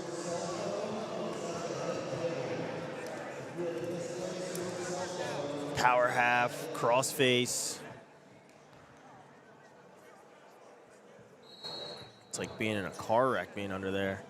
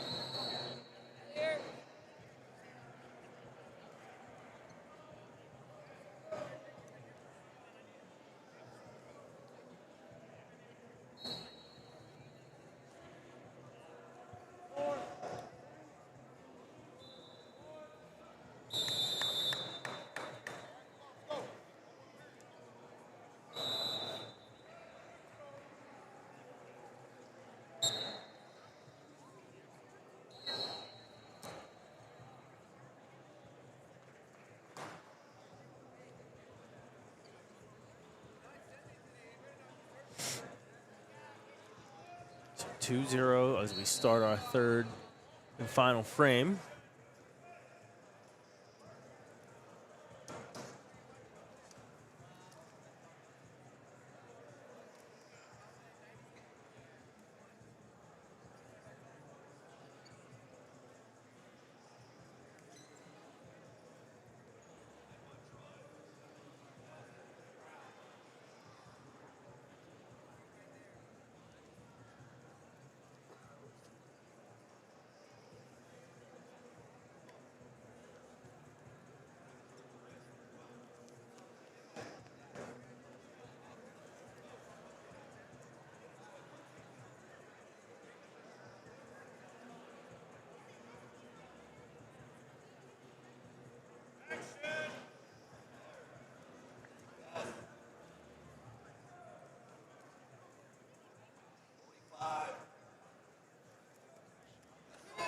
Snatch single here for Bajores. Now he switches off to a body lock.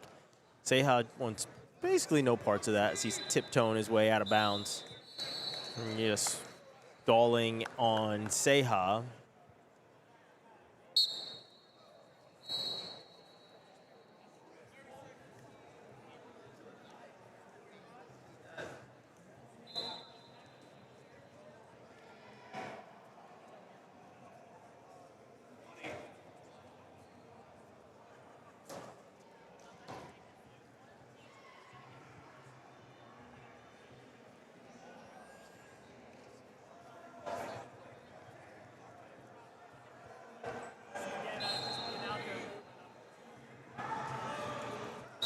And that will do it. So 3-0 score for Bajores.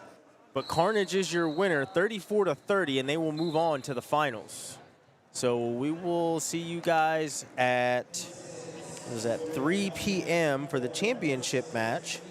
We have another round going on that will start momentarily here at 1 o'clock. Well, we're at, what, 109, I think, 110 here.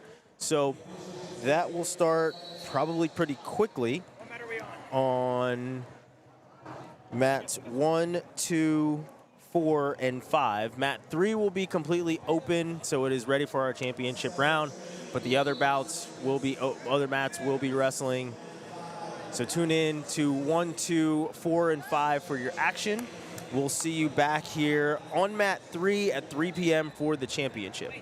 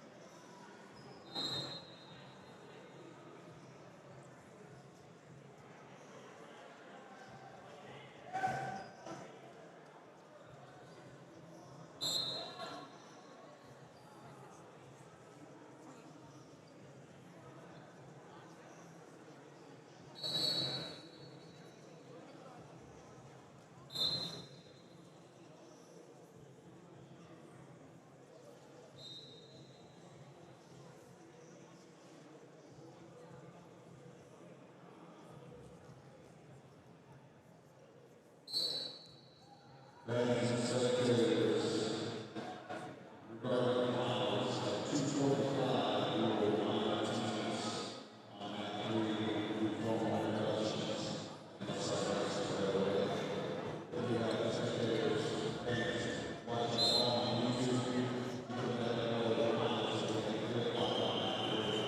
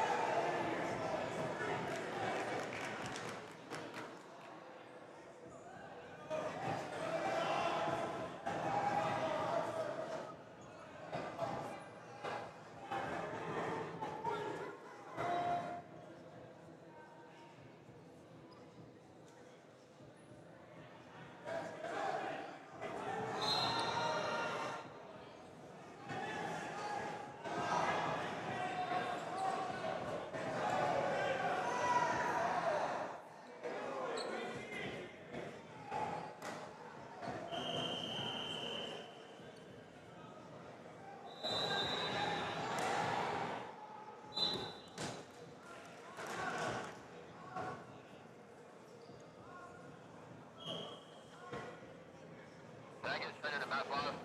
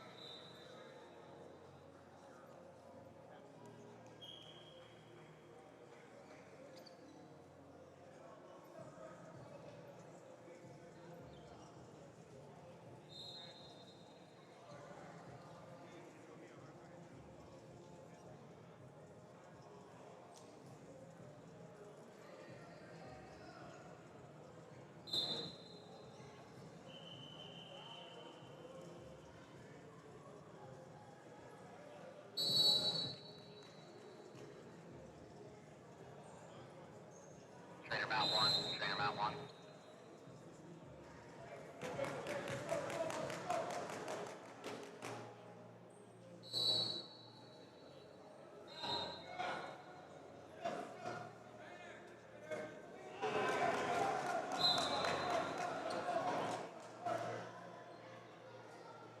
Trainer Mount 1.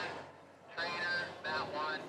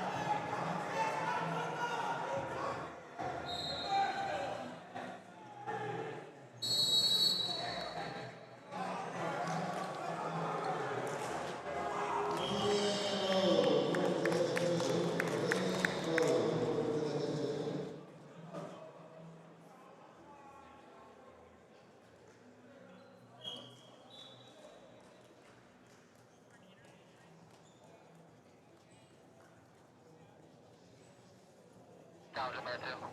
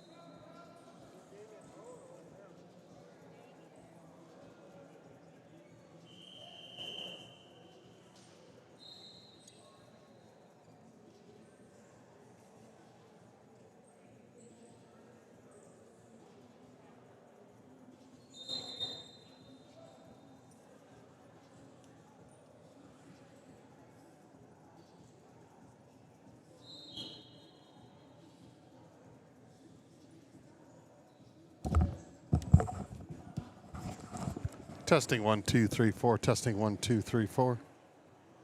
Testing 1 2 3 4. Testing 1 2 3 4. Testing 1. Testing 1 2 3 4. Testing 1 2 3 4.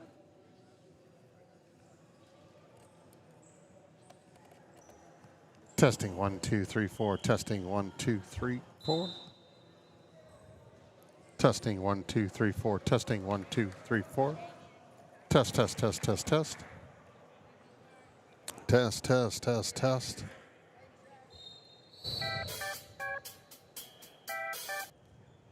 Testing 1 2 3 4. Testing 1 2 3 4.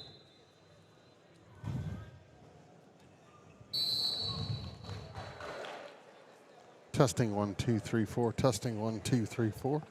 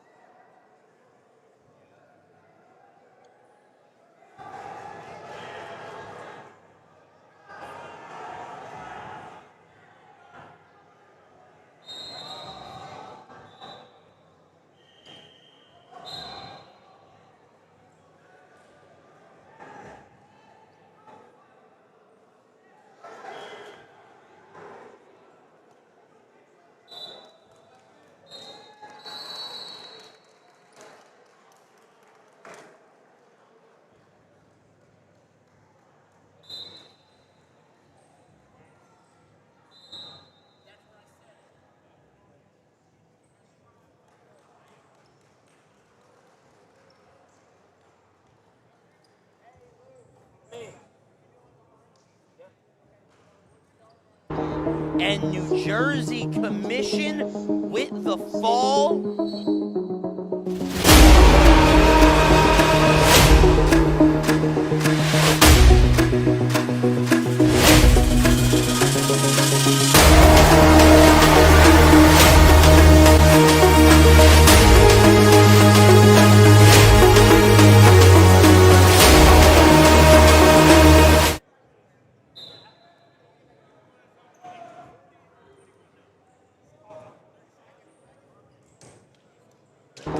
And New Jersey Commission with the fall.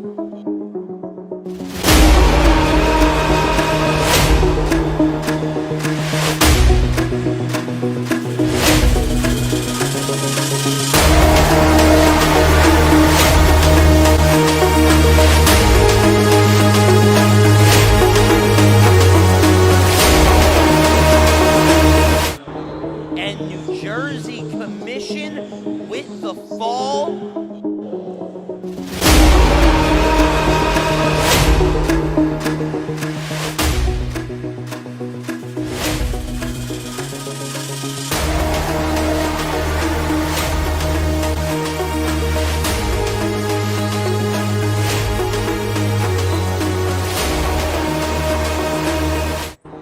And New Jersey Commission with the fall.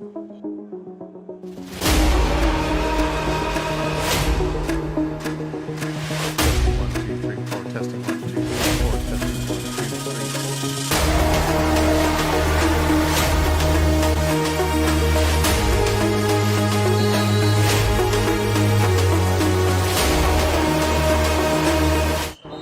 And New Jersey Commission with the fall.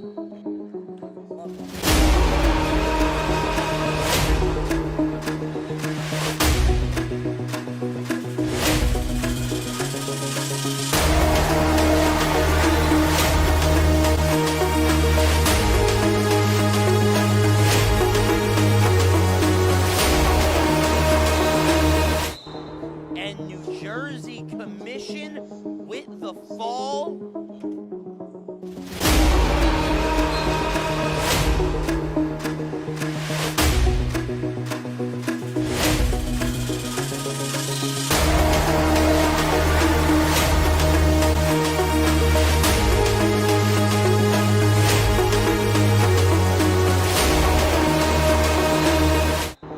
And New Jersey Commission with the fall.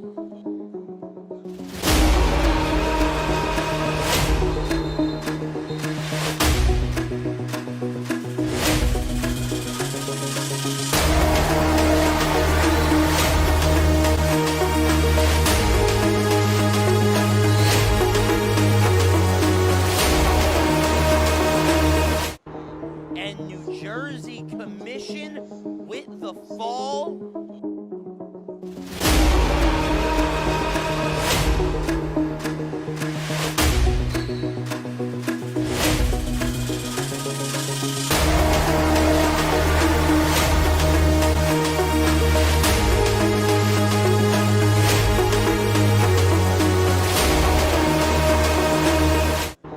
And New Jersey Commission with the fall.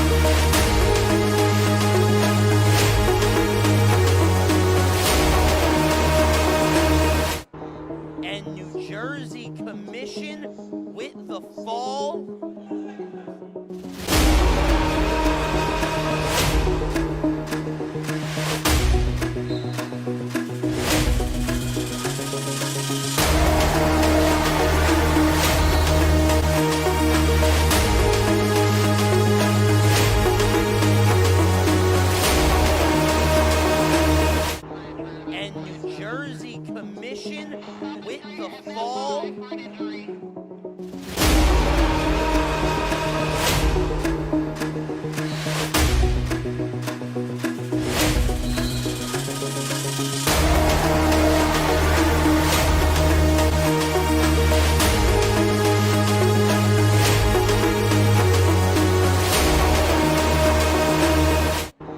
And New Jersey Commission with the fall.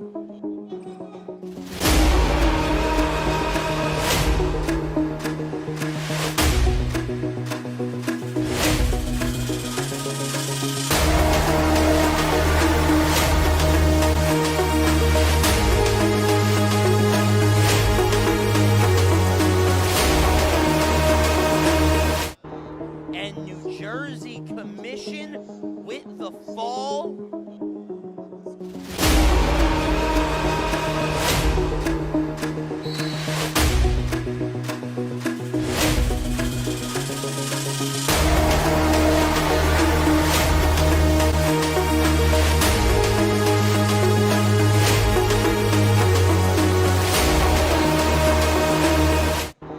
And New Jersey Commission with the fall.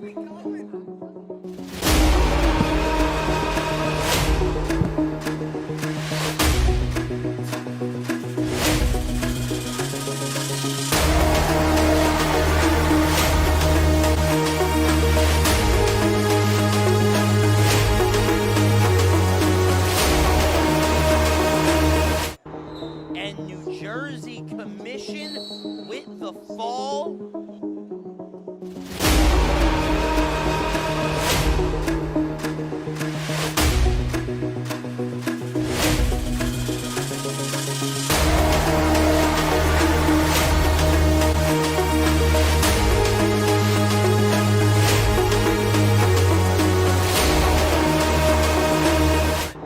And New Jersey Commission with the fall.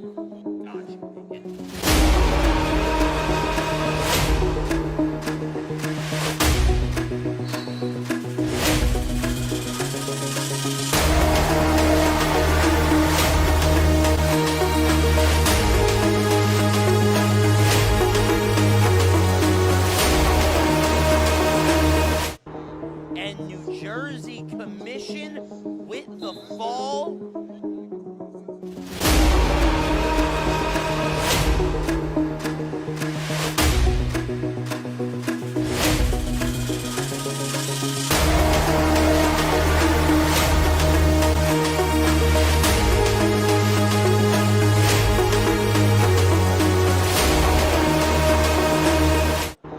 And New Jersey Commission with the fall.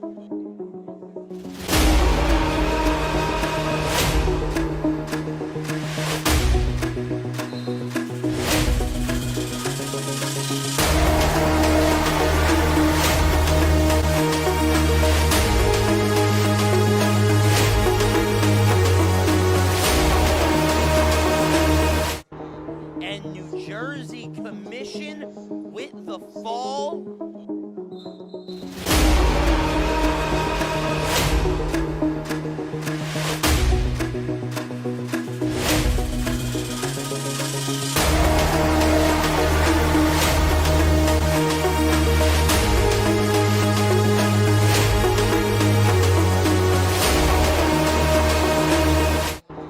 And New Jersey Commission with the fall.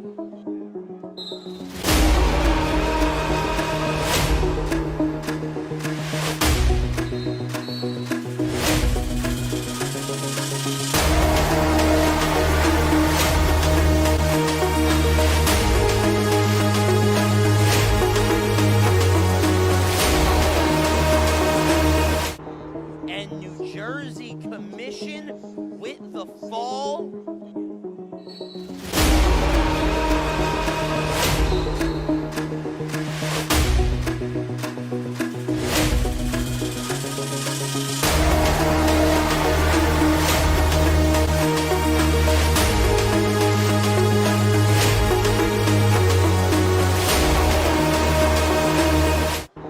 And New Jersey Commission with the fall.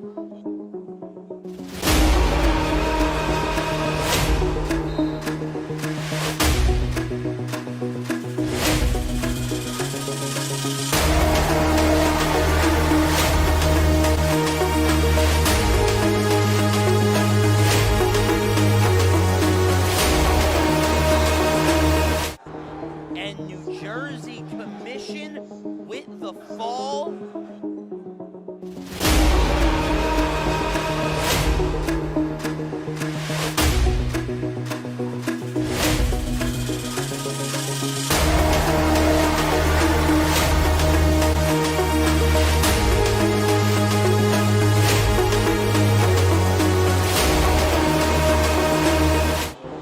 And New Jersey Commission with the fall.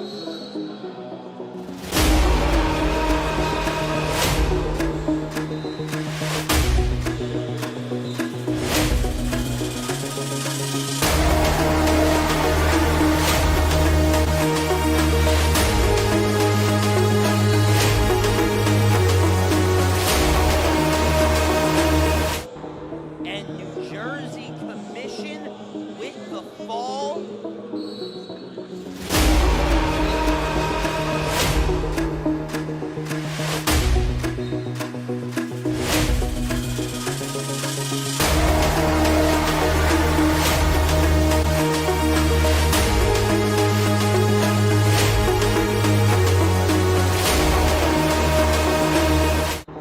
And New Jersey Commission with the fall.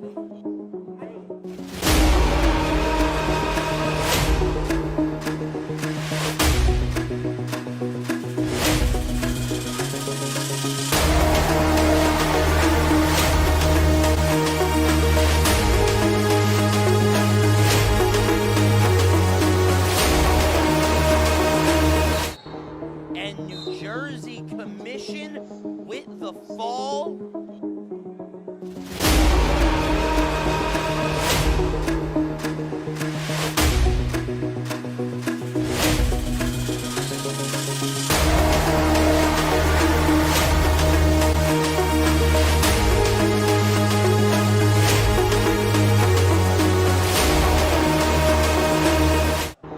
And New Jersey Commission with the fall.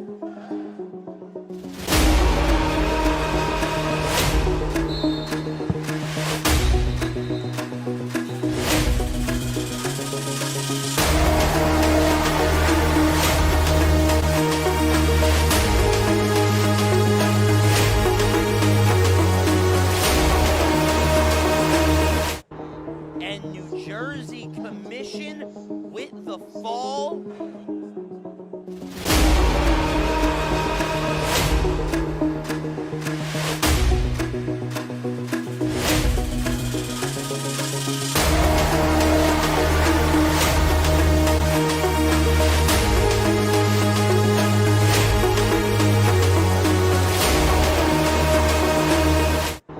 And New Jersey Commission with the fall.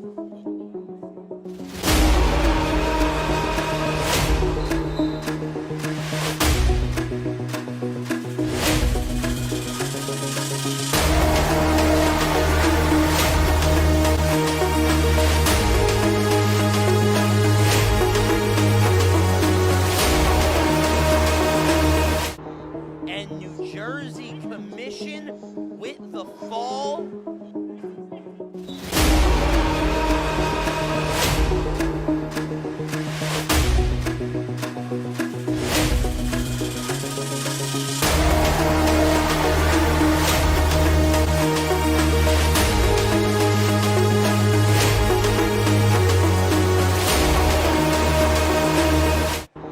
And New Jersey Commission with the fall.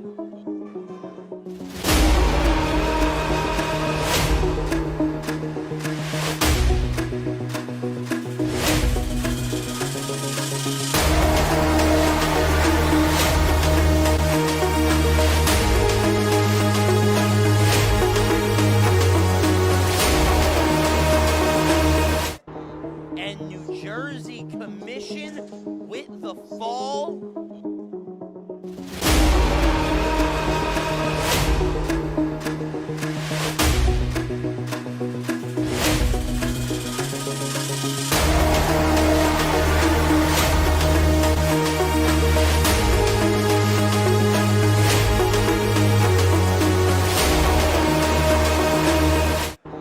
And New Jersey Commission with the fall.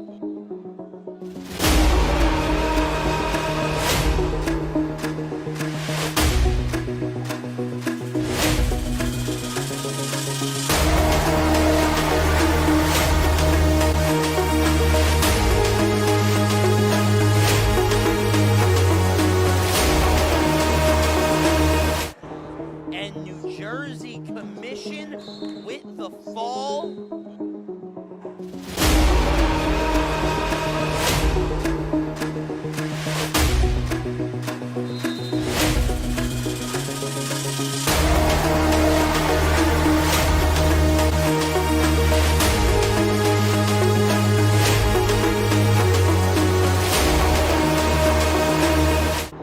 And New Jersey Commission with the fall.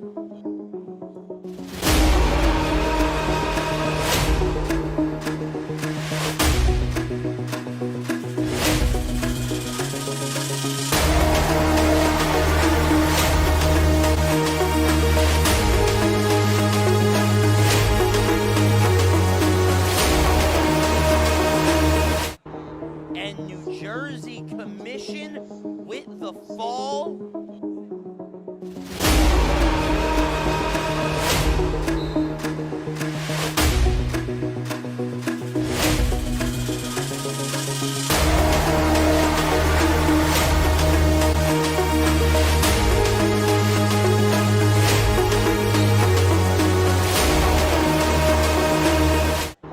And New Jersey Commission with the fall.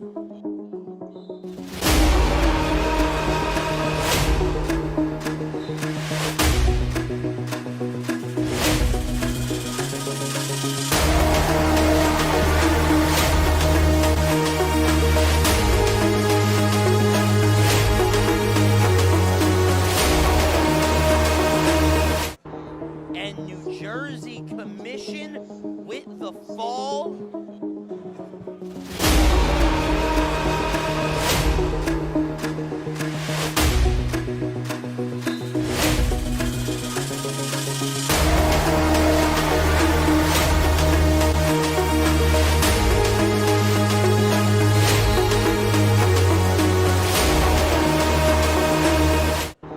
And New Jersey Commission with the fall.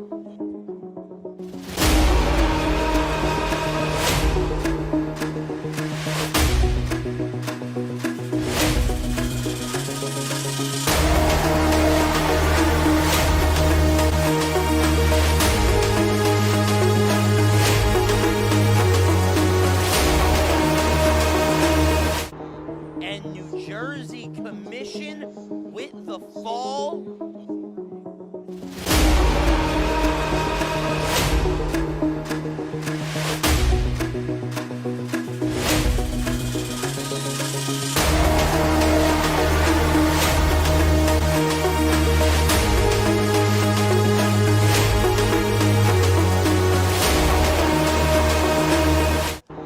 And New Jersey Commission with the fall.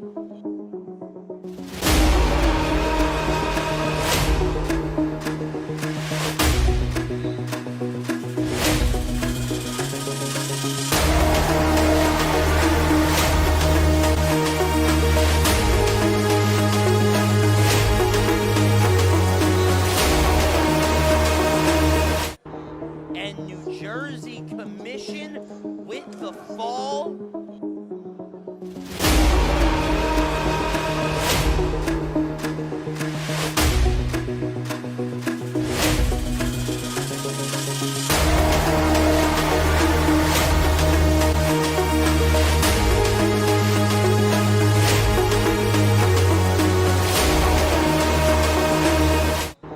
And New Jersey Jersey Commission with the fall.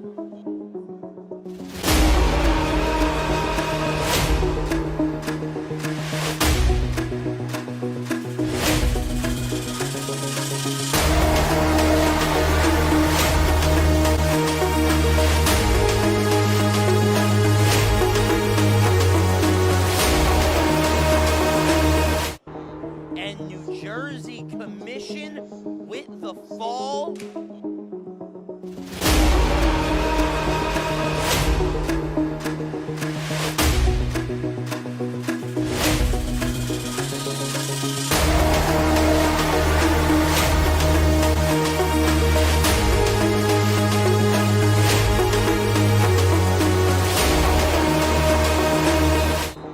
And New Jersey Commission with the fall.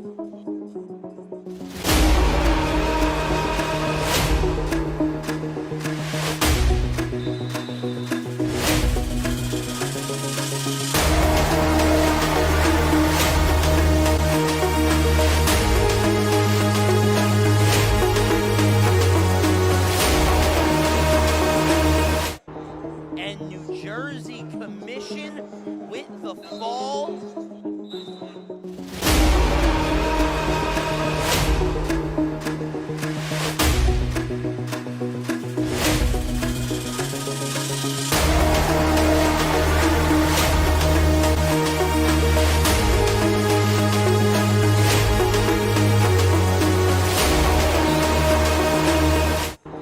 And New Jersey Commission with the fall.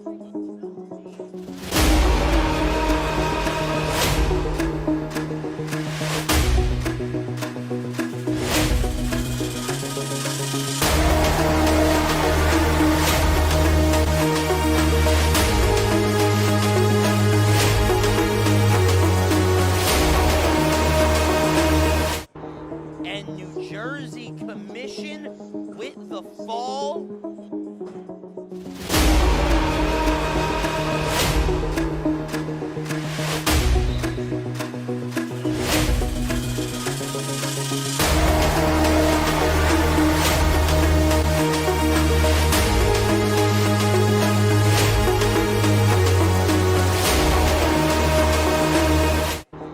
And New Jersey Commission with the fall.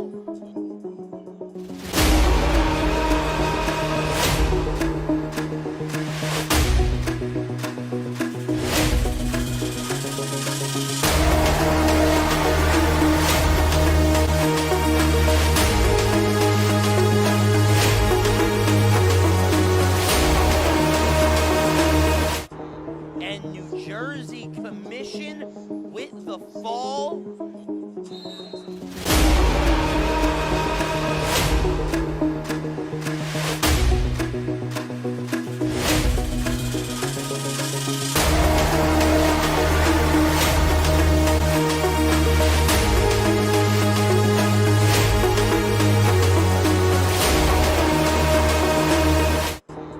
And New Jersey Commission with the fall.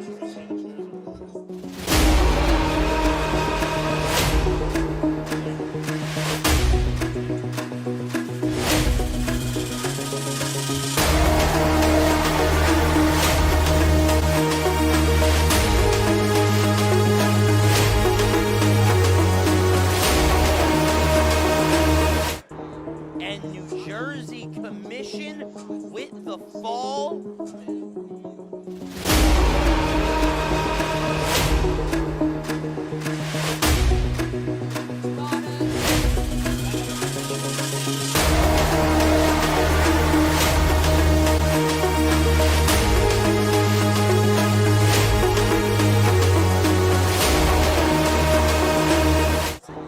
And New Jersey Commission with the fall.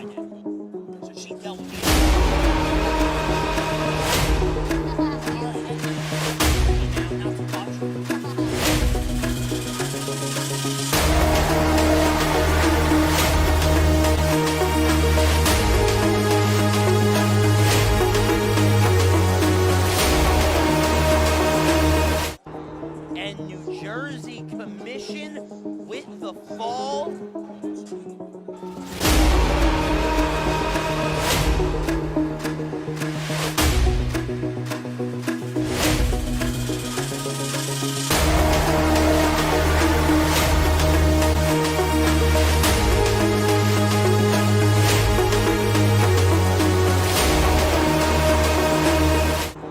And New Jersey Commission with the fall.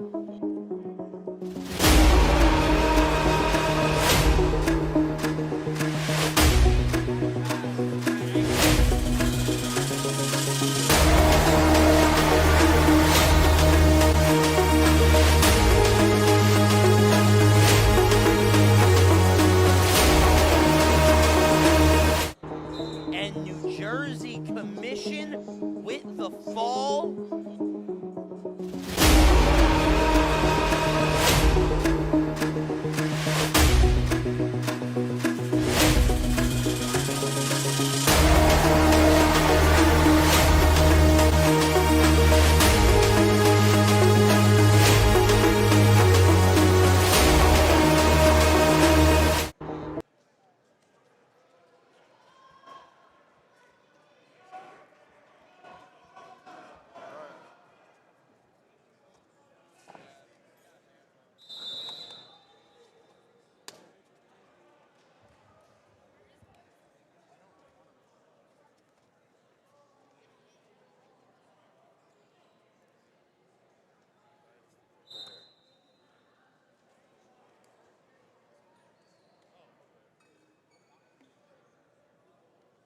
Guys, Carnage, let's go ahead and make it back over here. We'll line up 106 to heavyweight for the final. Jersey, you guys are up over there, so you have to move your stuff.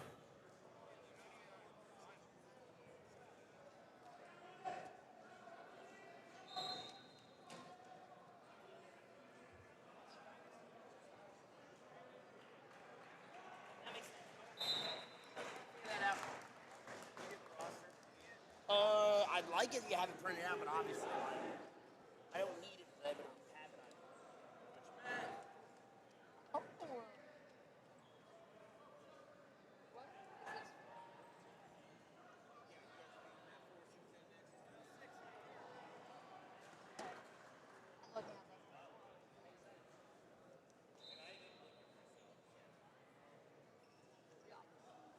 Wait. They had a buy this week. 285, 106, 285. Dad, BYU's 25th. And the rankings this week. Isn't that crazy? What's the record? 3-0. Welcome to your finals for the 2025 Elite Eight Duels. Teams competing for the championship, Team Carnage and Team Dynasty. Both very familiar to this environment, having been here multiple times in the past. At 100 pounds for Team Carnage, Carter Smith versus Dynasty's Hogan Rice. At 106, Bryce Fiori versus Keegan Bassett. At 113, Braden Latir versus Caleb Noble. Both ranked number 8 in the national rankings. At 120, Mason Jacob versus Don Manaerto. At 126, Will Guitar versus Weston Porter. At 132, Evan Santini versus Kevin Moylart. At 138, Camden Baum versus Nate Braun.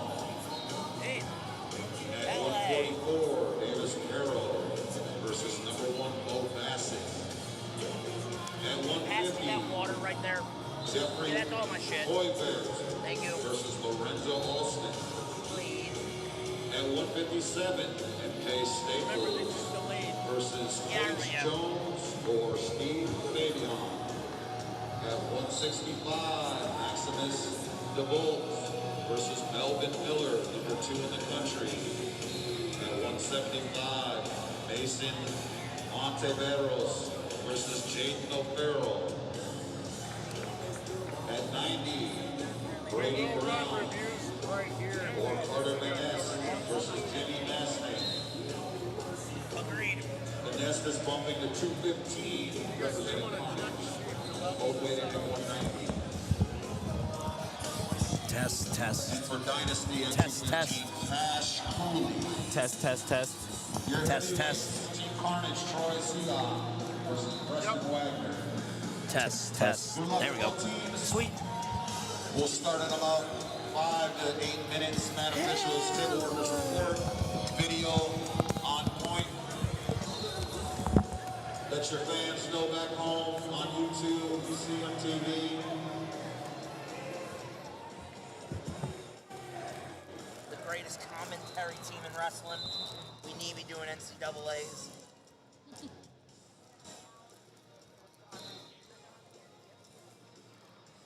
I love that they're playing my pro wrestling theme song. Love that. That's great. Or at least soon to be.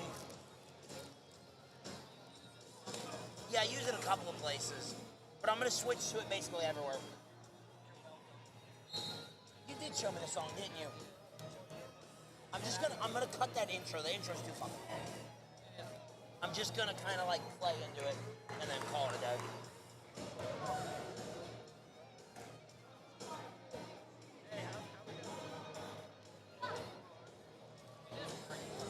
Oh, it's fan. Oh no, the open is incredible. It's just too long.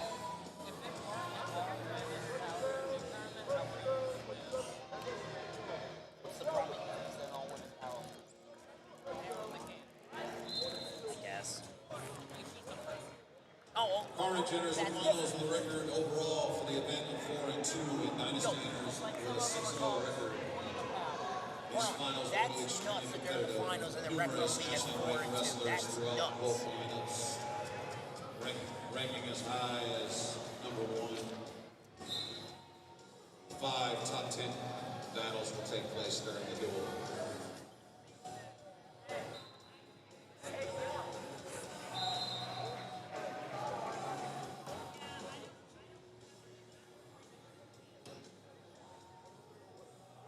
Feels good.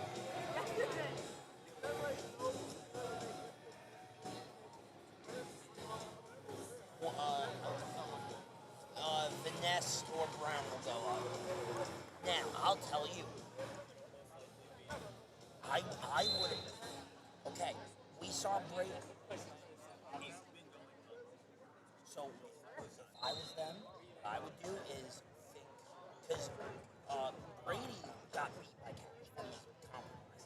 I would send Vanessa up and say, hey, push, hope for a push. You know what I mean? But again, now we're talking strategy. Yeah. That's a different discussion. Of course, man. You know that. Ready?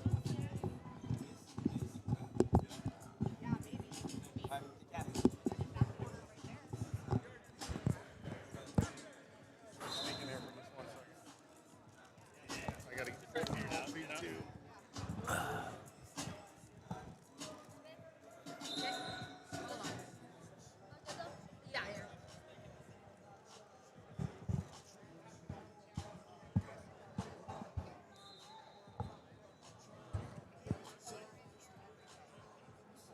Carnage, you guys have your challenge block? You do?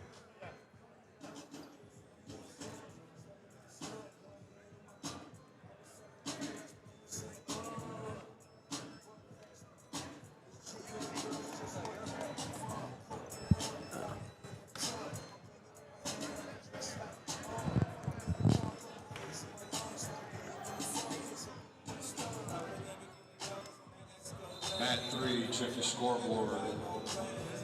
Clear your screen.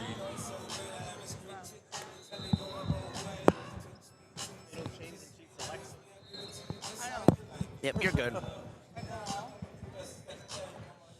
But I think. So, ladies and gentlemen, welcome to the Elite Eight Finals.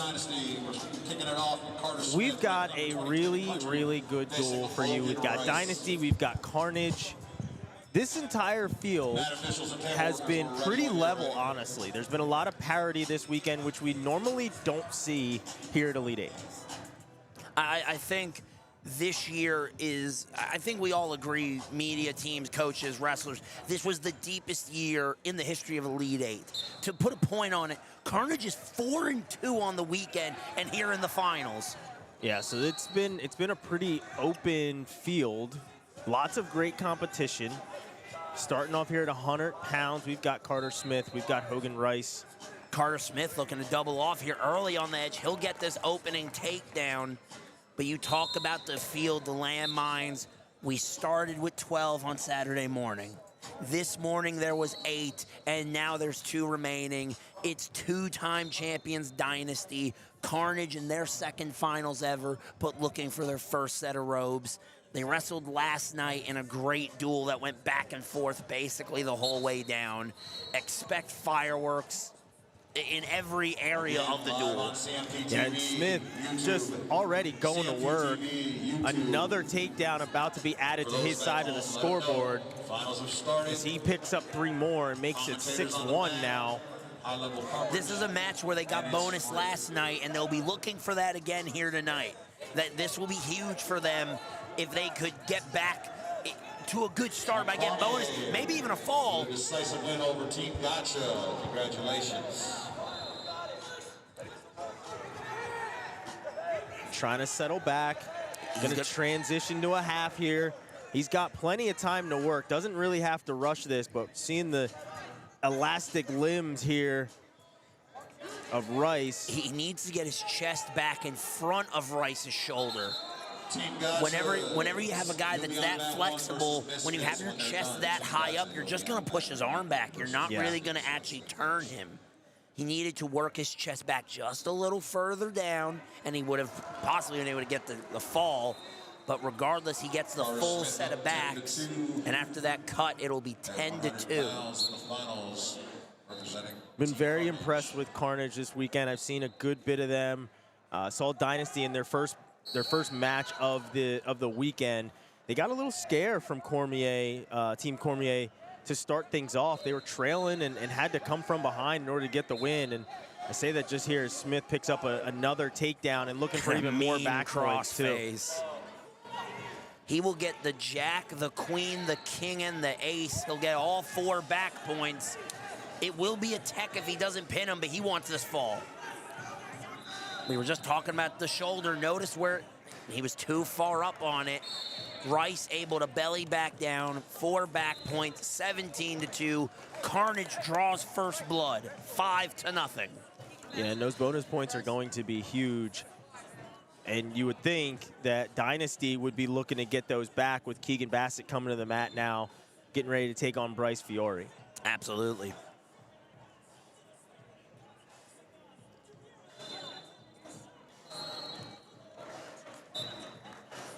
We're underway here at 106 pounds. As I said, Bryce Fiori already in on a shot here on Keegan Bassett. Bassett able to square up nicely.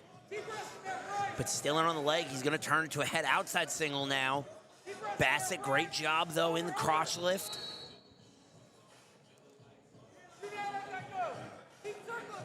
With that major win at 100, Carnage. Something I've seen from Fiori this weekend is he had a bout where, and you're probably going to watch that knee, but he had a bout where he was very aggressive, coming forward, digging underhook, pushing a lot. I mean, I think just about all his points during that match came from they were all 1 point. So it was either an escape or a bunch of stall warnings against his opponent, which I do not remember who it was at this point. But then, since then, he's kind of hit a buzzsaw of guys that have this size advantage against him. And it's been a lot tougher for him to get his offense going. So I like the fact that he's already firing off a shot here against Keegan Bassett. Not able to convert, but already in on a leg at least once. And last night, Keegan was able to tech Fiori. So you got to think realistically, these coaches are thinking not just about tonight, but they're thinking about last night and what happened. And they need to trend better. If you're Carnage, you need to trend better. If you're Dynasty, you need to keep that same route. So I'd imagine they are hoping for at least that tech, if not more, out of Keegan Bassett in this one. And so far, Fiori's been doing a good job of staying kind of in a better stance than I've seen him in this past couple of duels this weekend. Absolutely. In on this front headlock here is Keegan. Don't be surprised if he tries to set up a crossbody pick here. And right as I said that, he goes for it. Fiori will get him out of bounds, though. 25 and change on the clock. Fiori's doing a great job of staying in the fight so far this first period. A lot better than he did last night. Yeah, Joyce is coming off of being pinned in the last duel. Was pinned by Shiloh Joyce in the last duel, so he's definitely wanting to keep them shoulders off the mat this time around, especially up against a guy who he's already been beat pretty badly by over the weekend. Keegan draws the first score here on this takedown. He went dump and ended up turning it into a head outside single, went out the back door. Keegan strikes first, but by no means a horrible situation. 3-point takedowns continue to put ourselves in a new situation of wrestling in terms of wrestling math. Yeah, I love that. I love that it is a universal thing now where 3-point takedown is just law of the land, no matter if you're high school or college. And Keegan Bassett in on a leg here. And wisely cracks him down. As you saw, Fiori was definitely loading something up. He was looking to kick him over the top there. You could see it, and he had it for a moment that I feel like if Keegan went to drive through it, that result might have been very, very different. He's got this bent leg Turk, and he's working it. Oh, mean Turk there. It might be a fall.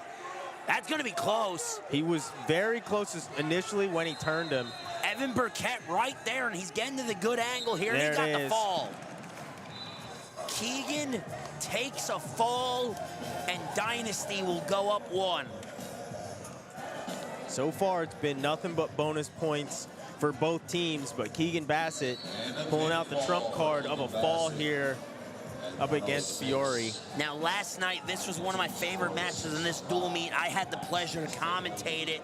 Braden Latir versus Caleb Noble, both ranked number 8 in the country. Both of these two are hammers. Noble's had kind of a tough weekend as well. I believe took 2 losses yesterday on day 1. So he has been really looking to have a great second day today. But he started the day off with a huge win over Araya Mills in double overtime.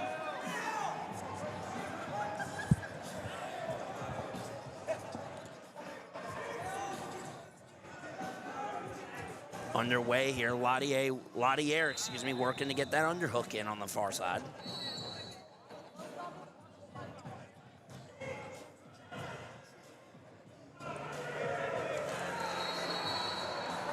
Shot from space from Noble, blocked off. This little head block from Latir. You know, the thing about Noble is at this size, to have his length and his reach, it causes a lot of matchup problems for anyone that's looking to get past his arms, even to get to a point where you could get in on a good leg attack. Even a guy like Latir, who basically kind of matches that same length in terms of wingspan. Nice little elbow off, duck into a single, cut double here for Noble, and he's going to score the first points of the bout.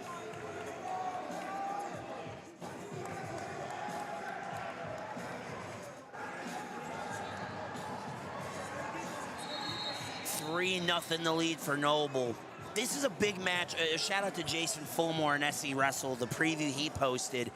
This is one specifically, if you're Carnage and you want to flip this result from last night, you want to win this one. Last night, Noble took a 9-2 win over Latir, but one of those takedowns came in garbage time. If Latir could flip this match, it could bode well for Carnage in this duel. Got to be careful here. And we're going to hold off any action and roll into period number 2. But they will give, they gave Latir an escape. I don't know how, though. That's kind of confusing to me that they gave an escape, but kind of is what it is. I didn't really see where there was a loss of contact or anything else. So they did give the escape, makes it 3-1 at the end of the first period. Latir going to start out here in period number 2 underneath.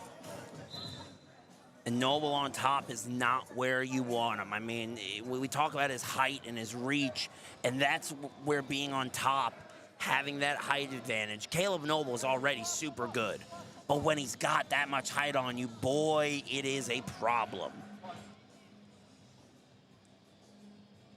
He's going to stick in a boot.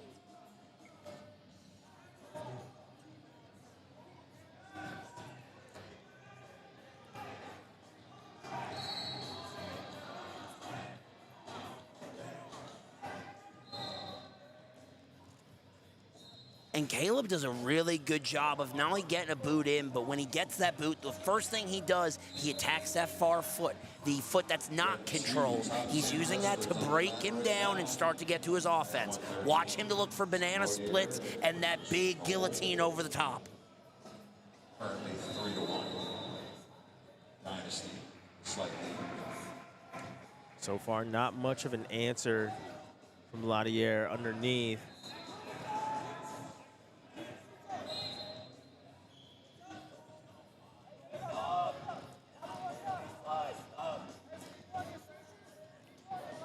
You know, the thing I love most, I think, about Elite Eight is watching these guys, and then 2 to 3 years later, seeing these guys at the Division I level, placing and winning national championships and being these dominant college wrestlers, and we get the pleasure of seeing them in high school only here in Atlanta, Georgia, in this type of an event. It's incredible stuff. And there's gonna be a locked hands call here on Noble. And the coaches want to discuss. Yeah. And this, I think, would be a good time, since I mentioned it, to say, shout out Cliff Fretwell, Compound Sports, where everyone involved, the amazing tech staff, the officials, the people that allow this to get put together in this way. It's once in a lifetime for some of these guys, and as an event, it's incredible. Yeah, I was able to talk to a couple college coaches. Kyle Rochelle is here from UTC. As well as Joe Pollard, talked to him. He's here from Rutgers. There's actually a number of college coaches. I got 2 interviews with an interview with each one of those guys. They talked about just the competition and the ease of seeing such great competition. You got 5 mats set up, and they can just kind of walk up and back. There's coaches seating right here, so it makes it very easy for them to, 1, check on some of the guys that may have made a verbal commitment to them, and then 2, see some new talent that they haven't seen yet. And a big thing that I like about it is not only do you have that, but what I love and we talk about with this sport is making it a spectacle. You get to see the audience. We are jam-packed here in the GICC, and you get to not only see the wrestlers, especially of the ones you're looking to recruit, you get to talk to their parents. You get to see them at a personal level at such a high-level event. It's amazing. It's truly, I said it a couple of rounds ago, it's a summit for people who love wrestling. Yeah, and just as you say that, Noble picks up another takedown. So 6-2, now the score for Noble as he went far knee pick from that front headlock and scores another one. We're gonna be happy to give another escape. But remember now, a 3-point takedown. This is a one-score match. This is not a point where if you're Latir, you got to start looking big right now, especially with 1:13 left. You got time to work.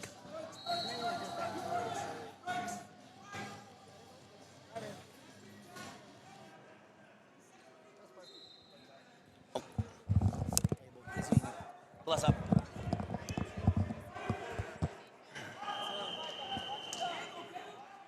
Now we get under a minute.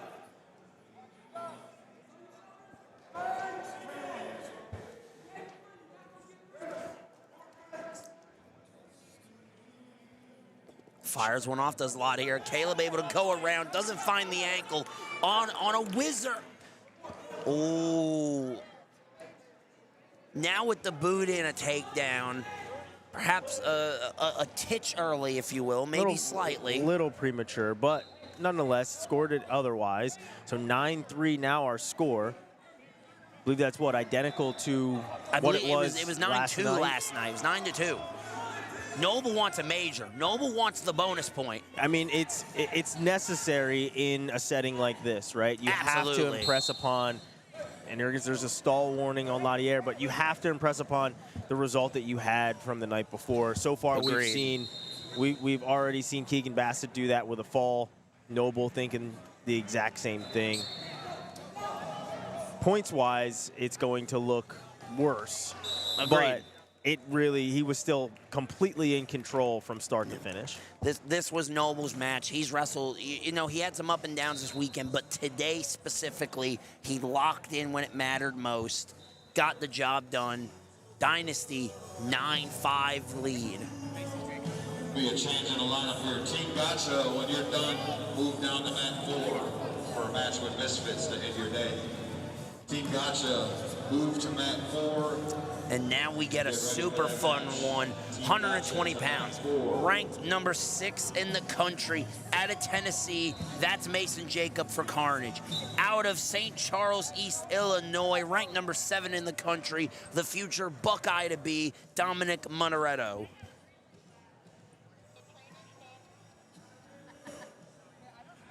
That was my food. I forgot to move it from earlier. That's on me. Yeah, I forgot to move it. Sorry.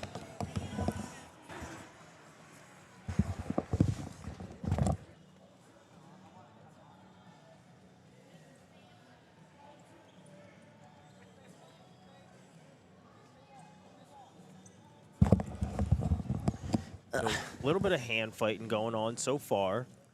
Monaretto is normally an ultra pressure wrestler where he's going to put a ton of pressure on guys. He's always moving his feet. A lot of digging underhooks. Really likes to go to work here from this front headlock position. Agreed. But, both these guys, they're willing to put their hand through a wood chipper for 1 point. They are both super greedy and willing to put their face in the fight, i.e. Monaretto's left eye socket. Last night it was a 7-3 win, but it was a gritty win for Dominic. So I would not be surprised to see these two just essentially dogfighting for 6 minutes.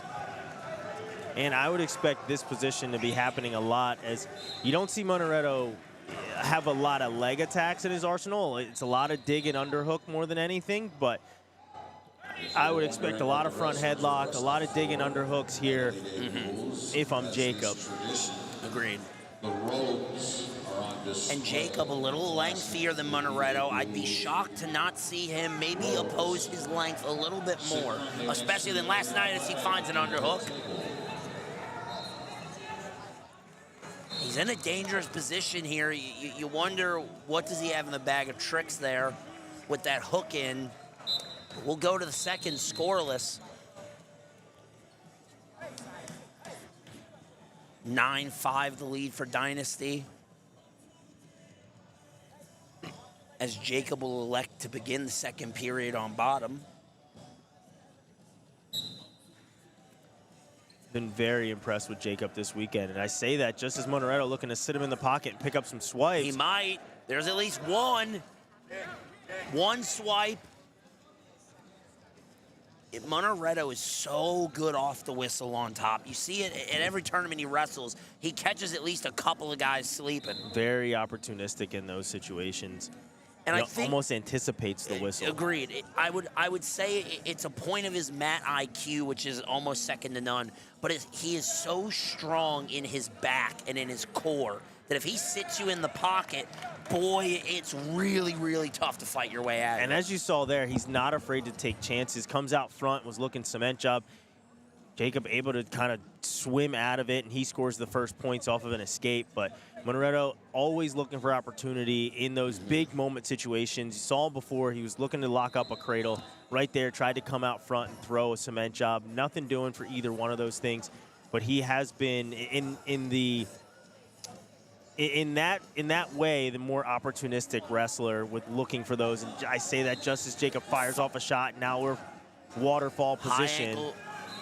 High angle scramble. Now Monaretto's underneath of him. Watch a drag here coming from Jacob. Watch that drag. Now he turns into a single of his own. This is beautiful.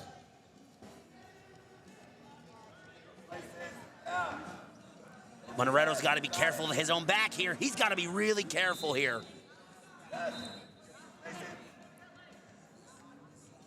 This is just super good scrambling. Now watch his Monaretto here. You see that left hand? He's going to try to control Jacob's left leg with both of his hands as to not, maybe even go to a leg pass here. He comes over the top. He leg passes it through. He's going to do it again here. Watch that left hand.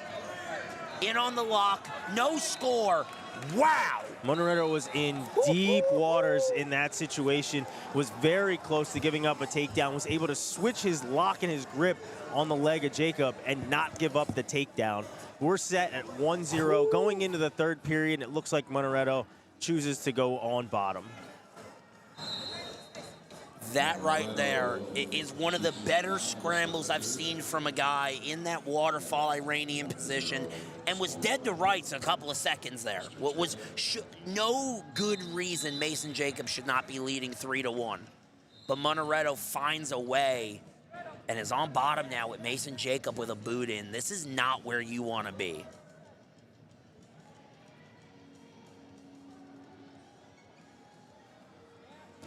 Remember, last night, Monaretto, the win was 7-3 in his favor. Got to be careful here.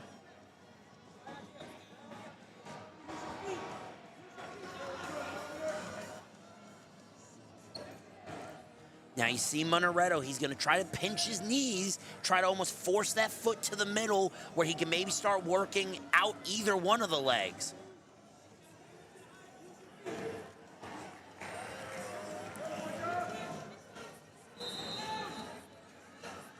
Got to be careful of his own back here.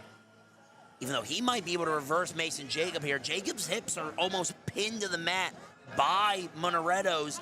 If he could elevate that foot and start working him backwards, it could be trouble. Look to catch him. Now Jacob's got a half in. That's tight.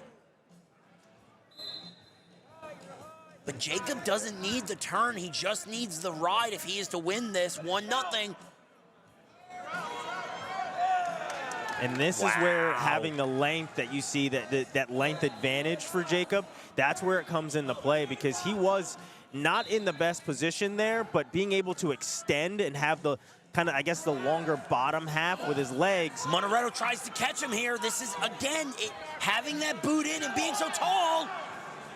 Having that boot in and being so tall, he could just extend his hips, and it puts a lot of torque and pressure on the lower half of Dom Monaretto. And Jacob has to hold tight. Monaretto might stick him here. And time gonna run out. Tough ride for Jacob, and he turns the tie from last night. He gets a 1-0 win here over Dom Monaretto. The one word I have for that ride is tenacious. That's a tough ride. 2 minutes on top of Dom Monaretto is, I would imagine, tougher than most bulls in the PBR series. And he rode him for 2 full minutes. That is a huge win in favor of Carnage. They draw within 1.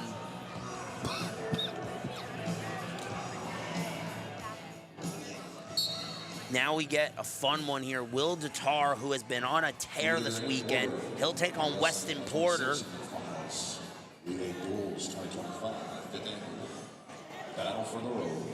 And this is one, Datar last night was able to pick up a pinfall victory over Weston. This is one where if you're Dynasty, that match just flipped. If you could even keep yourself in the match for 6 minutes, keep it to a major or flip it, it's almost, you know, turnabout's fair play in that sense. Team score right now at 9-8. Dynasty in control.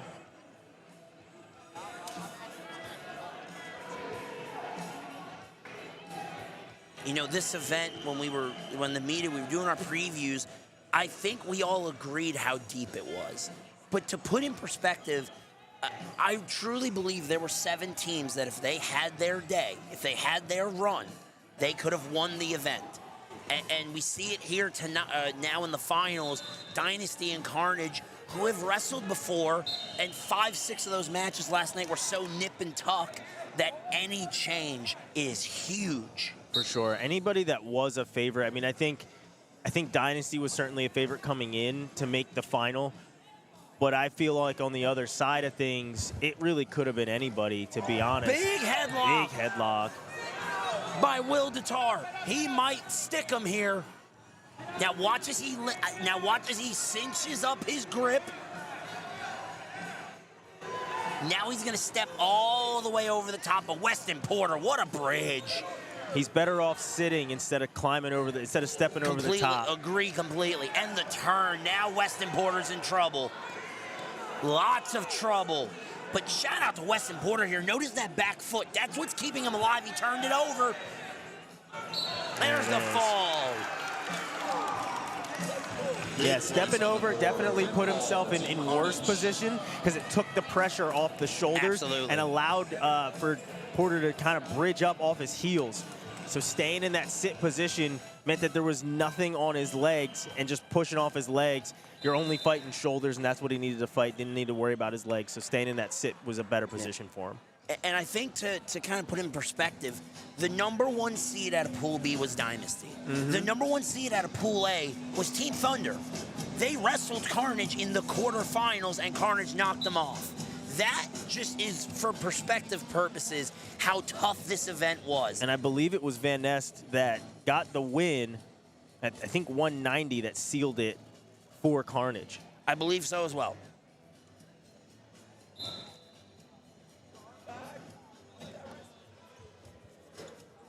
Now we have Evan. Is it Santee or is it Cennady? But Myler finds himself a takedown. This would be big.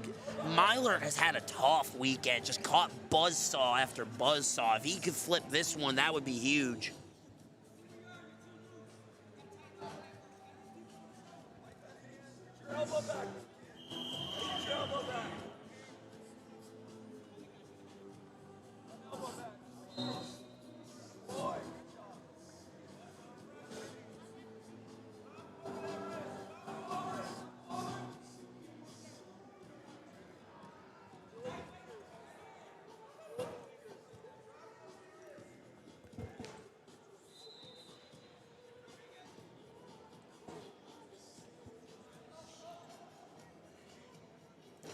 You know, this is the type of duel to me that makes more wrestling fans.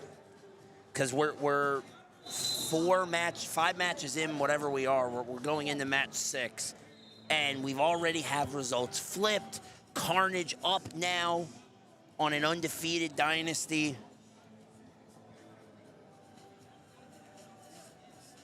Mylart has about 31 or so seconds here in this period to finish out on top.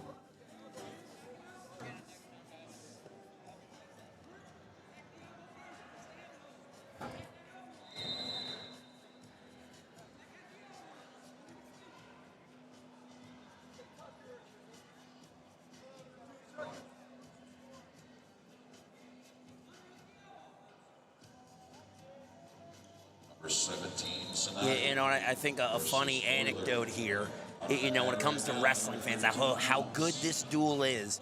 My girlfriend, who only is into amateur wrestling because of me, she's in a jiu-jitsu brown belt, is texting me about, oh, if this result flips, this would be huge for the duel, and talking about duel strategy for both of these teams. It's incredible. These are the types of events and tournaments that we need to promote more and make more of, because this is what builds the sport. The best of the best, iron sharpening iron, right here in Atlanta, which is not a wrestling hotbed typically, but we're trying to build that here in the Southeast, and it's awesome to see all these guys coming on in to compete.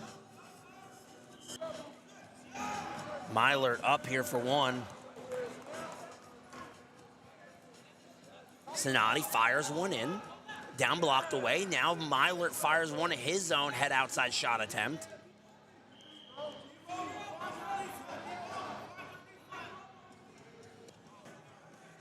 Big upper body tie. Cennady, no stranger here. Head pinch attempt. Headlock here on the edge, close to us. No score yet, but Myler's got a foot hook. Now there's a takedown. Now there's some swipes, but Myler's able to reverse it.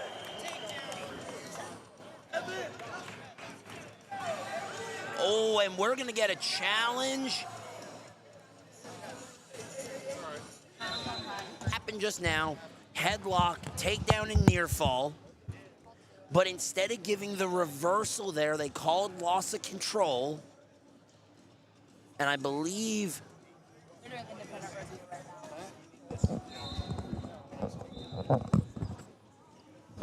We will step back while they take a look at what just happened. Y'all gotta watch your feet. Like just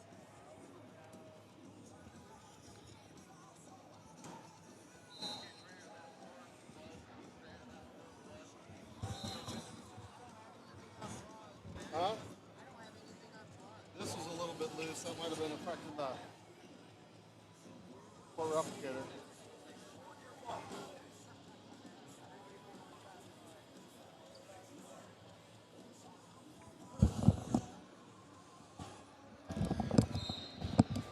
While this challenge is underway, we'll take a second to thank our fantastic technical staff and the people much smarter than I to make sure this event runs as smoothly as possible for everyone at home viewing. No, it's going. I think. We're on the review part of it. I think we'll be okay. I was getting like 60 up there, which ain't great, but it was hard line. Yeah, not a lot though, because we were at 80 maxed out to begin with. So.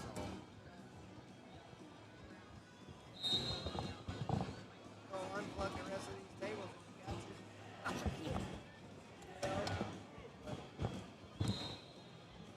Here come the text. We got two. They starting to come in. Was it because there were a couple of freezes that I saw, just quick little That's when I buffers. stood up. Because mine froze. And if yours is freezing right here, This seems to be pretty smooth right now. and the quality just shot up. You saw it was a little bit grainier before y'all got here. Yeah, I think this got kicked out. That might have been me when I first sat down. I'm sorry. No, that's all right. We gotta have a better system than this going forward. Maybe some type of like placard or something just to keep it from getting kicked.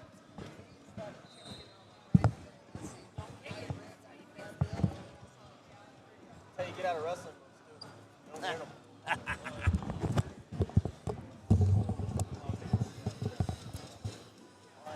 Well, Dynasty just lost their review, I'm pretty sure. Which that's huge and could mean a lot going forward.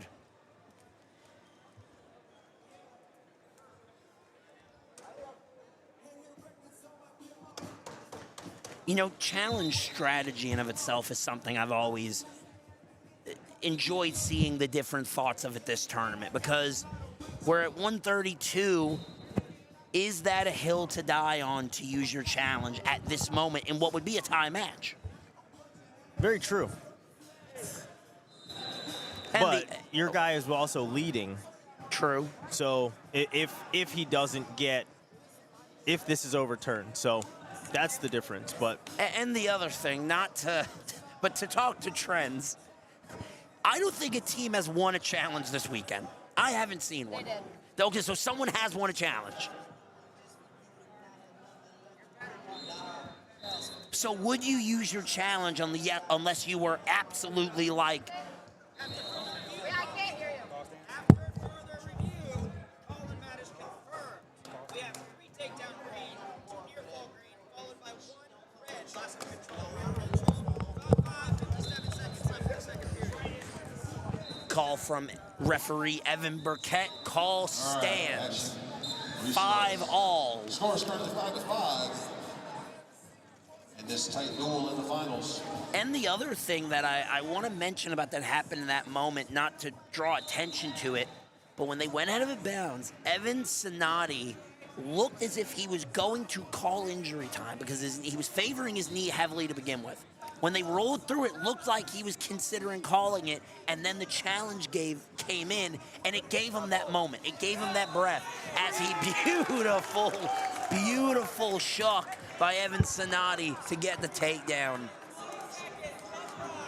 Mylert went to drag it by to get to the single. Cennady shucked him over the top and got the takedown to go. Big score here in the second period.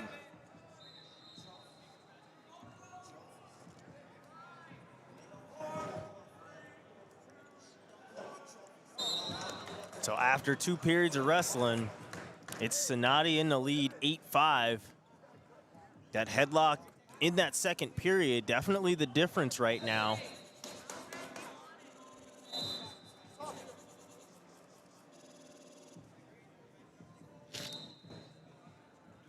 Mylert gonna go optional start. Mylert might let him go. I mean, beside that headlock, Kevin has done a great job in this match of getting to his offense. A couple of big moves for Cennady doesn't change that. So I wonder if Kevin is super confident in his leg attacks. Over the top, he goes around the switch, or around the swing, I might add. And there's the takedown. He'll let him up immediately. 10-8 the score. I was talking as if Kevin was confident in his leg attacks, and I think that kind of answered my question as I asked it. I mean, he had a really nice shot to begin with, but then Cennady came back with his own re-attack, and that's where Mylart was able to score and a go-behind. So, I mean, if you're going to turn your offense into defense and then turn it into offense again, that's kind of textbook right there. And we sit at 10-8. We're closing in on a minute left to wrestle regulation, and you'd think that if you're Mylart, you'd want to continue that same sort of action. Agreed. And probably go back to the well of that single to the right leg of Cennady that he just fired off a shot to momentarily. I think either that knee pull that he's been into, that knee pull single, or watch him fake one go blast. He's done it a couple of times this weekend, including earlier in this match. He went fake one go double. I wouldn't be surprised to see him maybe feint that single leg, drop down again, go double. 40 to go, needs to start putting it together now if he is. Upcoming on mat 4, gotcha. You should be at mat 4. You're going to be facing Misfits immediately after this match. Tries to drag, not there. Now goes single again. Cennady able to block it off. We're on the edge of the mat here. Cennady in on a leg attack. And he will get the takedown that will, in all likelihood, ice this match.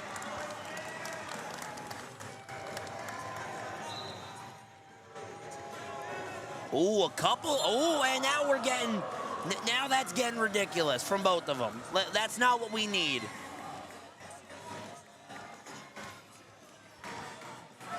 I think that was the right way to handle that. Both of them were getting a little chippy and physical there unnecessarily.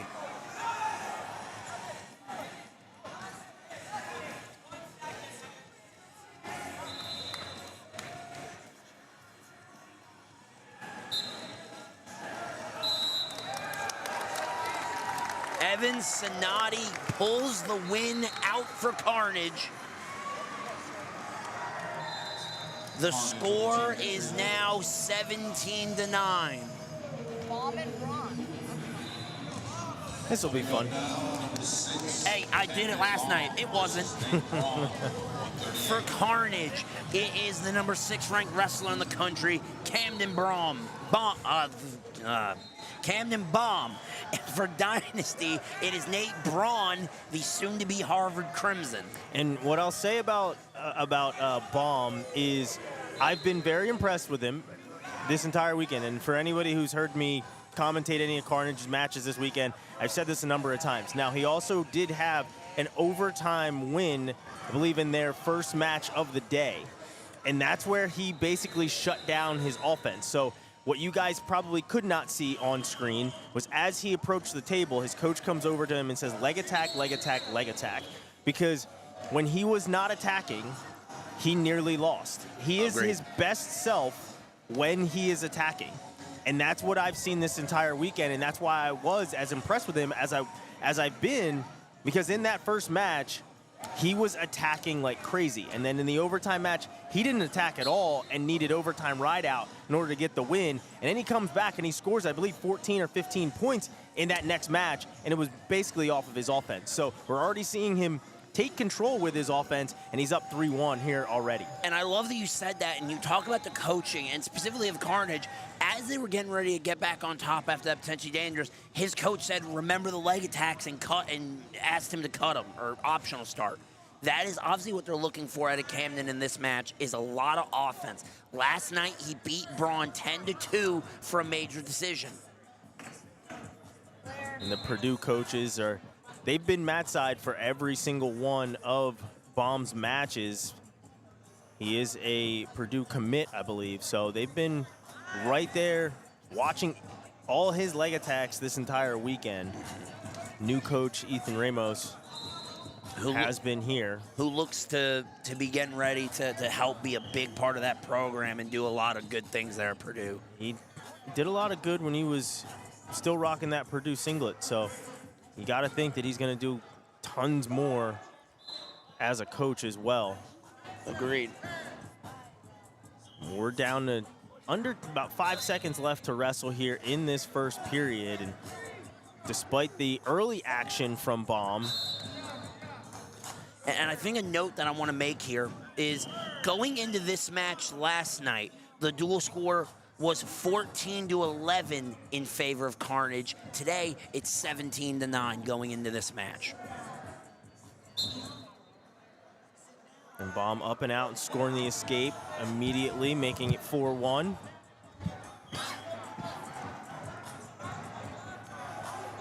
And the thing to remember is that last night it was a 9-point win for Dynasty. So the theory is going into this, Carnage has to make up 9. So the fact they've already made up 2 going into this one, at least in terms of trends, it bodes well for their opportunity in this one.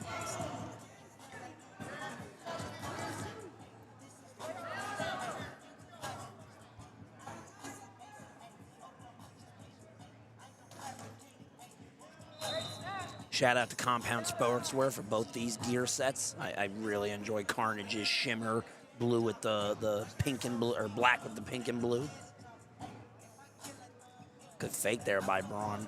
I've noticed with Nate specifically, his best offense comes when he can get his fakes going and get his opponent to bite on one. And as I say that, Camden gets in on a deep leg attack. He hooks both legs. No takedown yet, though. No takedown call yet. No takedown call. He was almost got it. There it is. And I like that he didn't just continue to drive when they were already out of the circle. He lifted from his knees and sat him to his butt and then started to hook and go to work. The college out-of-bounds rules in full effect this weekend, and you love to see how these high school guys are utilizing them as much as possible so that when they get to that next level, they're already ready for it. I've seen a guy keep a hand in and get a takedown, keep a toenail in and get a takedown. So it's great utilization of full mat space. And I really loved how Baum was instead of continuing to force the issue and force him out of bounds, finished the takedown by just lifting those legs and sitting him to the mat and then hooking and doing things pretty methodically and stopping his momentum completely on the edge. Last night in this exact dual meet, I believe it was Cage Jones, was in a wild scramble and reached through MJ Staples' legs to keep his hand in bounds to continue the scramble in bounds and keep the clock running. I think for these college coaches, seeing an event that is as close to college competition as these kids are going to get at their age level and seeing it in one place like this, it's like we've continued to reiterate, it's great for everyone involved. This is also a really good test product for the national governing body of high school wrestling, right? To say maybe we can do college out-of-bounds rules on this level, even though I understand it's a mat space issue and you know, they're more worried about safety and everything at that high school level, but you're also being able to see, you know, and probably it's a little anecdotal considering these are the best guys in the country, and we're not getting that every single weekend from college, or excuse me, from high school competition. But you are seeing that these guys are able to utilize full-on mat space. So if anything, I'm looking at it and saying maybe we do look at making the college matches and the high school matches look very similar as we've done this weekend, just as Baum is scoring another takedown here on the edge of the mat. To take a 7-point lead here. But why would a governing body do something to help push the level of our athletes? Why would they do that? Anyways, let's not pull the soapbox out. Let's put that back in. 10-3 the lead. He looks to cut Braun. 1:10 to get a takedown. Last night, this wasn't major. So this would make sense that he needs to push this pace and try to get this last score.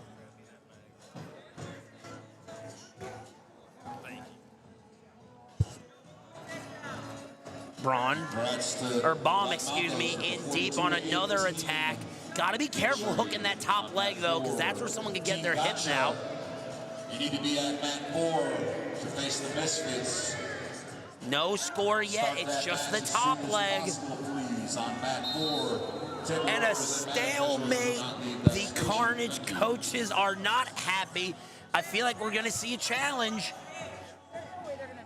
Are they going to use it here?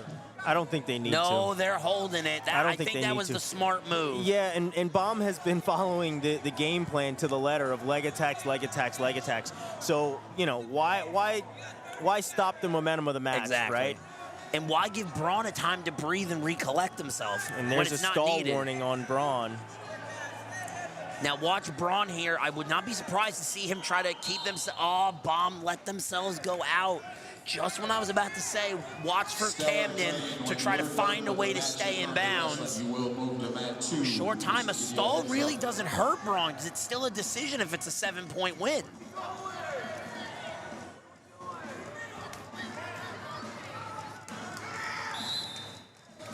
And you see the Dynasty coach at the bench almost celebrating that. That's what we talk about, doing their job.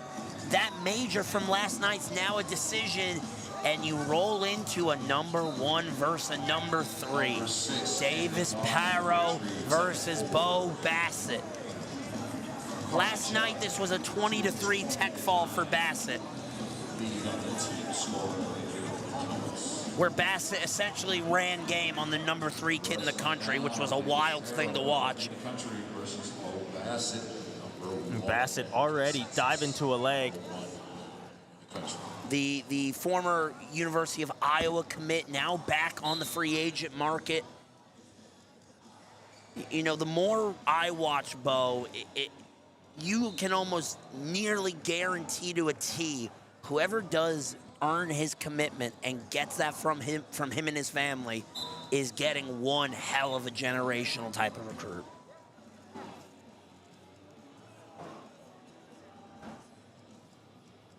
Three-1 the lead. And let's make something clear. Davis Perro, I mean, you probably see him more than I have just in terms of what we've been commentating. He is no slouch in his own right. The kid is an animal. He's looked very good this weekend. And now Bo with this Navy ride, trying to get a turn. Now he's going to go Turk here. That Turk's a little low, but watch him work to try to work it higher up, and this crossface is going to be brutal. I can already imagine. And he's going to the far shoulder. This is going to get rather mean here in a second, I think. Yeah, that's where he wants to be, right? Yeah. He was there it is. inching across the face and across the shoulder here. Now he's going to pick up some swipes. He gets the jack, the queen, the king, and the ace, and he might get the pinfall right here. Yeah, it's there it is. Apparently the Bassets made some sort of pact to utilize a low leg Turk pinfall, because Keegan said, here's what it looks like, and Bo said, I can do it too. So another I've been using a comparison to Raymond Reddington from The Blacklist when it comes to Bo Bassett. When he says in his scene, I think my lawyer has a bus to catch. Bo Bassett always wrestles like he has a bus to catch. He's going to throw 130 miles an hour at you from the word go until they say stop, and maybe even after. And I like, so I've seen matches where Bo has that, as he says, that machine gun mindset, right?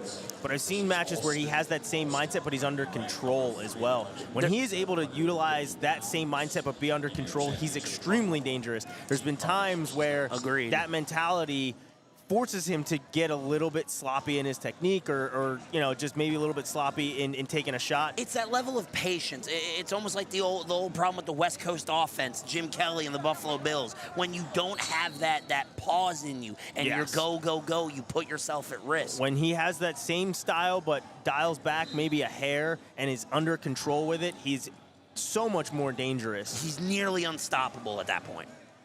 Now we're at 150. Lorenzo Alston in the red and black of Dynasty. Jeffrey Hiver for Carnage. Hiver last night pulled off the upset 5-4.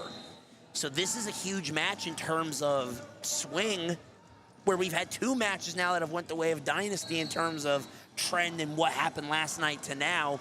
they could pull this match back in their favor as Lorenzo finds a beautiful ankle pick. Absolutely gorgeous.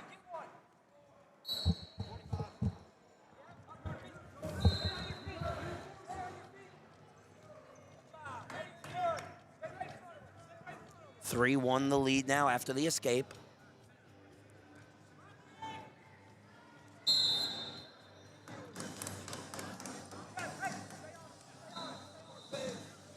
And Ziola is already shaking his head at that stall warning as the fist was going up. I was actually surprised with it as well. Yeah.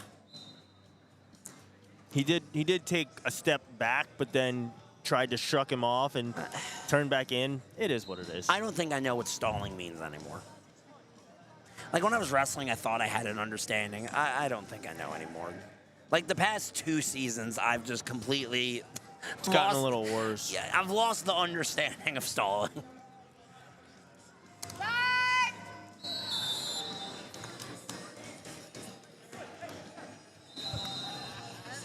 Come on, Evan.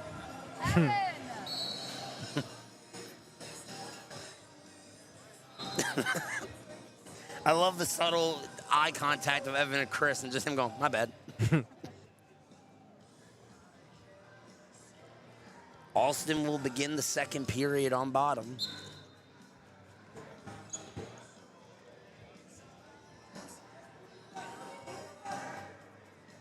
And he'll get the escape, 4-1 the lead. And we got to remember, just because of how this late match situation could turn, especially with a 3-point takedown, that stall warning against Alston could be crucial.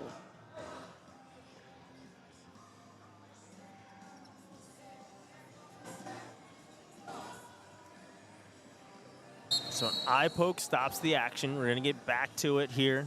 Score at 4-1.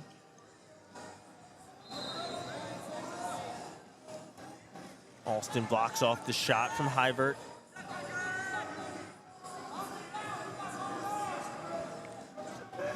Another ankle pick. You know, it helps when you're 9 feet tall that you can find a low ankle attack. But it's a good job here by Hiver for a second there. That almost got real sketchy. Real ugly for him. He almost had his hip out, but the pressure from Alston was just not allowing it, and he nearly locked up a cradle and picked up some big points, but wisely, Hiver bellies down and concedes it. Well, I almost think for a moment Hiver was looking for a roll through of some type. He had Alston really compressed in, and I was wondering, was he about to send some type of weird suicide cradle from the underneath? That would have been a hell of a magic trick, I'll tell you that.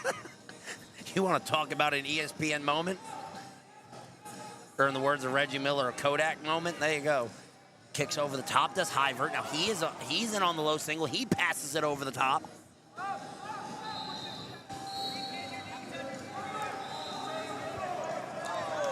Whoa. I am almost willing to... There should be he got it now, there. I mean. Yeah, but only because it was given up. It was given to him already. So I would challenge that one. That's where my challenge would come in. That's where my challenge would come in. But I don't know if that would be challengeable, because then the answer is, okay, take that takedown away, but it was a takedown 2 seconds later. But it wouldn't have been a takedown 2 seconds later. It was because he let the leg go because they'd already given up the takedown. Can they say that? Yeah, they can literally say that he would have wrestled the situation differently given the call. Huh. Okay, I didn't know they could do that. I mean, So it makes a ton of sense that they could. I just didn't. Because he conceded it once the call was made. That makes sense. Wow, if you're Dynasty, I mean, what was a win last night for you, or a loss for you last night, looks as though, at least in current form, maybe a bonus point win for you. Isn't that something? It looked like another eye poke there. It just looked like when he was fighting his hand back that a thumb maybe caught him.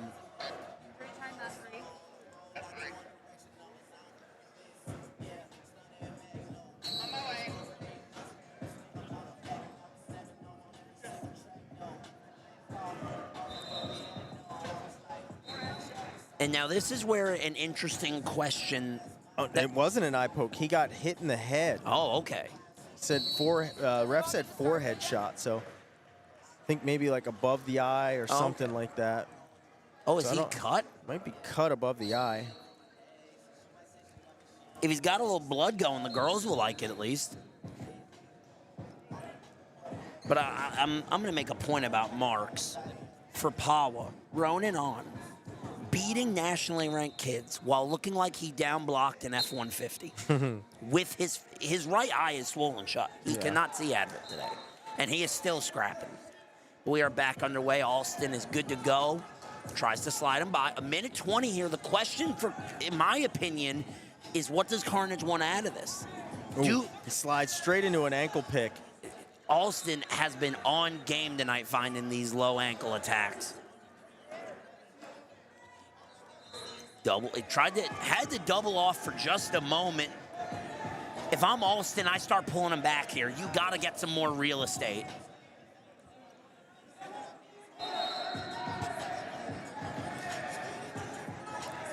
Still nothing. No score here. He's Getting got closer. the under. Big takedown on the edge. Now the lead is 10 for Lorenzo Alston. You keep a foot in here.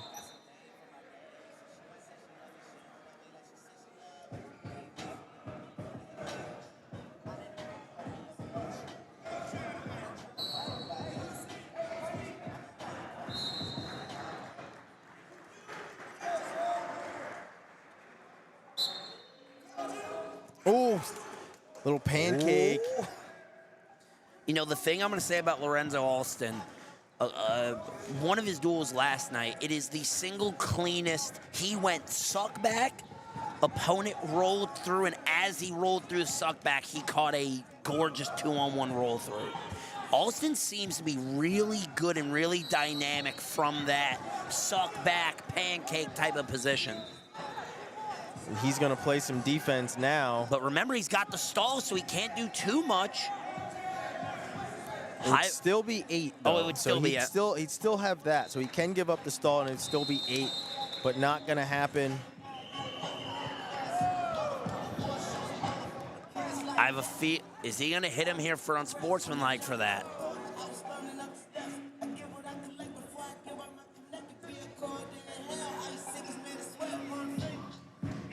I think he came very close to it. Very close. I saw a finger up. Me too. I didn't know where that was. I thought it was about to happen.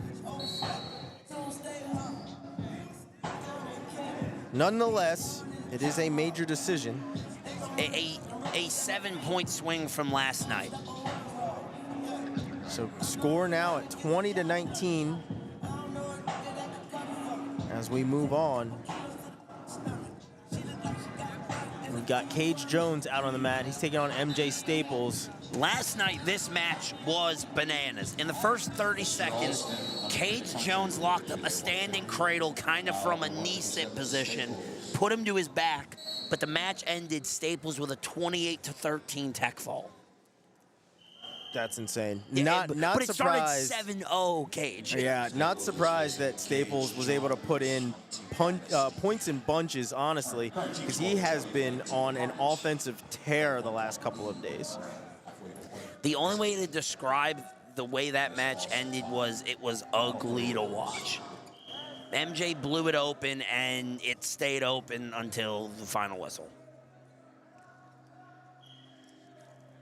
It looked like Staples was going to try to go pick that. Oh, beautiful duck on the near side.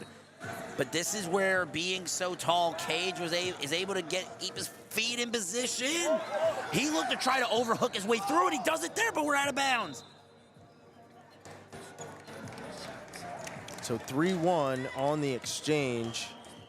This is where Cage Jones's height is such a weird advantage because he can get his foot to the mat and throw a lot of weird, not even really throws, just kind of rolls and momentum like moves of sorts. Like the cradle I was talking about last night against MJ Staples.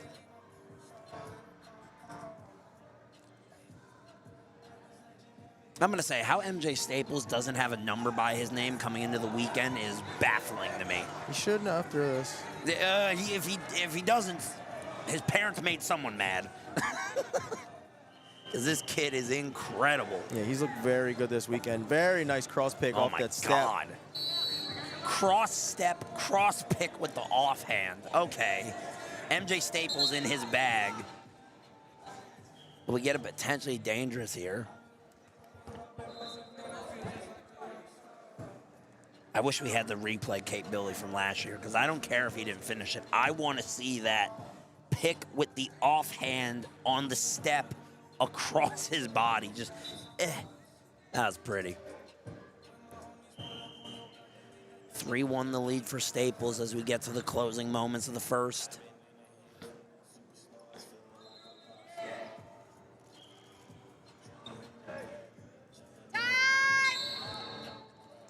Now that one's Chris. Now they're 1-1 on that.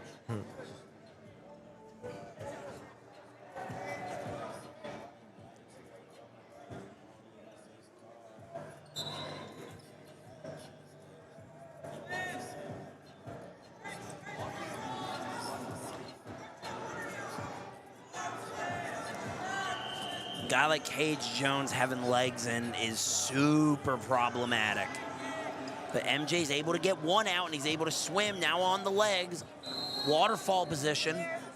Still red on top. Got to remember that here. MJ's got to be careful as long as Cage is on top.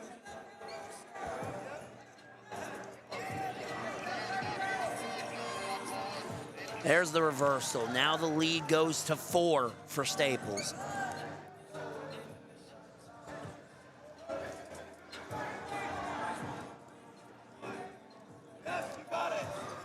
Oh, everyone okay over there? Okay. Now that, there's no need for that.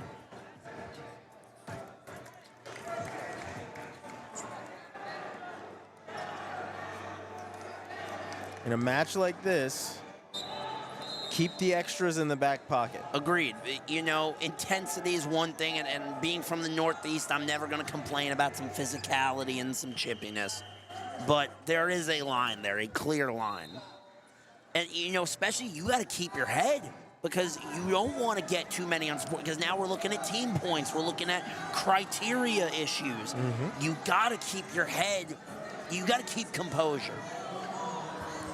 No matter what your opponent does, especially. And there's 3 more for Staples. Especially when you're as good as MJ Staples, you don't need it. 8-4 the lead, and this is where he's going to look to blow this match open.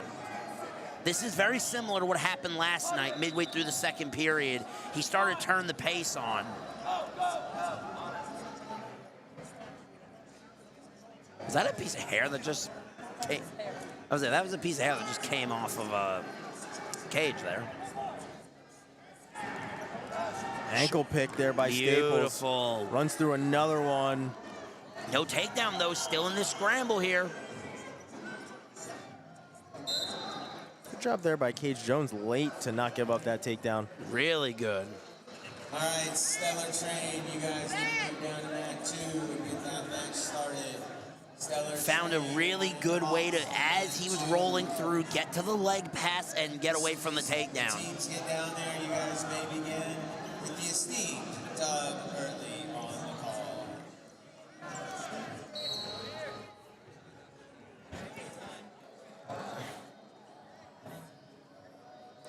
Now we will begin injury time for Cage Jones. Guys, as you transition to these mats, finish up. We wish you safe travels when you're done. But we do want you to move down to your mat assignments so that we can get these matches done and get you guys home on time and safe.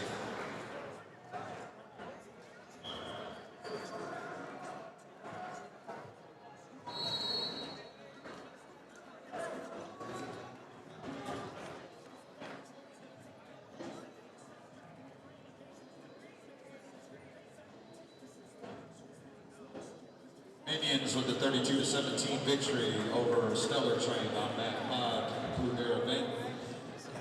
Stellar Train, we'll see you down on that 2 for a big matchup down there on that 2 to finish out your weekend. So optional start on the restart. 8-4 is our score. Make that 8-5 after the escape. But Staples already back in on a double.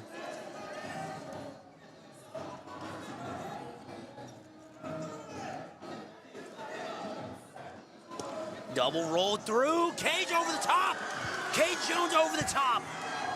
This is what I was talking about earlier with momentum rolls. He's so tall, he can kind of hook weird ones up.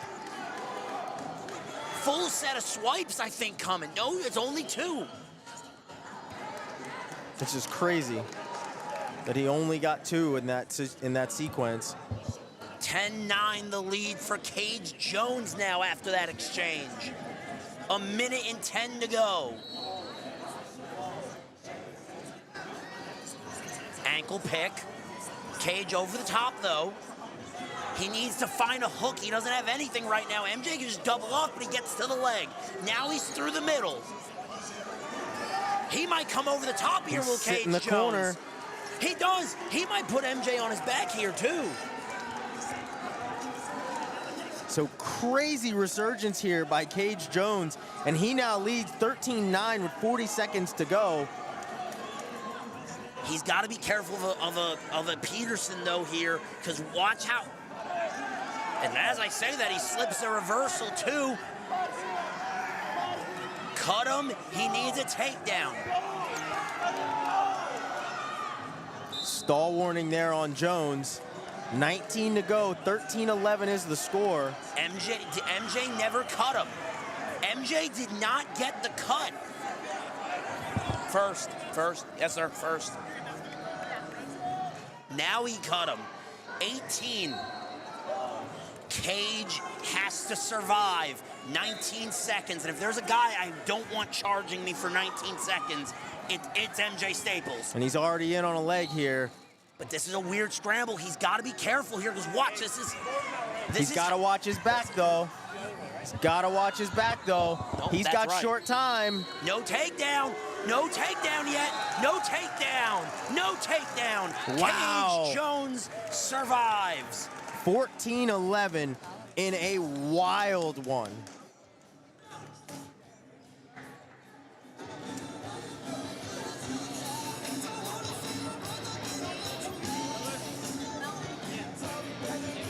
Cage Jones with the big victory there. Now this is a match that you will definitely want to tune in for.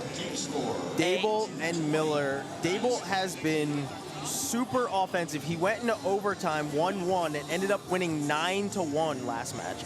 Ended up with a takedown and back points to get the win, or I believe a reversal and back points to get the overtime win. Just an absolute crazy barrage of offense once he got on top in overtime. And a couple of things I want to point from what we were being told last night through people DM. This is because Jaden James, I believe, is pulled out of Who's Number One. This is a Who's Number One preview. And last night in that, Melvin Miller won 19-4. And earlier outside of that match, anytime that I have been on a match of Daybolt's, oh, it's a treat. That, as well as he's given up the first takedown, and then he storms back to score a bunch of points. The only time that did not happen is that overtime bout that I talked about before, where there was no first takedown that he gave up. There was no takedowns in the bout at all. There was reversals and back points off of the reversals and then a turn. So it's like, if he didn't give up a takedown, his offense doesn't get started. You know, the thing about Melvin that I think is so unique is, you know, and not say I don't see these guys as much, but I'm not as like a lot of people on the road. So I see him at very specific events. To look at him last year to this year, my goodness. So good. And so much better than last year, not in a negative way.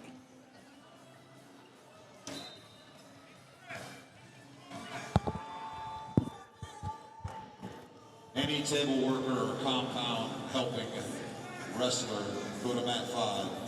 Any compound wrestler not working a table. Melvin in underneath on the front headlock. Coach McDaniel. He'll fire one off. Now we're in this upper body tie, and we'll go out of bounds. And Dynasty leads on the team score 22-20.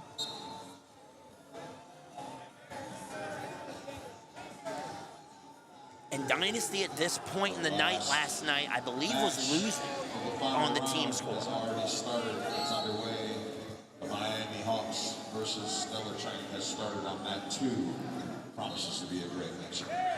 Again, a top 10 matchup here on the finals mat. We show. Very nice shuck by Melvin Miller. As just 5 seconds left, and he gets that takedown. So that's huge. Absolutely gorgeous. Melvin's done this a couple of times, I feel like, this weekend. He'll kind of lull you to sleep in a position. Especially, I've seen him score a lot of points at the ends of periods. You know, just relax, and then one quick motion, if they can find it, which he has, and now he's up 3-0. Was looking to hit a switch. Daybolt hip heist back over. Got to be careful here. Daybolt's still on top. And he'll switch all the way through and get that reversal. He'll go up 5-1 now.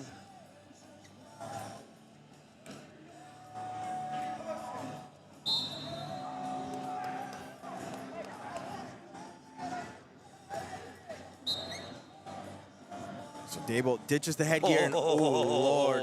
Oh Lord. Oh gosh. Slow feet don't eat, people. Melvin in his bag. Now this is where I wouldn't be surprised to see Melvin put on that kind of patented Bishop McCourt, Bassett slide by on the edge, and he looks at the ref immediately as he picks up 3 more. Keeps a foot in, and 3 more for Melvin Miller. He leads 11-2. Not to be this guy, what is Maximus's hairband covering? It's not. It's actually a gable wrap that was supposed to be around his ear that has risen up to his hair. It has migrated to his hair.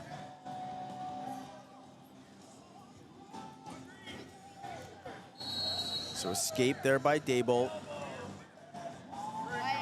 Front head by Miller. Miller looking one way than the other, then just pancakes him to his side, nearly to his back. Almost a set of backs there for him. Well, never mind, a set of backs. So 16-3, you're gonna kick him loose here once again. This would be a tech fall should he take him down. I'm pretty sure the exact same score as last night. And he does have an entire period to work with as well to get that tech. Shout out to Jason Fulmore getting ready to catch both guys who are bigger than him. I saw Jason yesterday. was ready. Jason was ready to catch him. Oh, okay. He's got a one arm. Okay. I saw yesterday a coach, a set of coaches, actually the Poway coaches.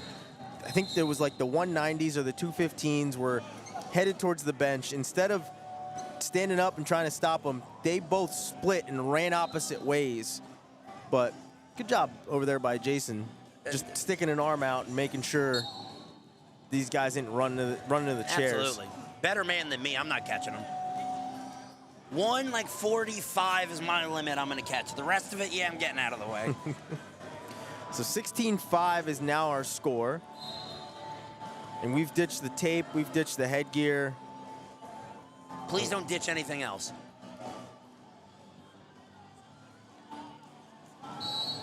The thing that's been crazy about watching both of these matches between these two, Mel with another underhook pancake. But what I was about to say is that he's been able to shut a lot of Daybolt's offense down.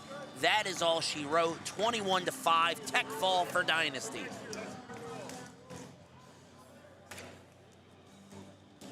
$27-20 now with 4 matches to go. If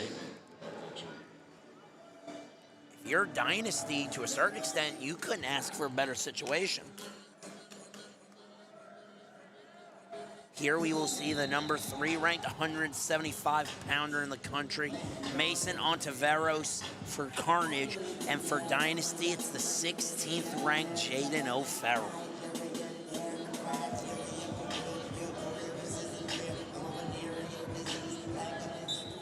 Ontiveros versus O'Farrell, number 3 and number 16 in the country, respectively. Team score currently Dynasty 27, Carnage 20. We're at 175.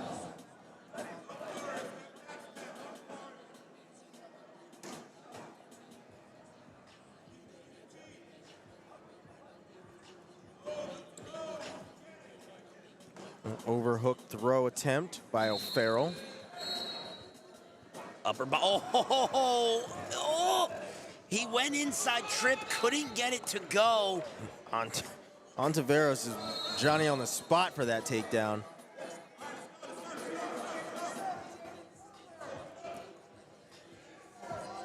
Three 3-1 now. Neither one of these guys scared or any stranger to upper body ties. Oh, and a beautiful, just, he starts as a knee pick, turns, run through your chest double leg.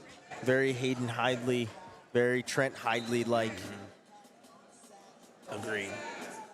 Oh, that bar is going to be mean. That bar is mean. That bar is super mean, but no backs just yet. If O'Farrell wants backs, he's got to try to get that. Yeah, we were thinking the same thing. Oh, God, heads up.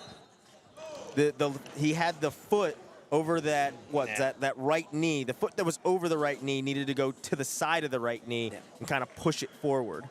And it's ironic because I think that's what was keeping Ontiveros in a controlled position. Yeah. But to get the backs, he needed it to move. He needed that hip to drop. Which the second he did, he ended up losing it.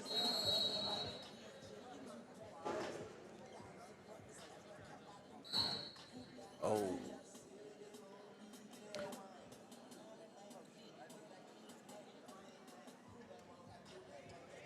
Ontiveros has had some issues this weekend.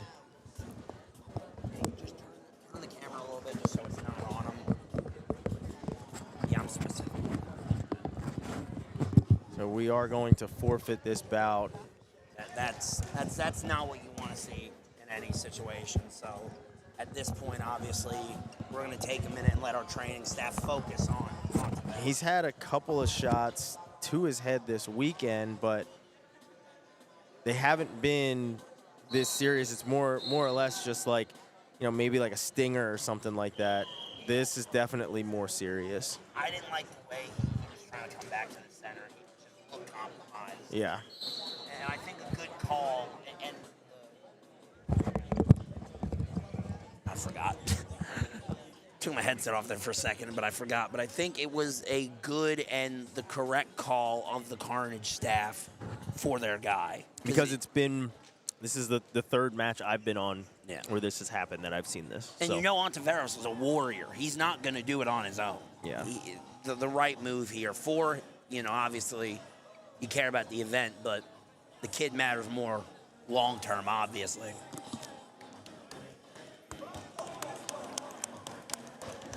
Good to see Ontiveros on his feet with some assistance, but being brought to the bench with our fantastic training staff keeping an eye on him. Ready? Yeah.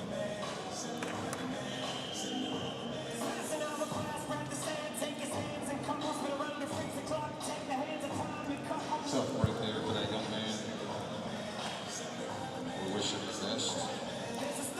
Current team score, Dynasty 33, Carnage 20. 33-20 in favor of Dynasty as we go into 190 pounds. And it is Brady Brown here at 190 pounds, taking on Jimmy Masney. And this goes into what we said pre-match, because I had said before, Brady Brown, I'd only seen him wrestle maybe one match at 190. For the most part, I had seen him move up to 215, more so than Carter Van Nest.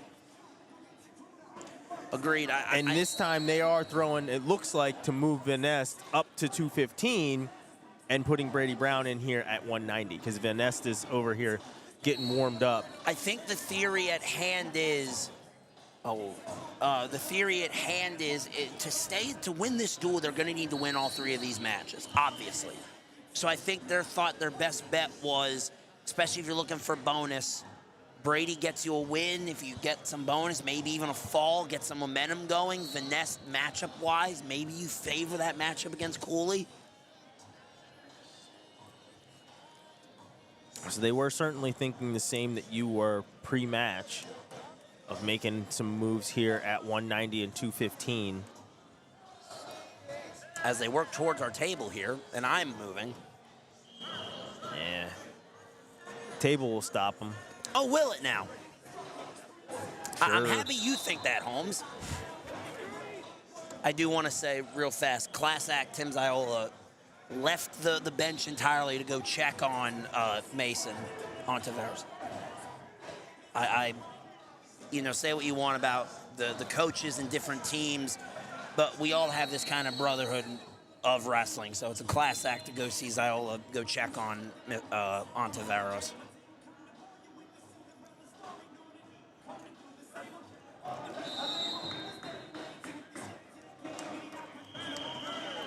We'll go into the second period scoreless, and Brady Brown will elect to begin it on bottom.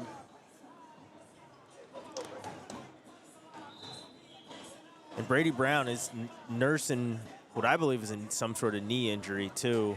He's been gimped and kind of limping around a bit this weekend. We noticed it last night in their duel against Dynasty, and the really unfortunate part about it to me was, especially those that have had knee injuries, we've been around knee injuries that hurt. And then we've been around knee injuries that maybe are either a previous injury or we know what it feels like. Last night when he started to favor it, it wasn't a hurt, it was a pissed off, like an angry at his knee. So we obviously hope that is hopefully just a nag and nothing major on the right knee there of Brady Brown.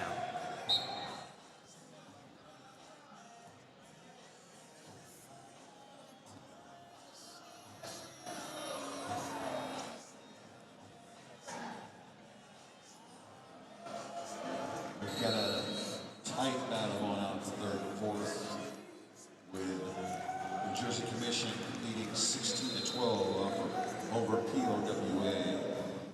That's a tight match for third and fourth.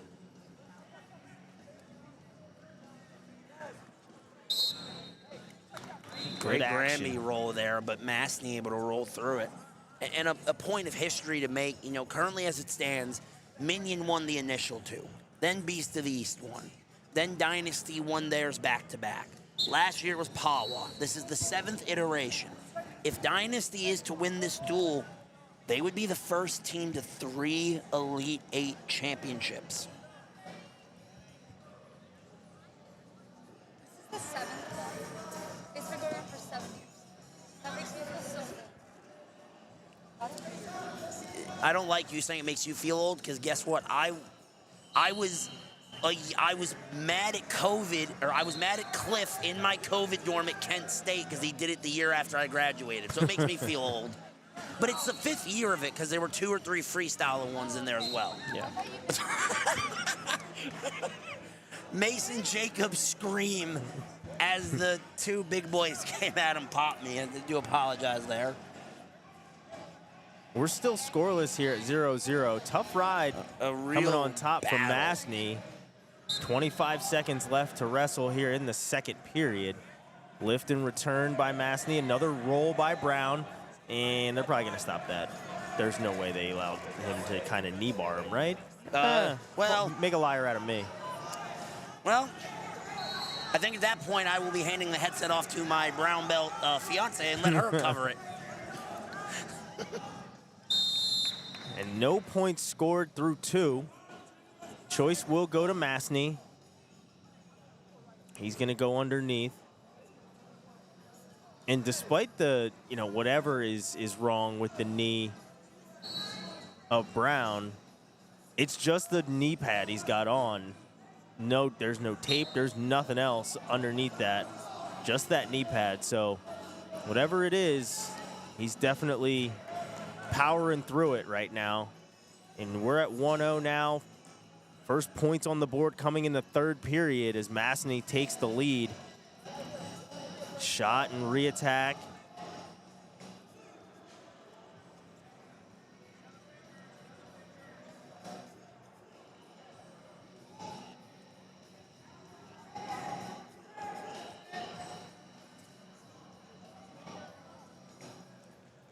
On the edge.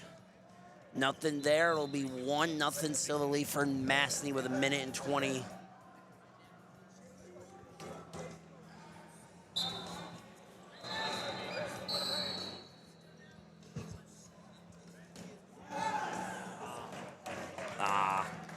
There's the takedown, 4-0.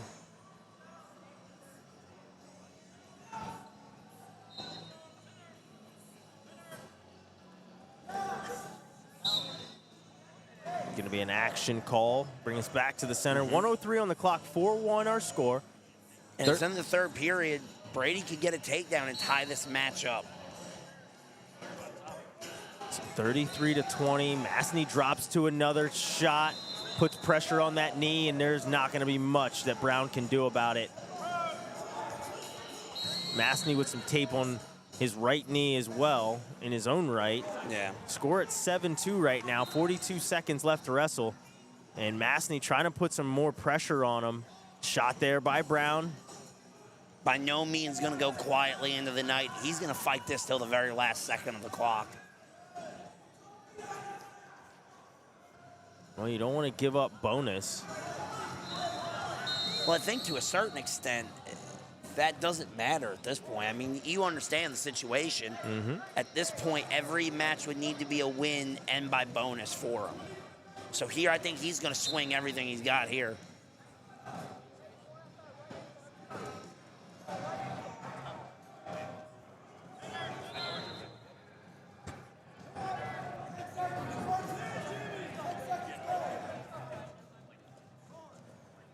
There will be a stall warning against Brown there as we get to the last 4 seconds on the clock. He wanted those bonus points, but time gonna run out before he can get them. Time will run out. The points go on the board, and we can say it, Dynasty will win the Elite Eight again.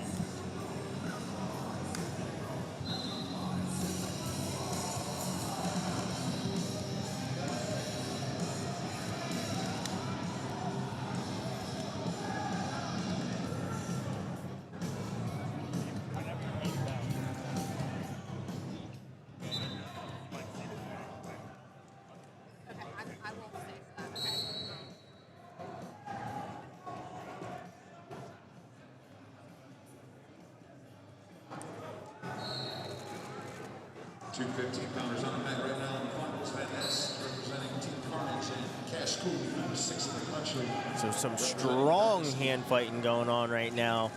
Carter Van Nest taking on Cash Cooley, which might be one of the coolest names, to be honest.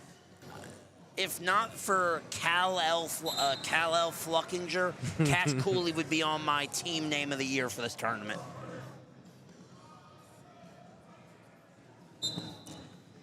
That's going to be one of the reports I write up as my team name of the tournament. Look forward to reading it.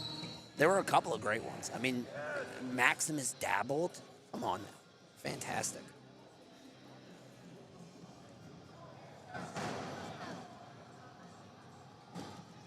I'm a sucker for all the Italian names as a guinea myself. You can't say that.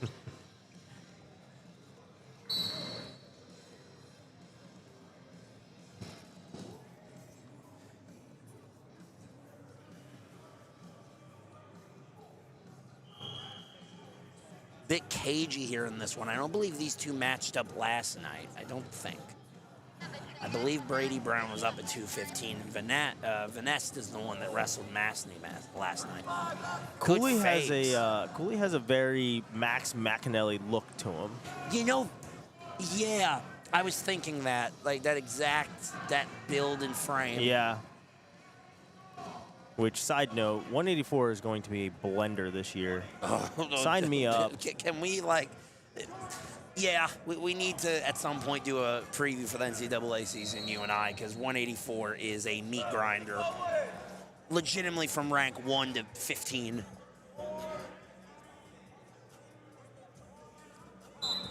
And we'll go to the second period scoreless.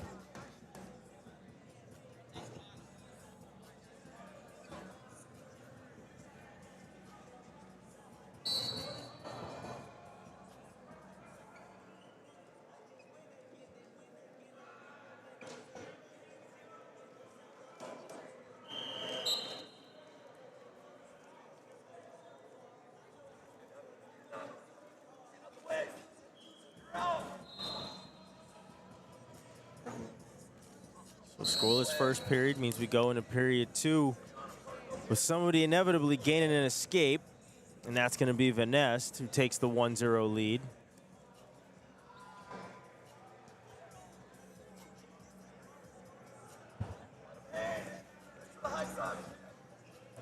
Wifey votes Dominic Deputy as name of the tournament. That's also a fantastic one.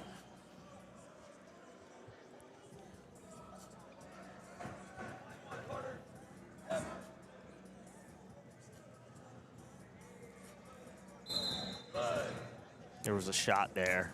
He There decided not to take absolutely it. was. There was an outside step shot there. He decided not to Maybe, fire it off. maybe keeping it in the back pocket for the third period. He went with the fake on it instead, and now Cooley in on an ankle. Cooley in on the ankle. Vaness, that was a great, and Vaness went away from it. That was a great job he had of pinning that elbow onto his own hip, where he wasn't able to double off. Now Cash can shelf it and can start to work to double off.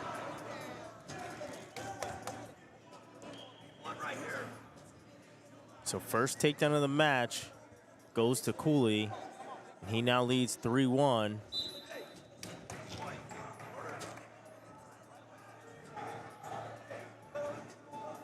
Looking at him now again, I'm going to say this. I think O'Farrell's a long-lost Bassett brother. I thought the same thing. Like I'm looking at the three of them does. sitting next to each other, and if you told me they brothers, I would absolutely believe it. I thought the same thing when I saw him. I was like, "There's no way." Like his come and on, Keegan there's Bassett's another haircuts are exactly the same. They had to have done that on purpose. They did that on purpose to mess with us. Yeah, I thought that on day one. I looked over and I was like, "Wait a second." Is there a third Bassett? It was either that or I was like, Bo has put on even more weight. He's gotten even bigger. Bo up at 175. Goodness. I look at Bo at 144 and I'm like, Jesus, he's big now.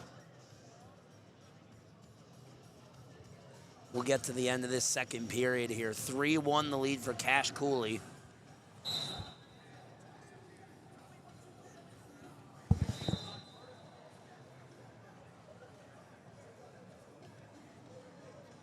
Happy to see that they got on Taveros.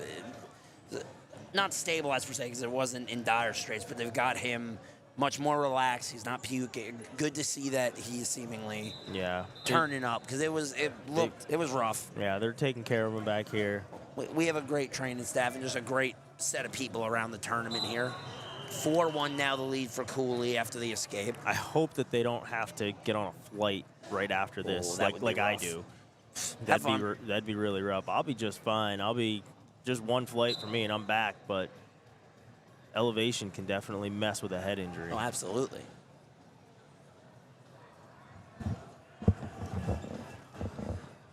So 4-1 now our score. Cooley scored the escape, which puts us back on our feet. He fires off a shot. Good reaction there by Vanest.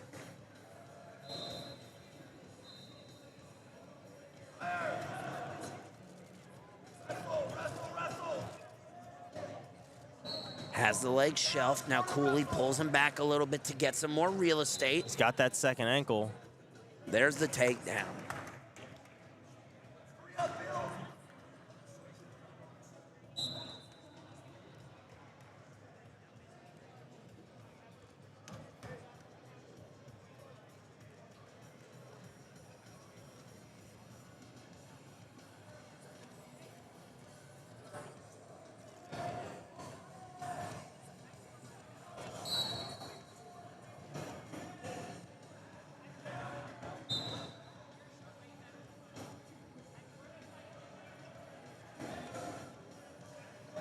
Vanessa gets one. He's starting to send some.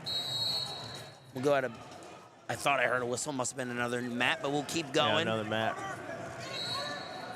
At the chest! At the chest, go! At the chest!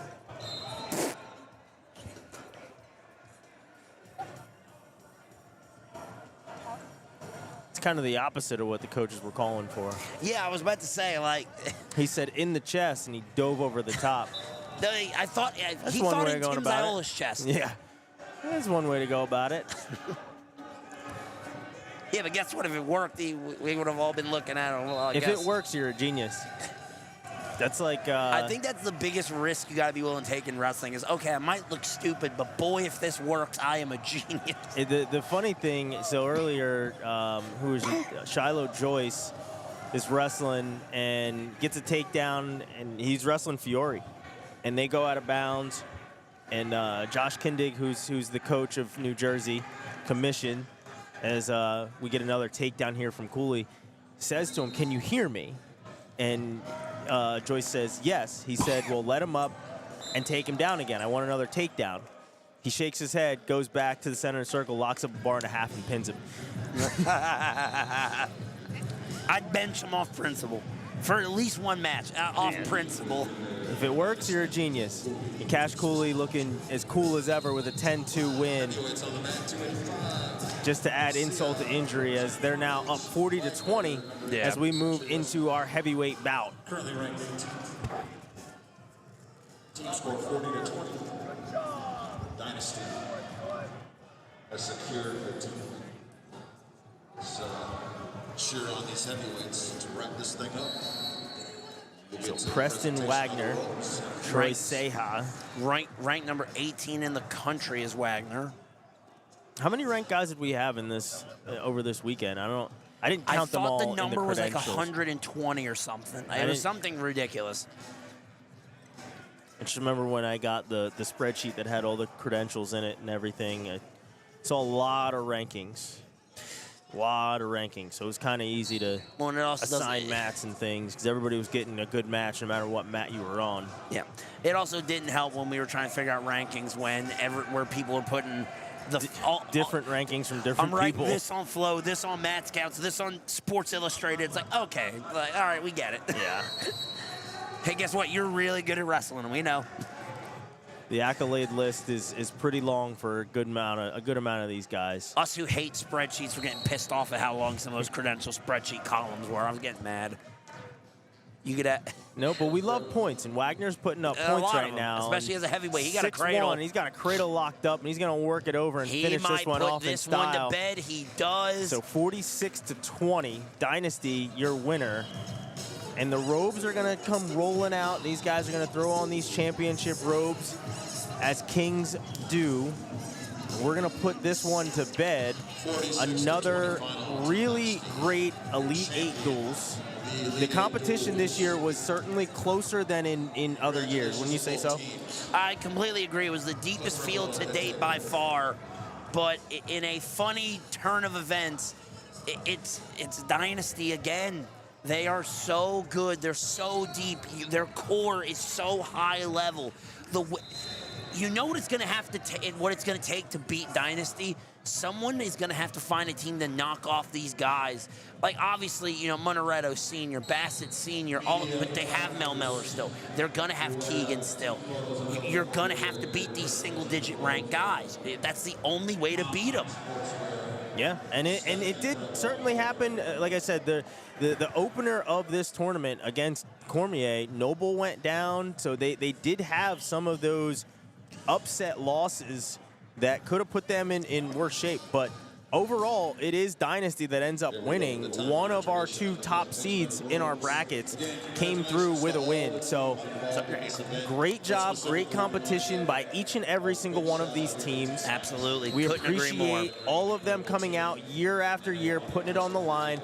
Hopefully who's number one doesn't look too much different after this weekend, because there are some of these top guys who did take some losses this weekend. So it's going to shake out somehow. And I do want to say a commendable and a valiant effort by Carnage. Dinged up, had a couple of guys obviously compromised, giving up obviously on Taveros, but they gave every single thing they had tonight. But in the end, Dynasty rules still, with now the most Elite Eight championships in history. Very, very true. And Cliff and Stephanie Fretwell going to pass out the ceremonial robes as you guys can sit here and watch. We're going to go and enjoy the rest of the night, at least until I got to get on a plane. Yeah. And we'll see you guys again next year for same bad time, same bad channel, to have a lot of really badass wrestlers do their thing. So we appreciate you guys tuning in. Got any other parting words for the fans? No, sir. This was a hell of an event, a scrappy event, and no, Holmes, as always, it's a pleasure, sir. Always fun. See you guys next year. Compound staff, stand by. Please do not leave the venue. Please do not leave the venue. We have things to do, as you well know. Compound staff, we appreciate all your work this weekend. And so do all the wrestlers, coaches, and spectators. Let's finish this thing strong.